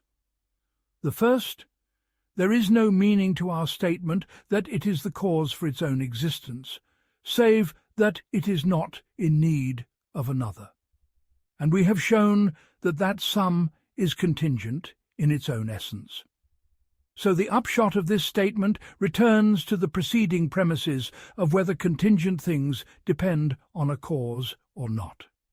And we are only speaking in this station after establishing that the contingent must have a cause. The second, that which is in need of a thing is contingent with respect to that which it needs, and that which it needs is independent with respect to that which is in need. So if a single thing were the cause of itself, it would be necessitated that a single thing in a single respect be both needy and independent. And that necessitates the joining of two contraries. The third, the effect is in need of the cause. So if a single thing were the cause of itself, it would be necessitated that it be in need of itself. And need for a thing is a relation. And a relation does not obtain save between two things, but for a single thing in a single respect it is impossible for it to be related to itself. As for the second division, which is to say that the cause of that sum is an individual element from among the individual elements of that sum, this too is false, because whatever is the cause of the sum must be the cause of all the individual elements of that sum. And there is no doubt that one of the individual elements of that sum is that very individual which was posited to be the cause of that sum. And in that case it would be necessitated in that individual that it be the cause of itself. And we have shown that that is impossible. And it would also be necessitated from it that it be the cause of itself, which necessitates circularity. And we have shown that that is impossible. Thus it is established that this division too is false. And since these two divisions are refuted, it is established that the cause of that sum must be a thing external to that sum, and that which is external to the sum of contingent things cannot be contingent. And the existent being, which is not contingent in its own essence, is necessary of its own essence. Thus it is established by this proof the necessity of the termination of all contingent things in the chain of need at a being who is necessary of his own accord, which is what was sought. This is the completion of the establishment of this proof. And if it be said, the questions on this proof are from several aspects. The first, this proof which you have mentioned in the refutation of infinite regress is contradicted by several things. One of them, according to the sages, every cycle is preceded by another cycle, not to a beginning. So, if that is permissible, why is it not permissible that every cause be preceded by another cause, not to a beginning? A second, the continuing rational souls are infinite, and if the existence of an infinity of souls is permissible, why is the existence of an infinity of causes and effects not permissible? A third, the dialectical theologians affirm originated events that have no end in the states of the people of the resurrection, and the philosophers say the same concerning the cycles of this world. A fourth, the dialectical theologians say that the knowable things of God are infinite, and that the possible things for God are infinite. So why is its like not permissible in causes and effects? A fifth, and this is directed at both the philosophers and the dialectical theologians. The soundness of the origination of originated events has no beginning. For if that soundness had a beginning, then before that beginning it would have been impossible in itself, and then it turned into being possible in itself, which is impossible. Thus it is established that there is no beginning for contingency and soundness, and infinite regress is obtained in the establishment of this contingency. A sixth, the ranks of numbers are infinite, so infinite regress is obtained in them. A seventh, He, the Most High, is knower of a thing. And everyone who knows a thing is able to know that he is a knower of it. And when this possibility is established, it must be actually obtained in the case of God, the Most High, because he is free from the nature of potentiality and contingency. And on this supposition, he, glorified and exalted, is knower of a thing and knower of his being a knower of it, and so on in the fourth rank and the fifth unto infinity. So there have been obtained there infinite ranks, and each subsequent rank is derived from the rank that precedes it. So there have been obtained there infinite matters, and they are ordered by nature, and they are all existent at a single instant. This, then, is a strong contradiction to your statement. Infinite regress in causes and effects is impossible. Let it not be said, this question is not directed at the sages, because they say that he, the Most High, is intellect, intellector, and intellected, and all are one. Nor is it directed at the dialectical theologians, because they say that the knowledge of a thing is the same as the knowledge of the thing. For we say, as for the statement which you have related from the philosophers, it is sheer nonsense. This is because the knowledge of blackness, for example, according to them, is a form equal in quiddity to the essence of blackness, and the essence of God, the Most High, is different in quiddity from blackness. So it is necessary to be certain that his knowledge, the Most High's, of blackness is other than his own specific essence, and likewise for all knowable things. And also we have shown with decisive proofs at the beginning of this book that knowledge is an additional relational state. And if that is so, we say, the knowledge of God, the Most High, of blackness, is an expression for a specific relation between his essence and blackness. And his knowledge of his being a knower of blackness is a specific relation between his essence and the first relation.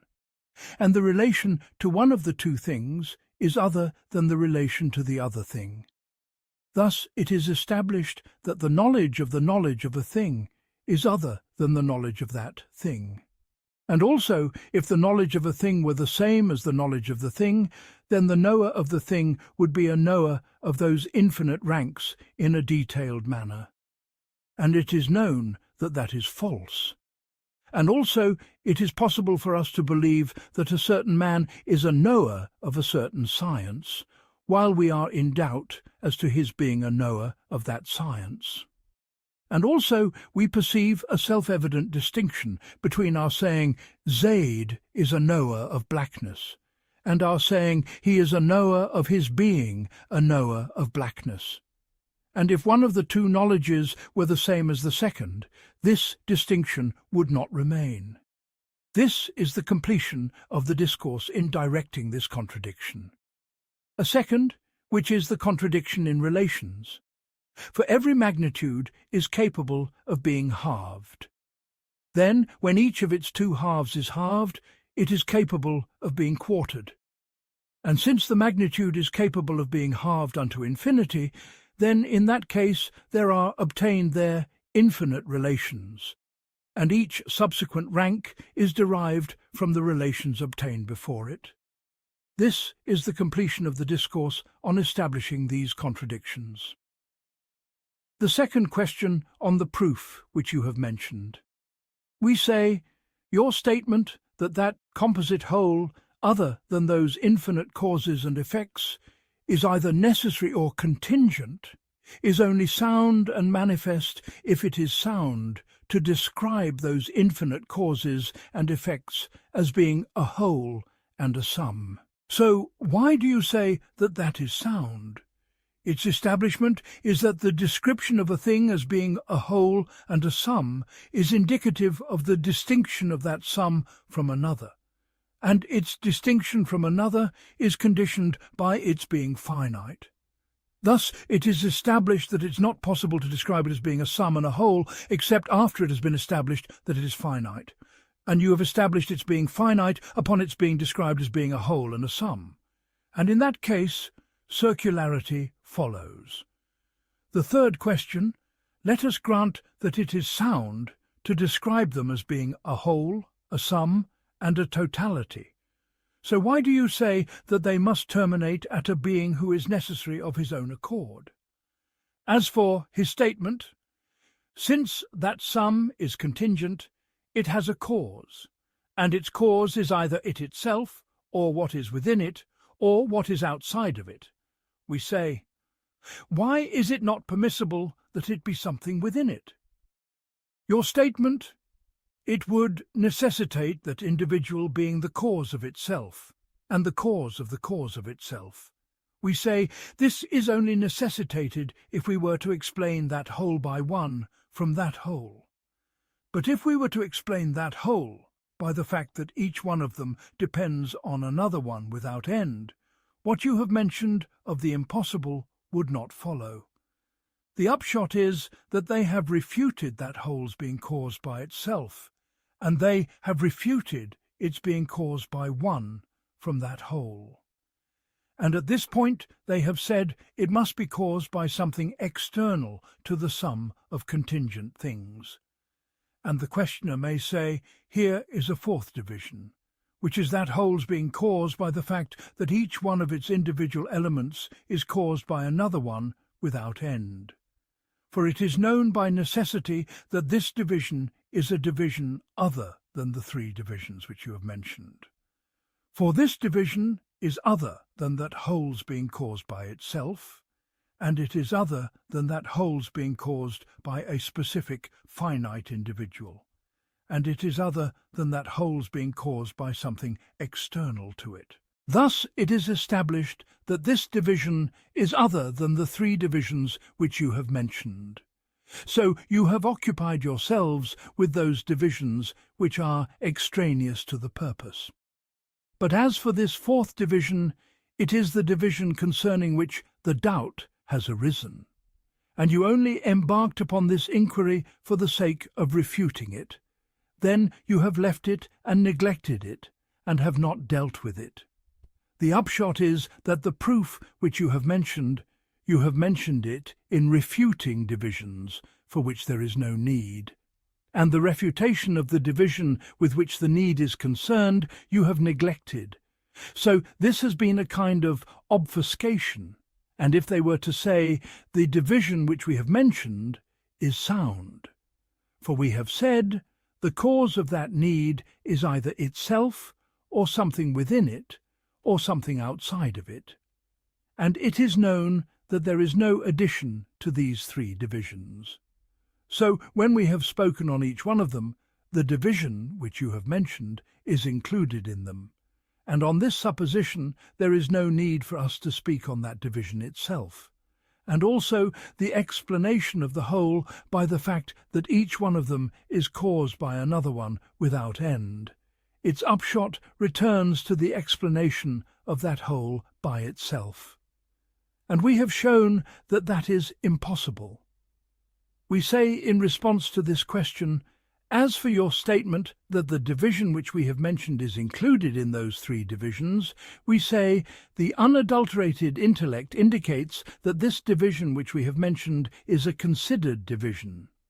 Nay, the purpose of mentioning this proof is nothing but its refutation. So, if we were to show that the three divisions which you have mentioned are other than this division, then in that case it will become manifest that the proof which you have mentioned does not serve the purpose.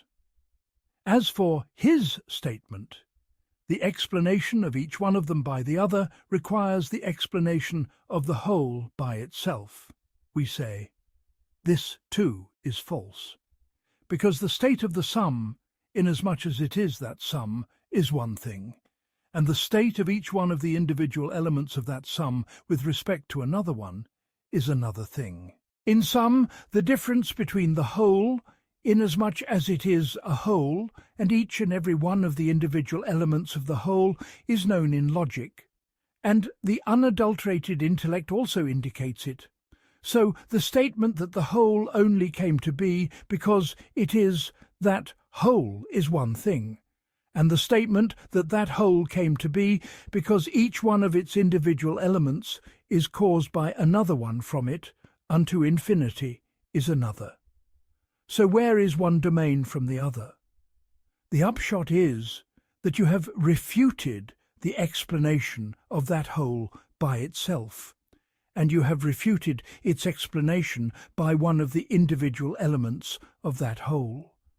And there remains here another possibility, which is that wholes being explained by the fact that each one of them is explained by another one unto infinity. And this division is other than the first two divisions, and the purpose of this inquiry is nothing but the refutation of these two divisions. So the occupation with mentioning the first two divisions and the neglect of this division, which is what is sought, is a great heedlessness, and God is the guide. And the response to these questions, we say, as for the first contradiction, its response is that each one of them is preceded by another, not to a beginning. So their sum does not obtain an existence at any time. Rather, that sum was non-existent eternally and forever. And it is impossible to judge the non-existent by saying that it must have a cause. This is unlike these causes, for we have shown that the cause must necessarily be existent with the effect. So if the causes and effects were to form an infinite regress, they would all be found together. So the sum would be existent, and in that case it is sound to judge it to be in need of and dependent upon a cause. So the difference is manifest, and it is for this difference that we have mentioned that this proof is not complete except when we show that the cause must be existent at the moment the effect exists. As for the second contradiction, which is the rational souls, the response is that that sum, though it is existent together, yet none of them is a cause for the other, unlike what we are concerned with. As for the third contradiction, which is the originated events that have no end, and the knowable things and the possible things, we say the difference is that the sum of those numbers is not existent. So the difference is what has preceded, and likewise is the response concerning the ranks of numbers and the ranks of the soundness of the origination of originated events. As for the ranks that are infinite, we say, let it be that they have no end, but they have a beginning. For the first of those ranks is the knowledge of the thing.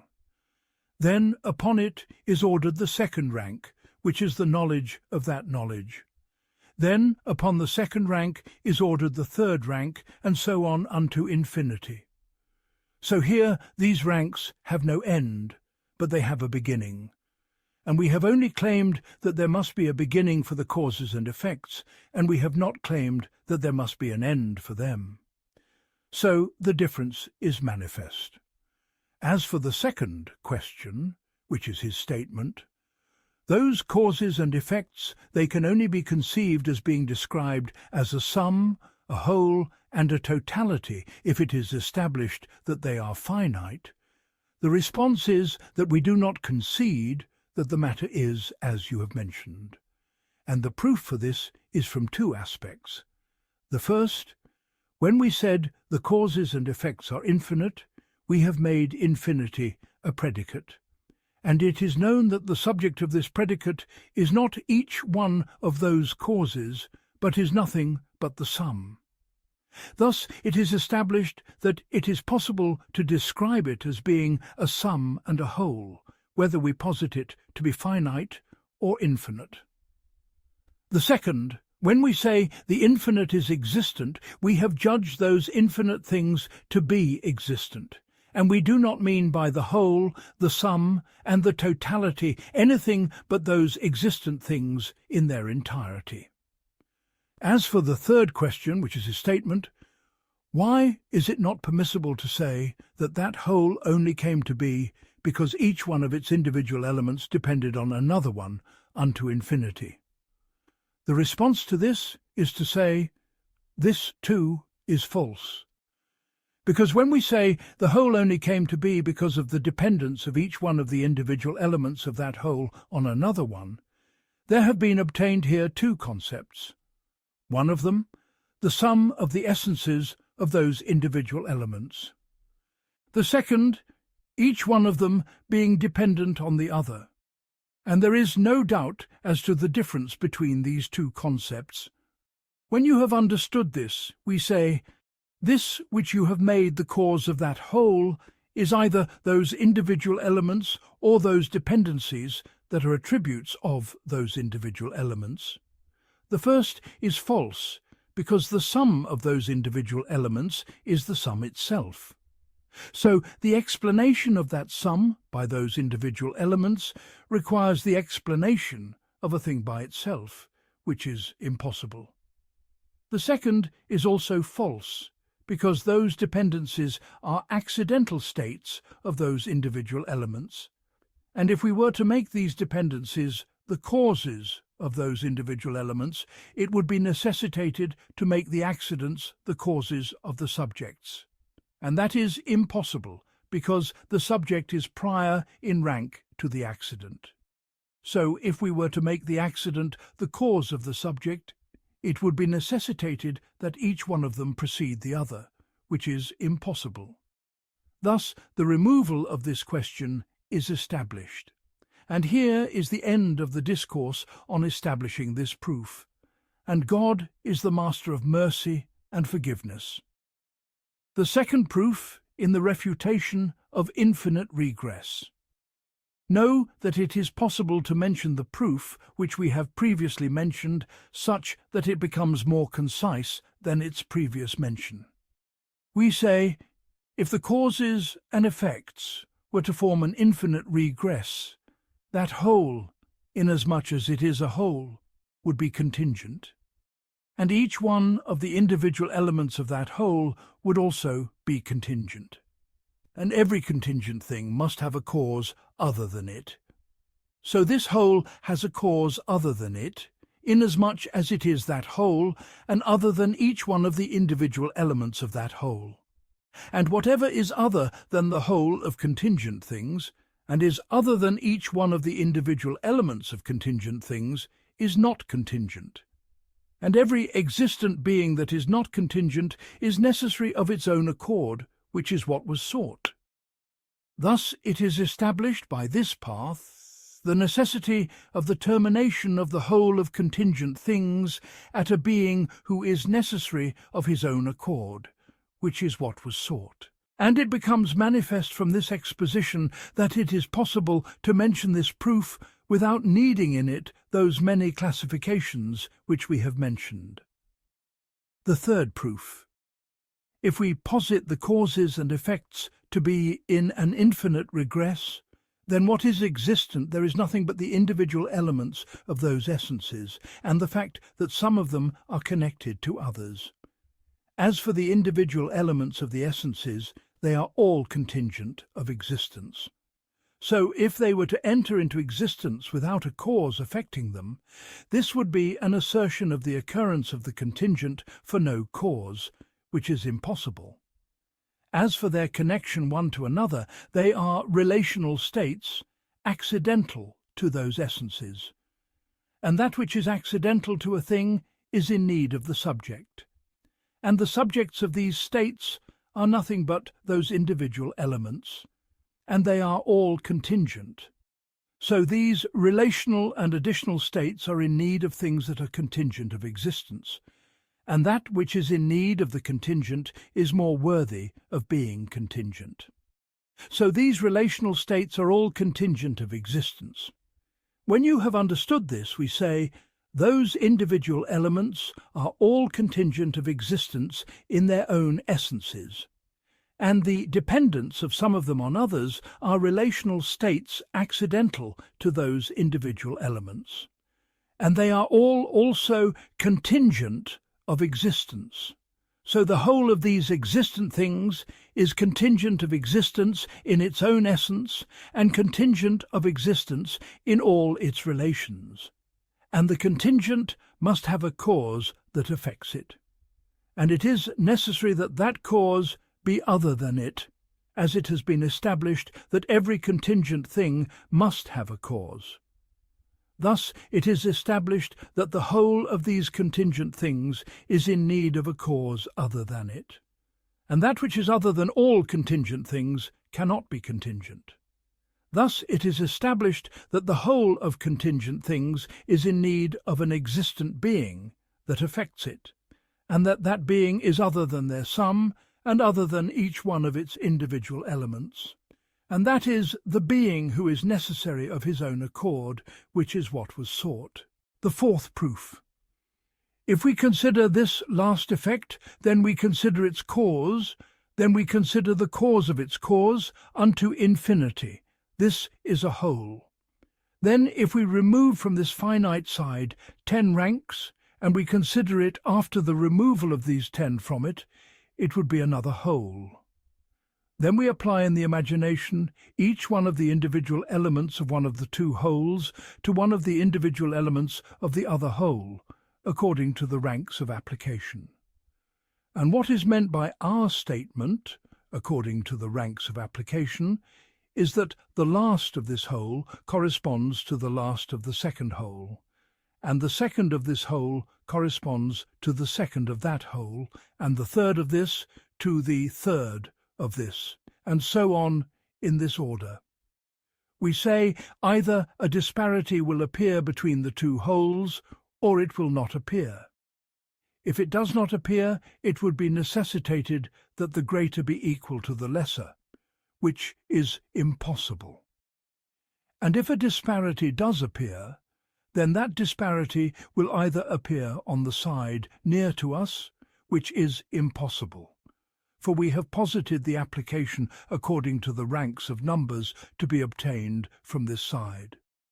So it is necessary that the disparity appear on the other side, and that necessitates finitude on the other side, and that prevents the assertion of there being infinite things.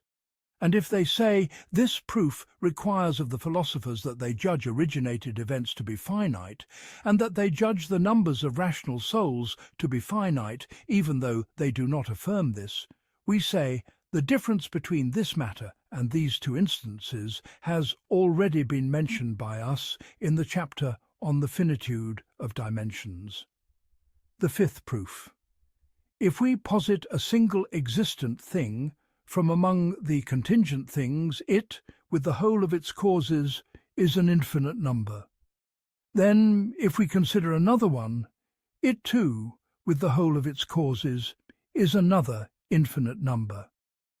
And if that is so, then the number of the two wholes is undoubtedly greater than the number of the single whole, and whatever is less than another is finite. So the number of the single whole is finite, and we had posited it to be infinite. This is a contradiction. The sixth proof. The last effect has a cause, and its cause has a cause. So the last effect, its specific property, is that it is an effect and not a cause. And the first cause, if it were to be obtained, its specific property would be that it is a cause and not an effect. As for the intermediaries, they share in a single quality, which is that each one of them is a cause for what is below it and an effect of what is above it. When this is established, we say, if we were to posit the causes and effects going on unto infinity, then all would be in the state of the middle, and none of them would obtain the specific property of the end at all. Then we say this middle, if it depends on something that does not have the specific property of the middle, then that is what is sought. And if it does not depend on a thing with this quality, then the middle is independent of dependence on the end. And what does not depend on another is an end and not a middle. So the middle is not a middle. And if that is so, then the cause of the last effect must not depend on another. because the supposition is the supposition that the middle does not necessarily depend on another. And if this cause is independent of dependence on a third thing, then it is an end. So it would be necessary of existence of its own accord. Thus it is established that the negation of the end necessitates its affirmation.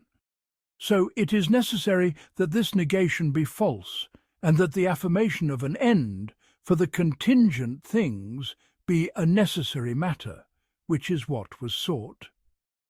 The seventh proof.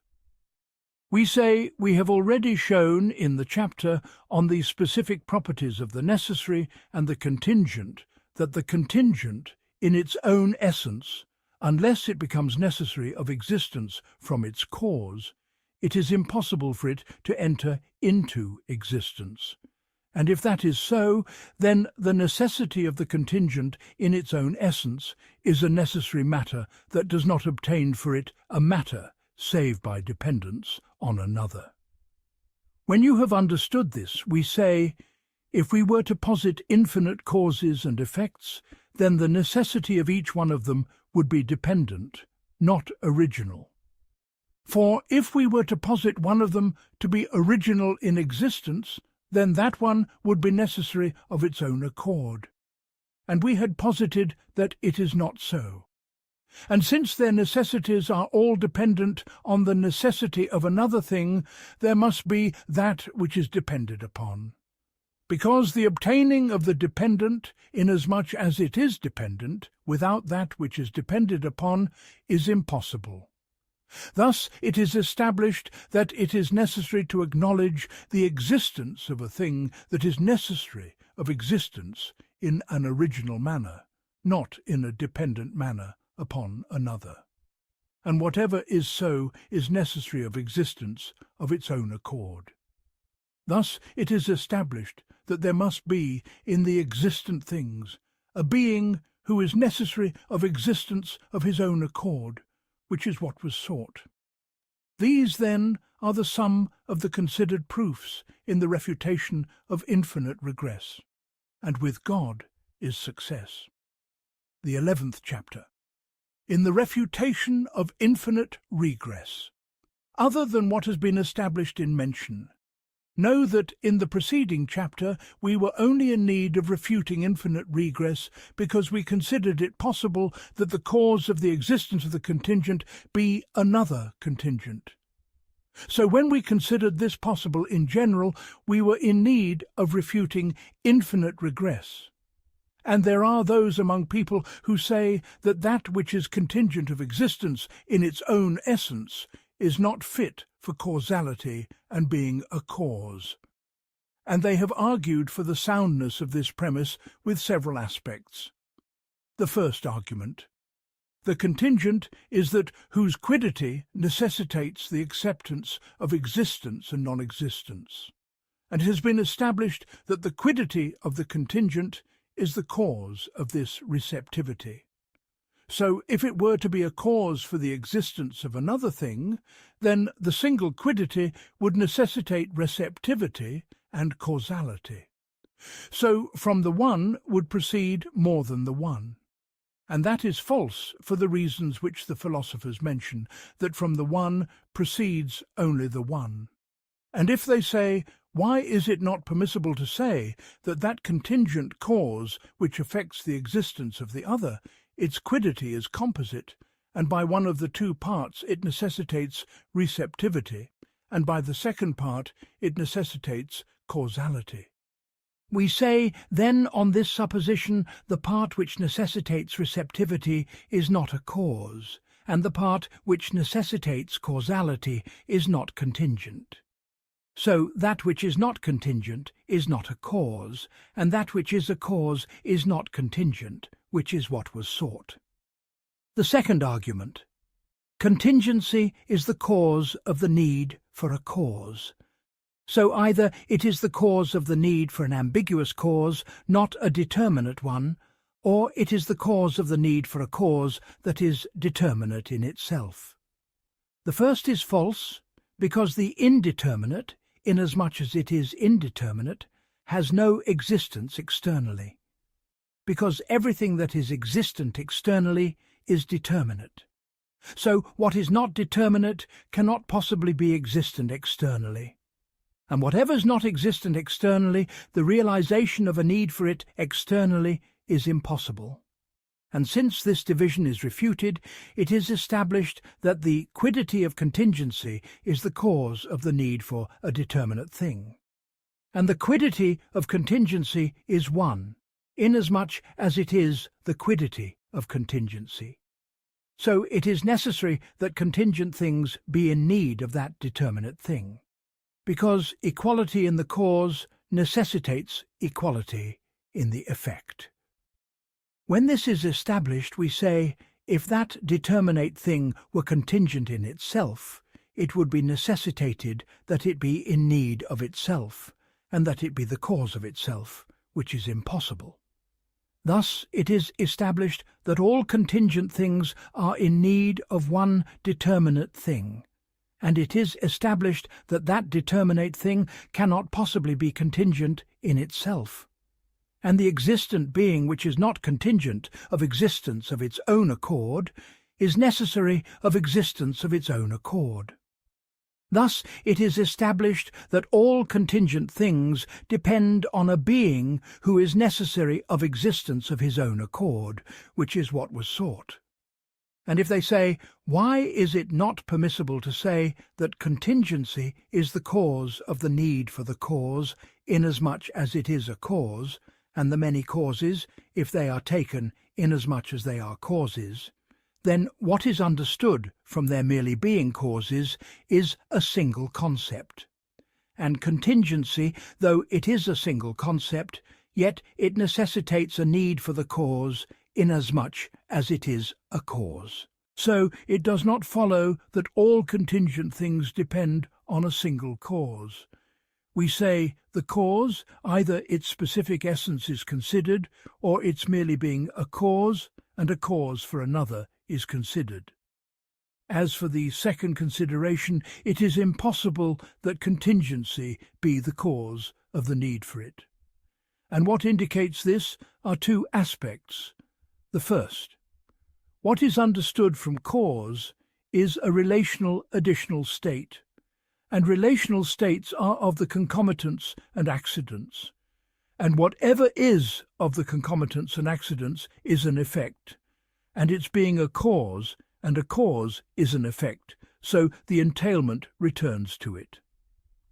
The second, we have already shown that the cause does not necessitate the effect, inasmuch as it is a cause and a cause, because causality and being a cause are of the category of the relative, and relatives are together. So causality and being a cause are posterior in rank to the essence of the effect. So it is impossible that they be a cause for the essence of the effect. Rather, the cause for the essence of the effect is only the specific essence which the cause has. And if that is so, then contingency is the cause of the need for that specific essence, and the cause of the dependence on that specific essence. And in that case it is necessary that every contingent thing depend on it. And this is a good proof in establishing the necessary being. The third argument, every contingent thing is composite, and nothing that is composite is a cause. From this follows, nothing that is contingent is a cause. We only said that every contingent thing is composite because every contingent thing must be such that existence and non-existence are sound for its quiddity, and whatever is so, its existence is other than its quiddity. So the existent contingent being must be composite of quiddity and existence. And we only said that the composite cannot be a cause, because if it were a cause, then either each one of its two parts would be independently a cause, or one of them would be independently a cause and not the other, or neither of them would be independently a cause. If the first, it would be necessitated that two independent causes combine upon a single effect, which is impossible. And if the second, then the cause would be nothing but the single part, so the cause would not be composite. And if the third, we say, since each one of the two parts has no effect at all, then these parts, upon their combination, either it is said that they remain as they were before the combination, or they did not remain so, but by reason of the combination an additional state originated. If the first, it is necessary that the sum, upon combination, remain not a cause, just as they were before the combination, not causes. And if the second, which is that upon combination an additional thing originated, we say, that which necessitates the origination of this additional state, if it is each one of those parts, then in that case what we have mentioned of the combination of independent causes upon a single effect returns. And if that which necessitates it is one of those parts determinately, then in that case the necessitating factor and the cause is only that simple thing. And if that which necessitates the origination of that additional state is the sum, the first division returns to it, which is whether upon combination an additional state originated, and so on, unto infinity, which is impossible.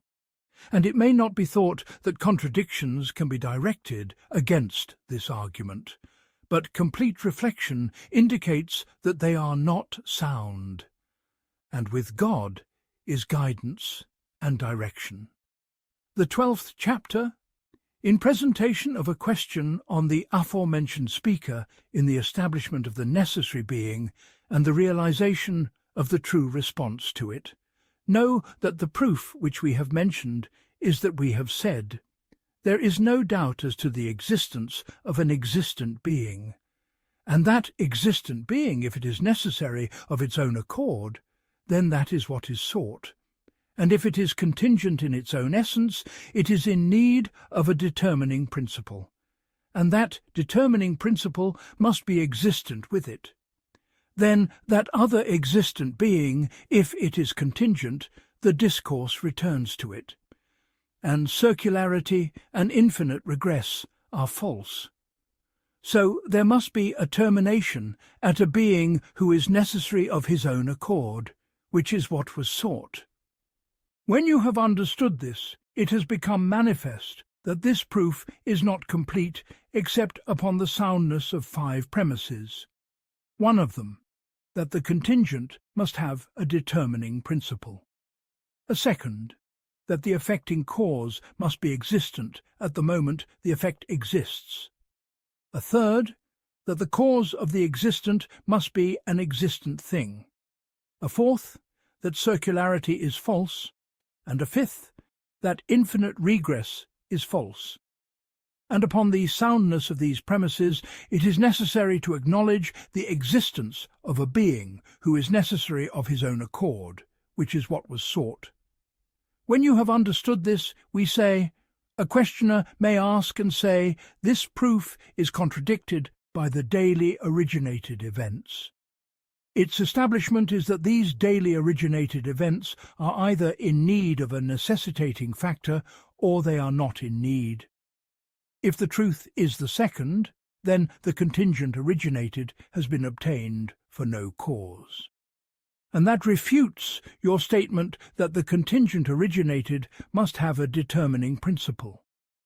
And if the truth is the first, which is that these originated events are in need of a cause, we say that cause is either originated or ancient.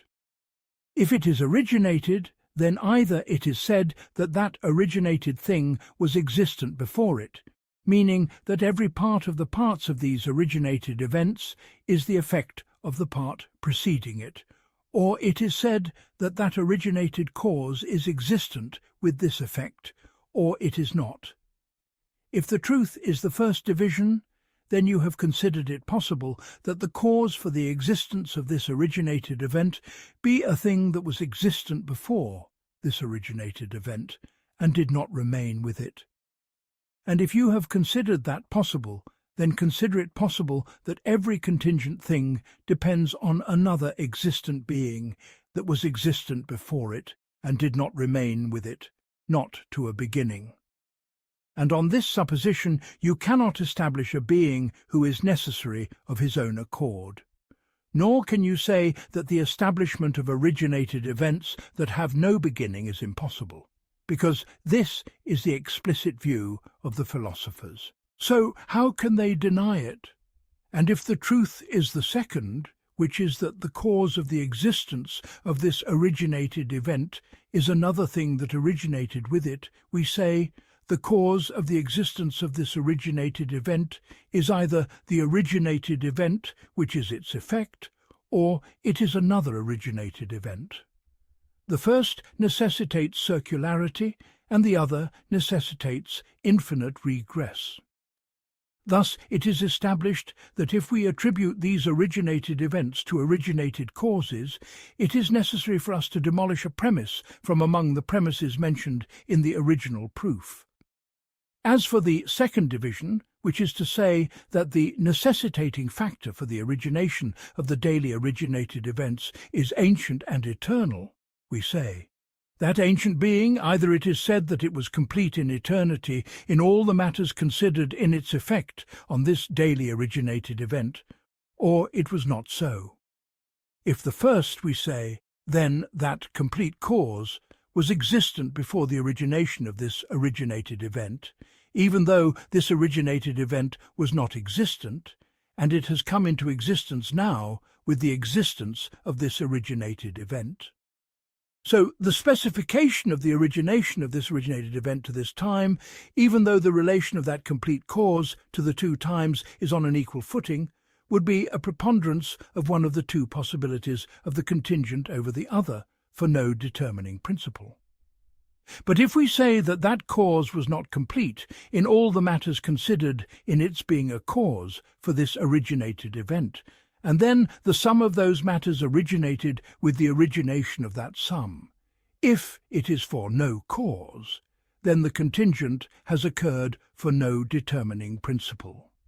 And if it is for a cause, the first division returns to it.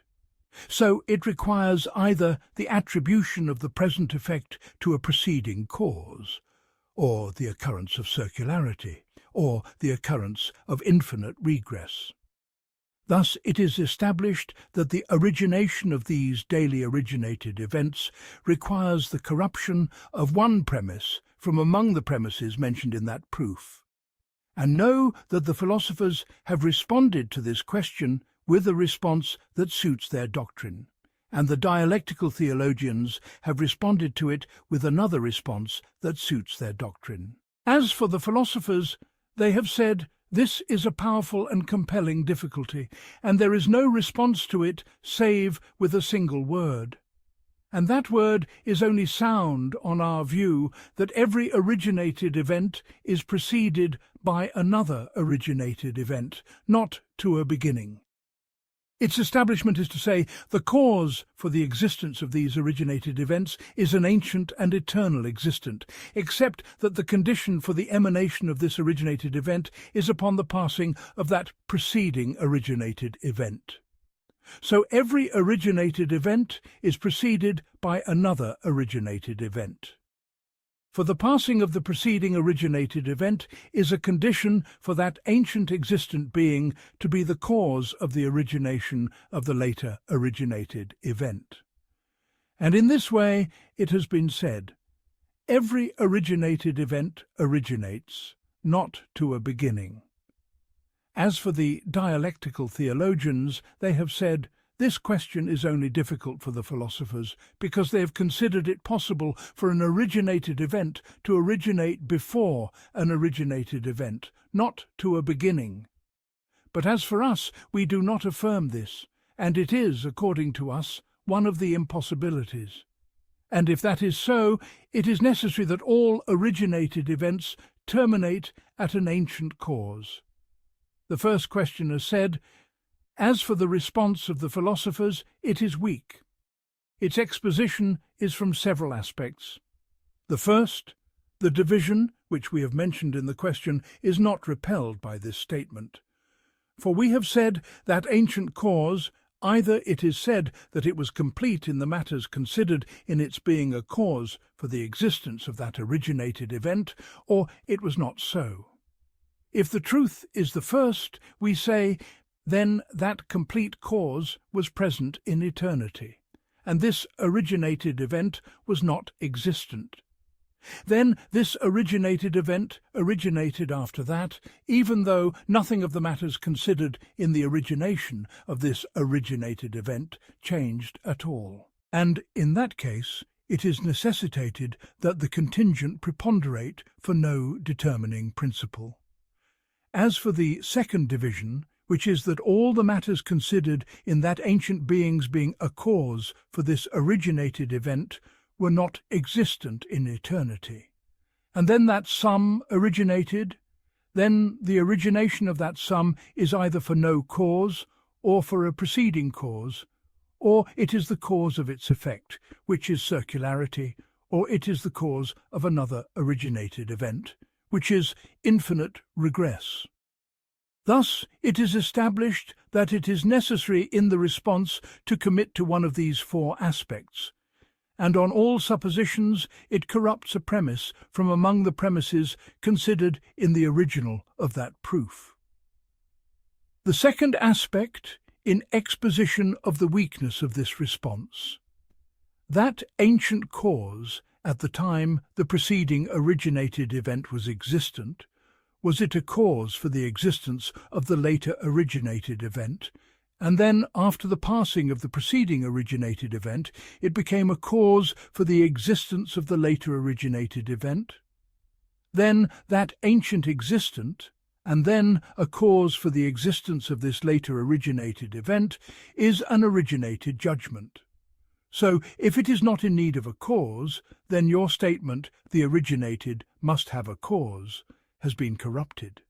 And if it is in need of a cause, then the cause for it, if it is the existence of the preceding originated event, then you have attributed the later to the non-existence of the preceding. And if you attribute it to its effect, circularity follows. And if you attribute it to another originated event, infinite regress follows. And all of this demolishes your proof. The third aspect, in exposition of the weakness of this response, we say the preceding originated event, either its annihilation and passing, is by its essence or by another. If the first, then it is impossible of existence of its own accord. So it is necessary that it not exist at all. And if the second, then there is no cause here that removes it and necessitates its non-existence, save the arrival of the later originated event. So, on this, the removal of the preceding depends on the arrival of this preceding originated event. And you have made the emanation of this later originated event from the ancient cause conditioned by the necessitating of the originated event. And that necessitates circularity. Thus it is established by these three aspects that the response upon which the philosophers have relied in repelling this difficulty is weak. As for the response of the dialectical theologians, it too is weak for several reasons. The first, the soundness of the origination of originated events either has a beginning or it does not have a beginning. If it has a beginning, then before the arrival of that beginning it was impossible of its own accord. Then it turned into being possible of its own accord. And this is impossible. And on the supposition of its being conceded, the specification of this turning to that beginning would be a preponderance of the contingent for no determining principle. But if we say that it is not of its own accord for the soundness of the origination of originated events, then in that case your statement, the origination of originated events that have no beginning is impossible, is removed. The second aspect in exposition of the weakness of this response, the ancient cause, was it possessed of all the matters considered in its being a cause for the existence of the world, or was it not so? If the first, then in that case, with the obtaining of all those matters in eternity, the world was not present in eternity. Then it came to be in what is not yet past.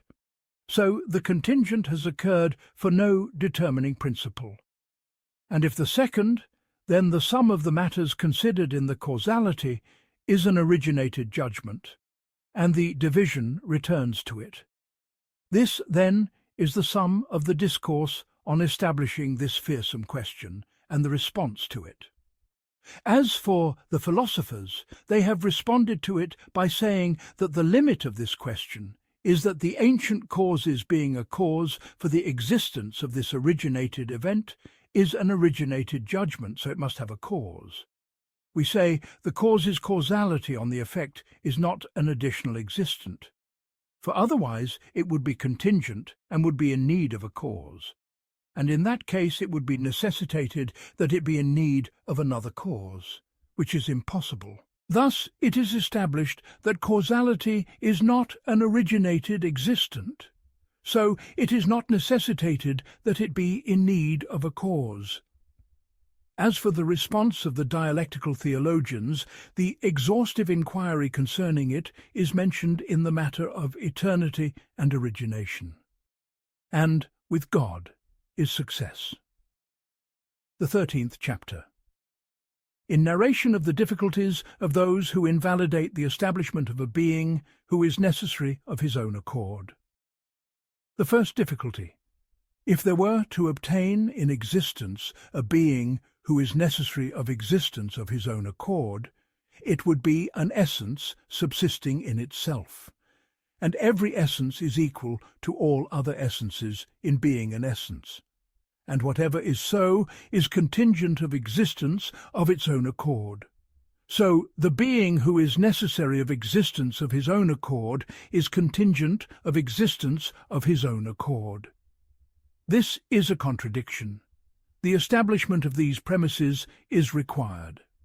As for the first premise, it is that if a being who is necessary of existence of his own accord were to exist, it would be an essence.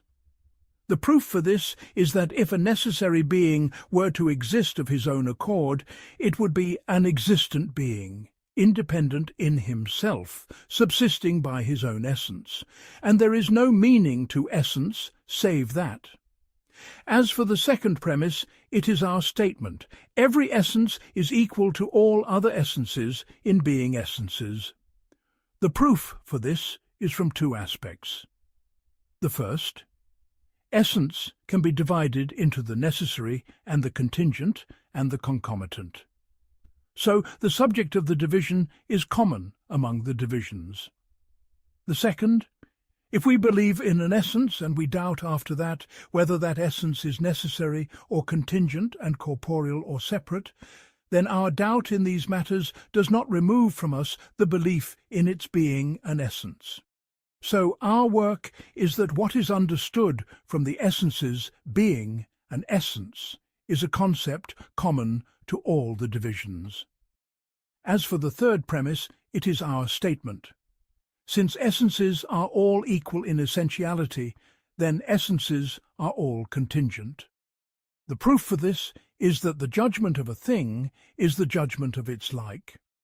So, since the essences are all equal in essentiality, it is necessary that what is sound for each one of them is sound for the other. And if that is so, then the specification by which the distinction is obtained between it and the contingent things is a matter permissible of removal. And whenever the matter is so, it is contingent of its own accord, not necessary of its own accord. The second difficulty, they said: if we were to posit a being who is necessary of existence of his own accord, then that existence would either be the whole of his quiddity, or a part of his quiddity, or a concept external to his quiddity. The first is impossible for several reasons. The first: what is understood from essential necessity is known, and the specific reality which those essences have is unknown, and the known is other than the unknown. The second: if we say necessary of existence, it benefits nothing. And if we say the certain essence is necessary of existence, the statement is meaningful. The third, the logicians have said, necessity of existence are modalities, and its meaning is that in a proposition there must be a subject and a predicate and a copula, and its meaning is the attribution of that predicate to that subject. Then necessity and impossibility are qualities accidental to this copula, and if the matter is so, it is impossible to say that necessity is the whole of that quiddity. As for the second division, which is to say that essential necessity is a part of the parts of that quiddity, this too is false, because on this supposition the necessary of existence would be composite, and every composite is contingent. From this follows that the necessary of existence of his own accord is contingent of existence of his own accord, which is impossible. As for the third division, which is to say that necessity of existence is a quality external to the essence, we say this too is false, because whatever is a quality external to the essence, subsequent to it, is in need of that quiddity, and whatever is in need of another is contingent of its own accord. So necessity by essence is contingent by essence, and whatever is contingent of its own accord, it is not necessary save by the necessity of its cause. So before this necessity is another necessity, and that necessitates going on unto infinity. Thus it is established that these three divisions are false. The third difficulty. If a being who is necessary of existence of his own accord were to exist, then either his existence would be the same as his quiddity, or other than it. The first is false, because if his existence were the same as his quiddity, and then his quiddity is different from the quiddity of all other quiddities, and from all the attributes of those quiddities, it would be necessitated that the word existent apply to him and to another, not according to a single concept. And it has been established that that is false. The second is also false, because on the supposition that existence is a quality inhering in him, it would be in need of that subject, and that which is in need of another is contingent of its own accord, and that which is contingent of its own accord must have a cause, and it has no cause save that quiddity. So the cause of that existent being is that quiddity. But every cause precedes its effect by its existence. So it would be necessitated that that quiddity precede its existence by its existence. So it would be necessitated that that existence precede itself, which is impossible. The fourth difficulty. If a necessary being were to exist of his own accord, it would be composite. And this is impossible, so that is impossible. The exposition of the entailment is that the necessary being, his existence, must be other than his essence, as is proven by the soundness of saying that he is necessary of existence of his own accord. And the attribute is other than the subject. And if that is so, then the necessary being is an expression for the sum of that essence with that attribute. And every composite is contingent. So the necessary of existence of his own accord is contingent of existence of his own accord, which is impossible. The fifth difficulty. If a necessary being were to obtain of his own accord, it would be in need, for the perpetuity of his existence, of duration and time. And that which is in need of another is contingent of its own accord. The exposition of the first is that the necessary being must necessarily be perpetual of existence, and what is said of the perpetual is what is existent in the past and in the present and in the future. But existence in the past and the present and the future is conditioned by the existence of the past and the present and the future, because a thing's being contained in a thing is conditioned by the existence of that container. Thus, it is established that the perpetuity of existence is not established save with duration and time. Let it not be said, we do not say that the necessary being is existent now and in the past and the future. Rather, we say that he is an existent being who does not accept non-existence, and we do not add to that. For we say there is no consequence in this domain in whether this statement is mentioned with the tongue or is not mentioned. The consequence is only in the intellect. And we conceive by necessity that the thing of which the intellect can soundly judge that it was not existent in the past, and it is not existent in the present, and it will not be existent in the future, is pure non-existence and sheer negation. And we only said that the necessary being's need of duration and time is impossible for two reasons. The first, everything in need of another is contingent of its own accord. The second, time is composed of successive passing parts. So it is contingent of its own accord, so that which is in need of it for its existence is more worthy of being contingent. This is the completion of the discourse on the difficulties mentioned in this domain. And the response to the first difficulty, we say, as for his statement, if a necessary being were to exist of his own accord, its essence would be equal to all other essences in being an essence. We say, why is it not permissible to say that its being an essence means that it is independent in itself, and the meaning of independence is that it has no need of another? And this meaning is a negative concept, and it is a shared quality among the different realities which are the specific essences. And the investigation of the discourse is that different quiddities are not prevented from sharing in equal necessary concomitants.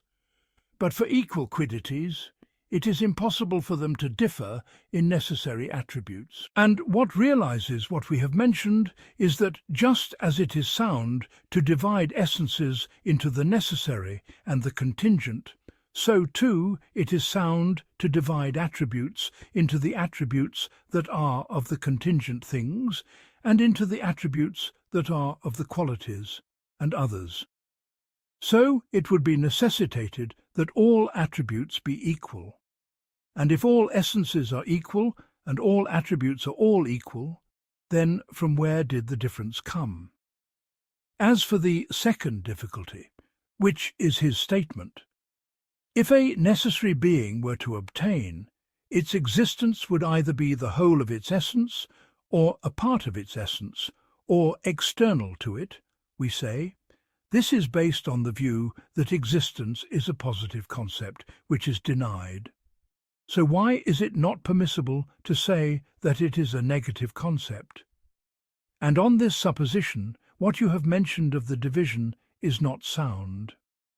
As for the third difficulty, which is his statement, the existence of the necessary being is either the same as its reality or other than its reality, we say.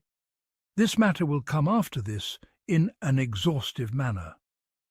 As for the fourth difficulty, which is his statement, if a necessary being were to exist, it would be composite. Its response is that this is only necessitated if necessity were a positive concept. As for the fifth difficulty, its response is that if perpetual existence were in need of a duration and a time, then that time would be perpetual. So it would be necessitated that it be in need of another time. An infinite regress would be necessitated, which is impossible. This is the completion of the difficulties. The 14th chapter. In exposition that the perceptible world is not necessary of existence of its own accord.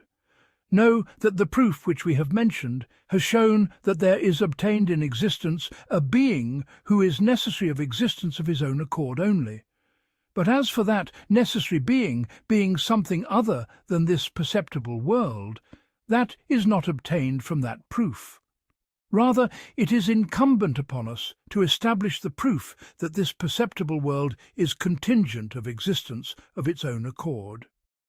And in that case we will obtain after that there must be another existent being, other than this perceptible world, who is necessary of existence of his own accord.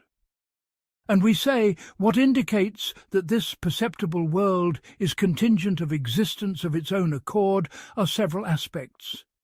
The first argument: every body is composite of prime matter and form, and every composite is contingent. From this follows, every body is contingent. As for our statement, every body is composite of prime matter and form, its mention has already passed in the chapter on prime matter and form in an exhaustive manner. And as for our statement, every composite is contingent of its own accord, its establishment is that every composite is in need of each one of its parts, and each one of its parts is other than it, and every composite is contingent, so it is in need of another, so it is contingent of its own accord. And if they say, why is it not permissible to say that the body, though it is contingent of its own accord, yet it is necessary because of the necessity of its part, which is prime matter and form?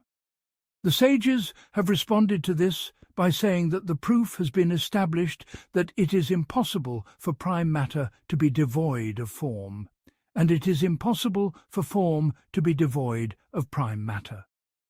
Thus it is established that they are necessarily concomitant. We say this necessary concomitance is either between their quiddities, as in relatives, or between their existences. The first is false, for otherwise it would be impossible for us to conceive of one of them while being heedless of the other. So it would be necessary that it be in need, for the establishment of their necessary concomitance, of a separate proof. And since this is refuted, it is established that they are necessarily concomitant in existence. Then we say it is impossible that prime matter be the cause of form, because prime matter, inasmuch as it is what it is receptive of form. So if it were a cause for it, a single thing would be both receptive and an agent together, which is impossible. And it is impossible that form be the cause of prime matter, because form inheres in prime matter, so it is in need of it. And that which is in need of a thing cannot possibly be the cause of its existence. Thus it is established that neither is prime matter the cause of the existence of form, nor is form the cause of the existence of prime matter. And it has been established that they are necessarily concomitant in existence. And every two things that are necessarily concomitant in existence, not in quiddity, and neither of them is the cause of the other, then they must be the effects of a single cause. For if it were not so, then each of them would be independent of its companion, and of everything that its companion needs. And that prevents the assertion of the establishment of necessary concomitance. Thus it is established that prime matter and form are the effects of a separate cause, and whatever is so is contingent of its own accord. Thus it is established that the body, just as it is contingent of existence in respect of its complete quiddity, so too it is contingent of existence in respect of each part of the parts of its quiddity. And this is the completion of the discourse on this proof. And the objection to it is to say, as for the assertion that the body is composite of prime matter and form, the inquiry concerning it has already passed. We concede that, but we do not concede that prime matter and form are necessarily concomitant. And the discourse on their proofs in establishing this necessary concomitance has already passed. We concede that. So why is it not permissible that prime matter be the cause of form? Your statement, because it is receptive, and the receptive cannot be an agent, we say, The discourse on the fact that a single simple thing cannot be both receptive and an agent together has passed with exhaustive treatment. We concede that. So why is it not permissible that form be the cause of prime matter? Your statement, form is in need of prime matter, and that which is in need of a thing cannot be a cause for it.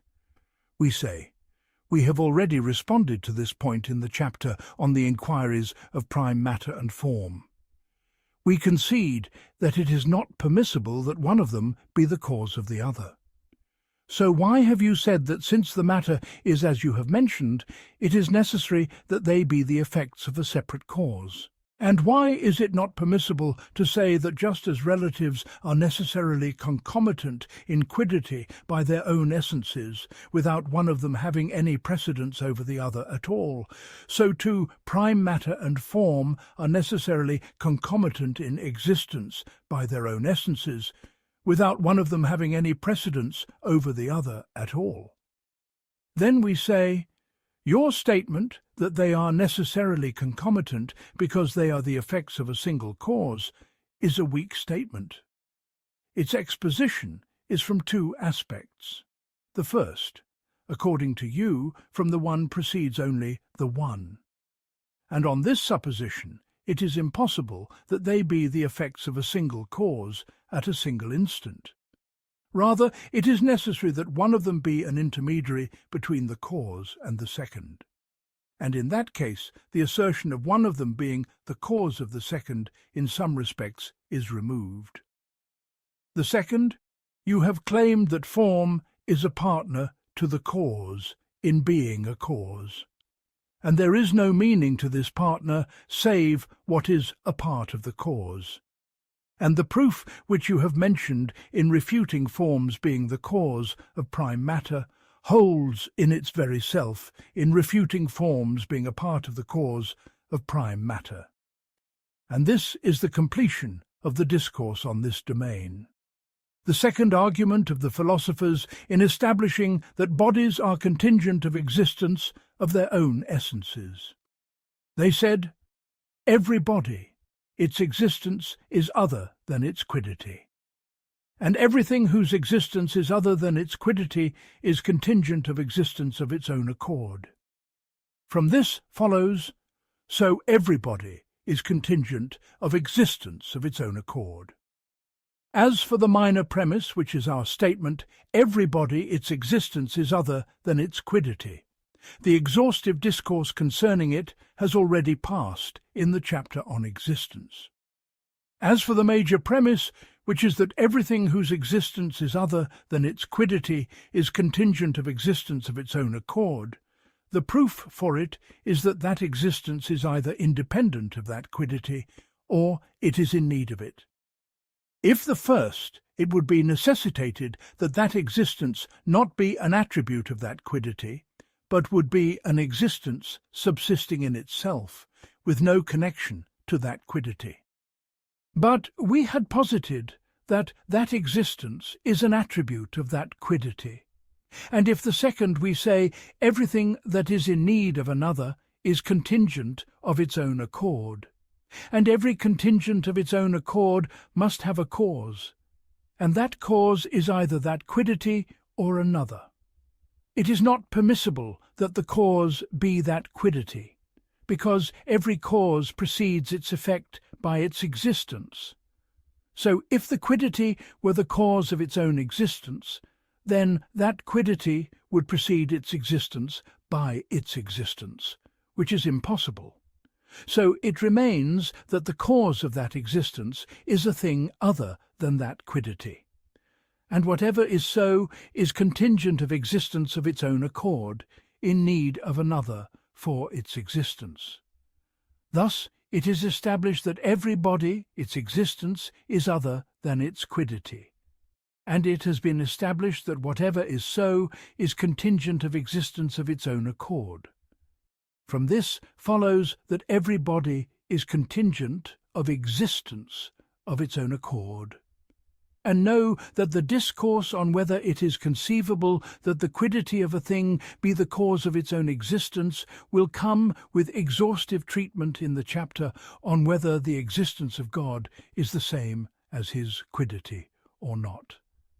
The third argument in exposition that bodies are contingent of existence of their own essences, the necessary being must be one, and bodies are not one. So the necessary being cannot possibly be a body. So a body cannot possibly be necessary of existence of its own accord. As for the exposition that it is impossible for the necessary being to be more than one, the proof for it will come in the chapter on establishing that the necessary being is one of his own accord.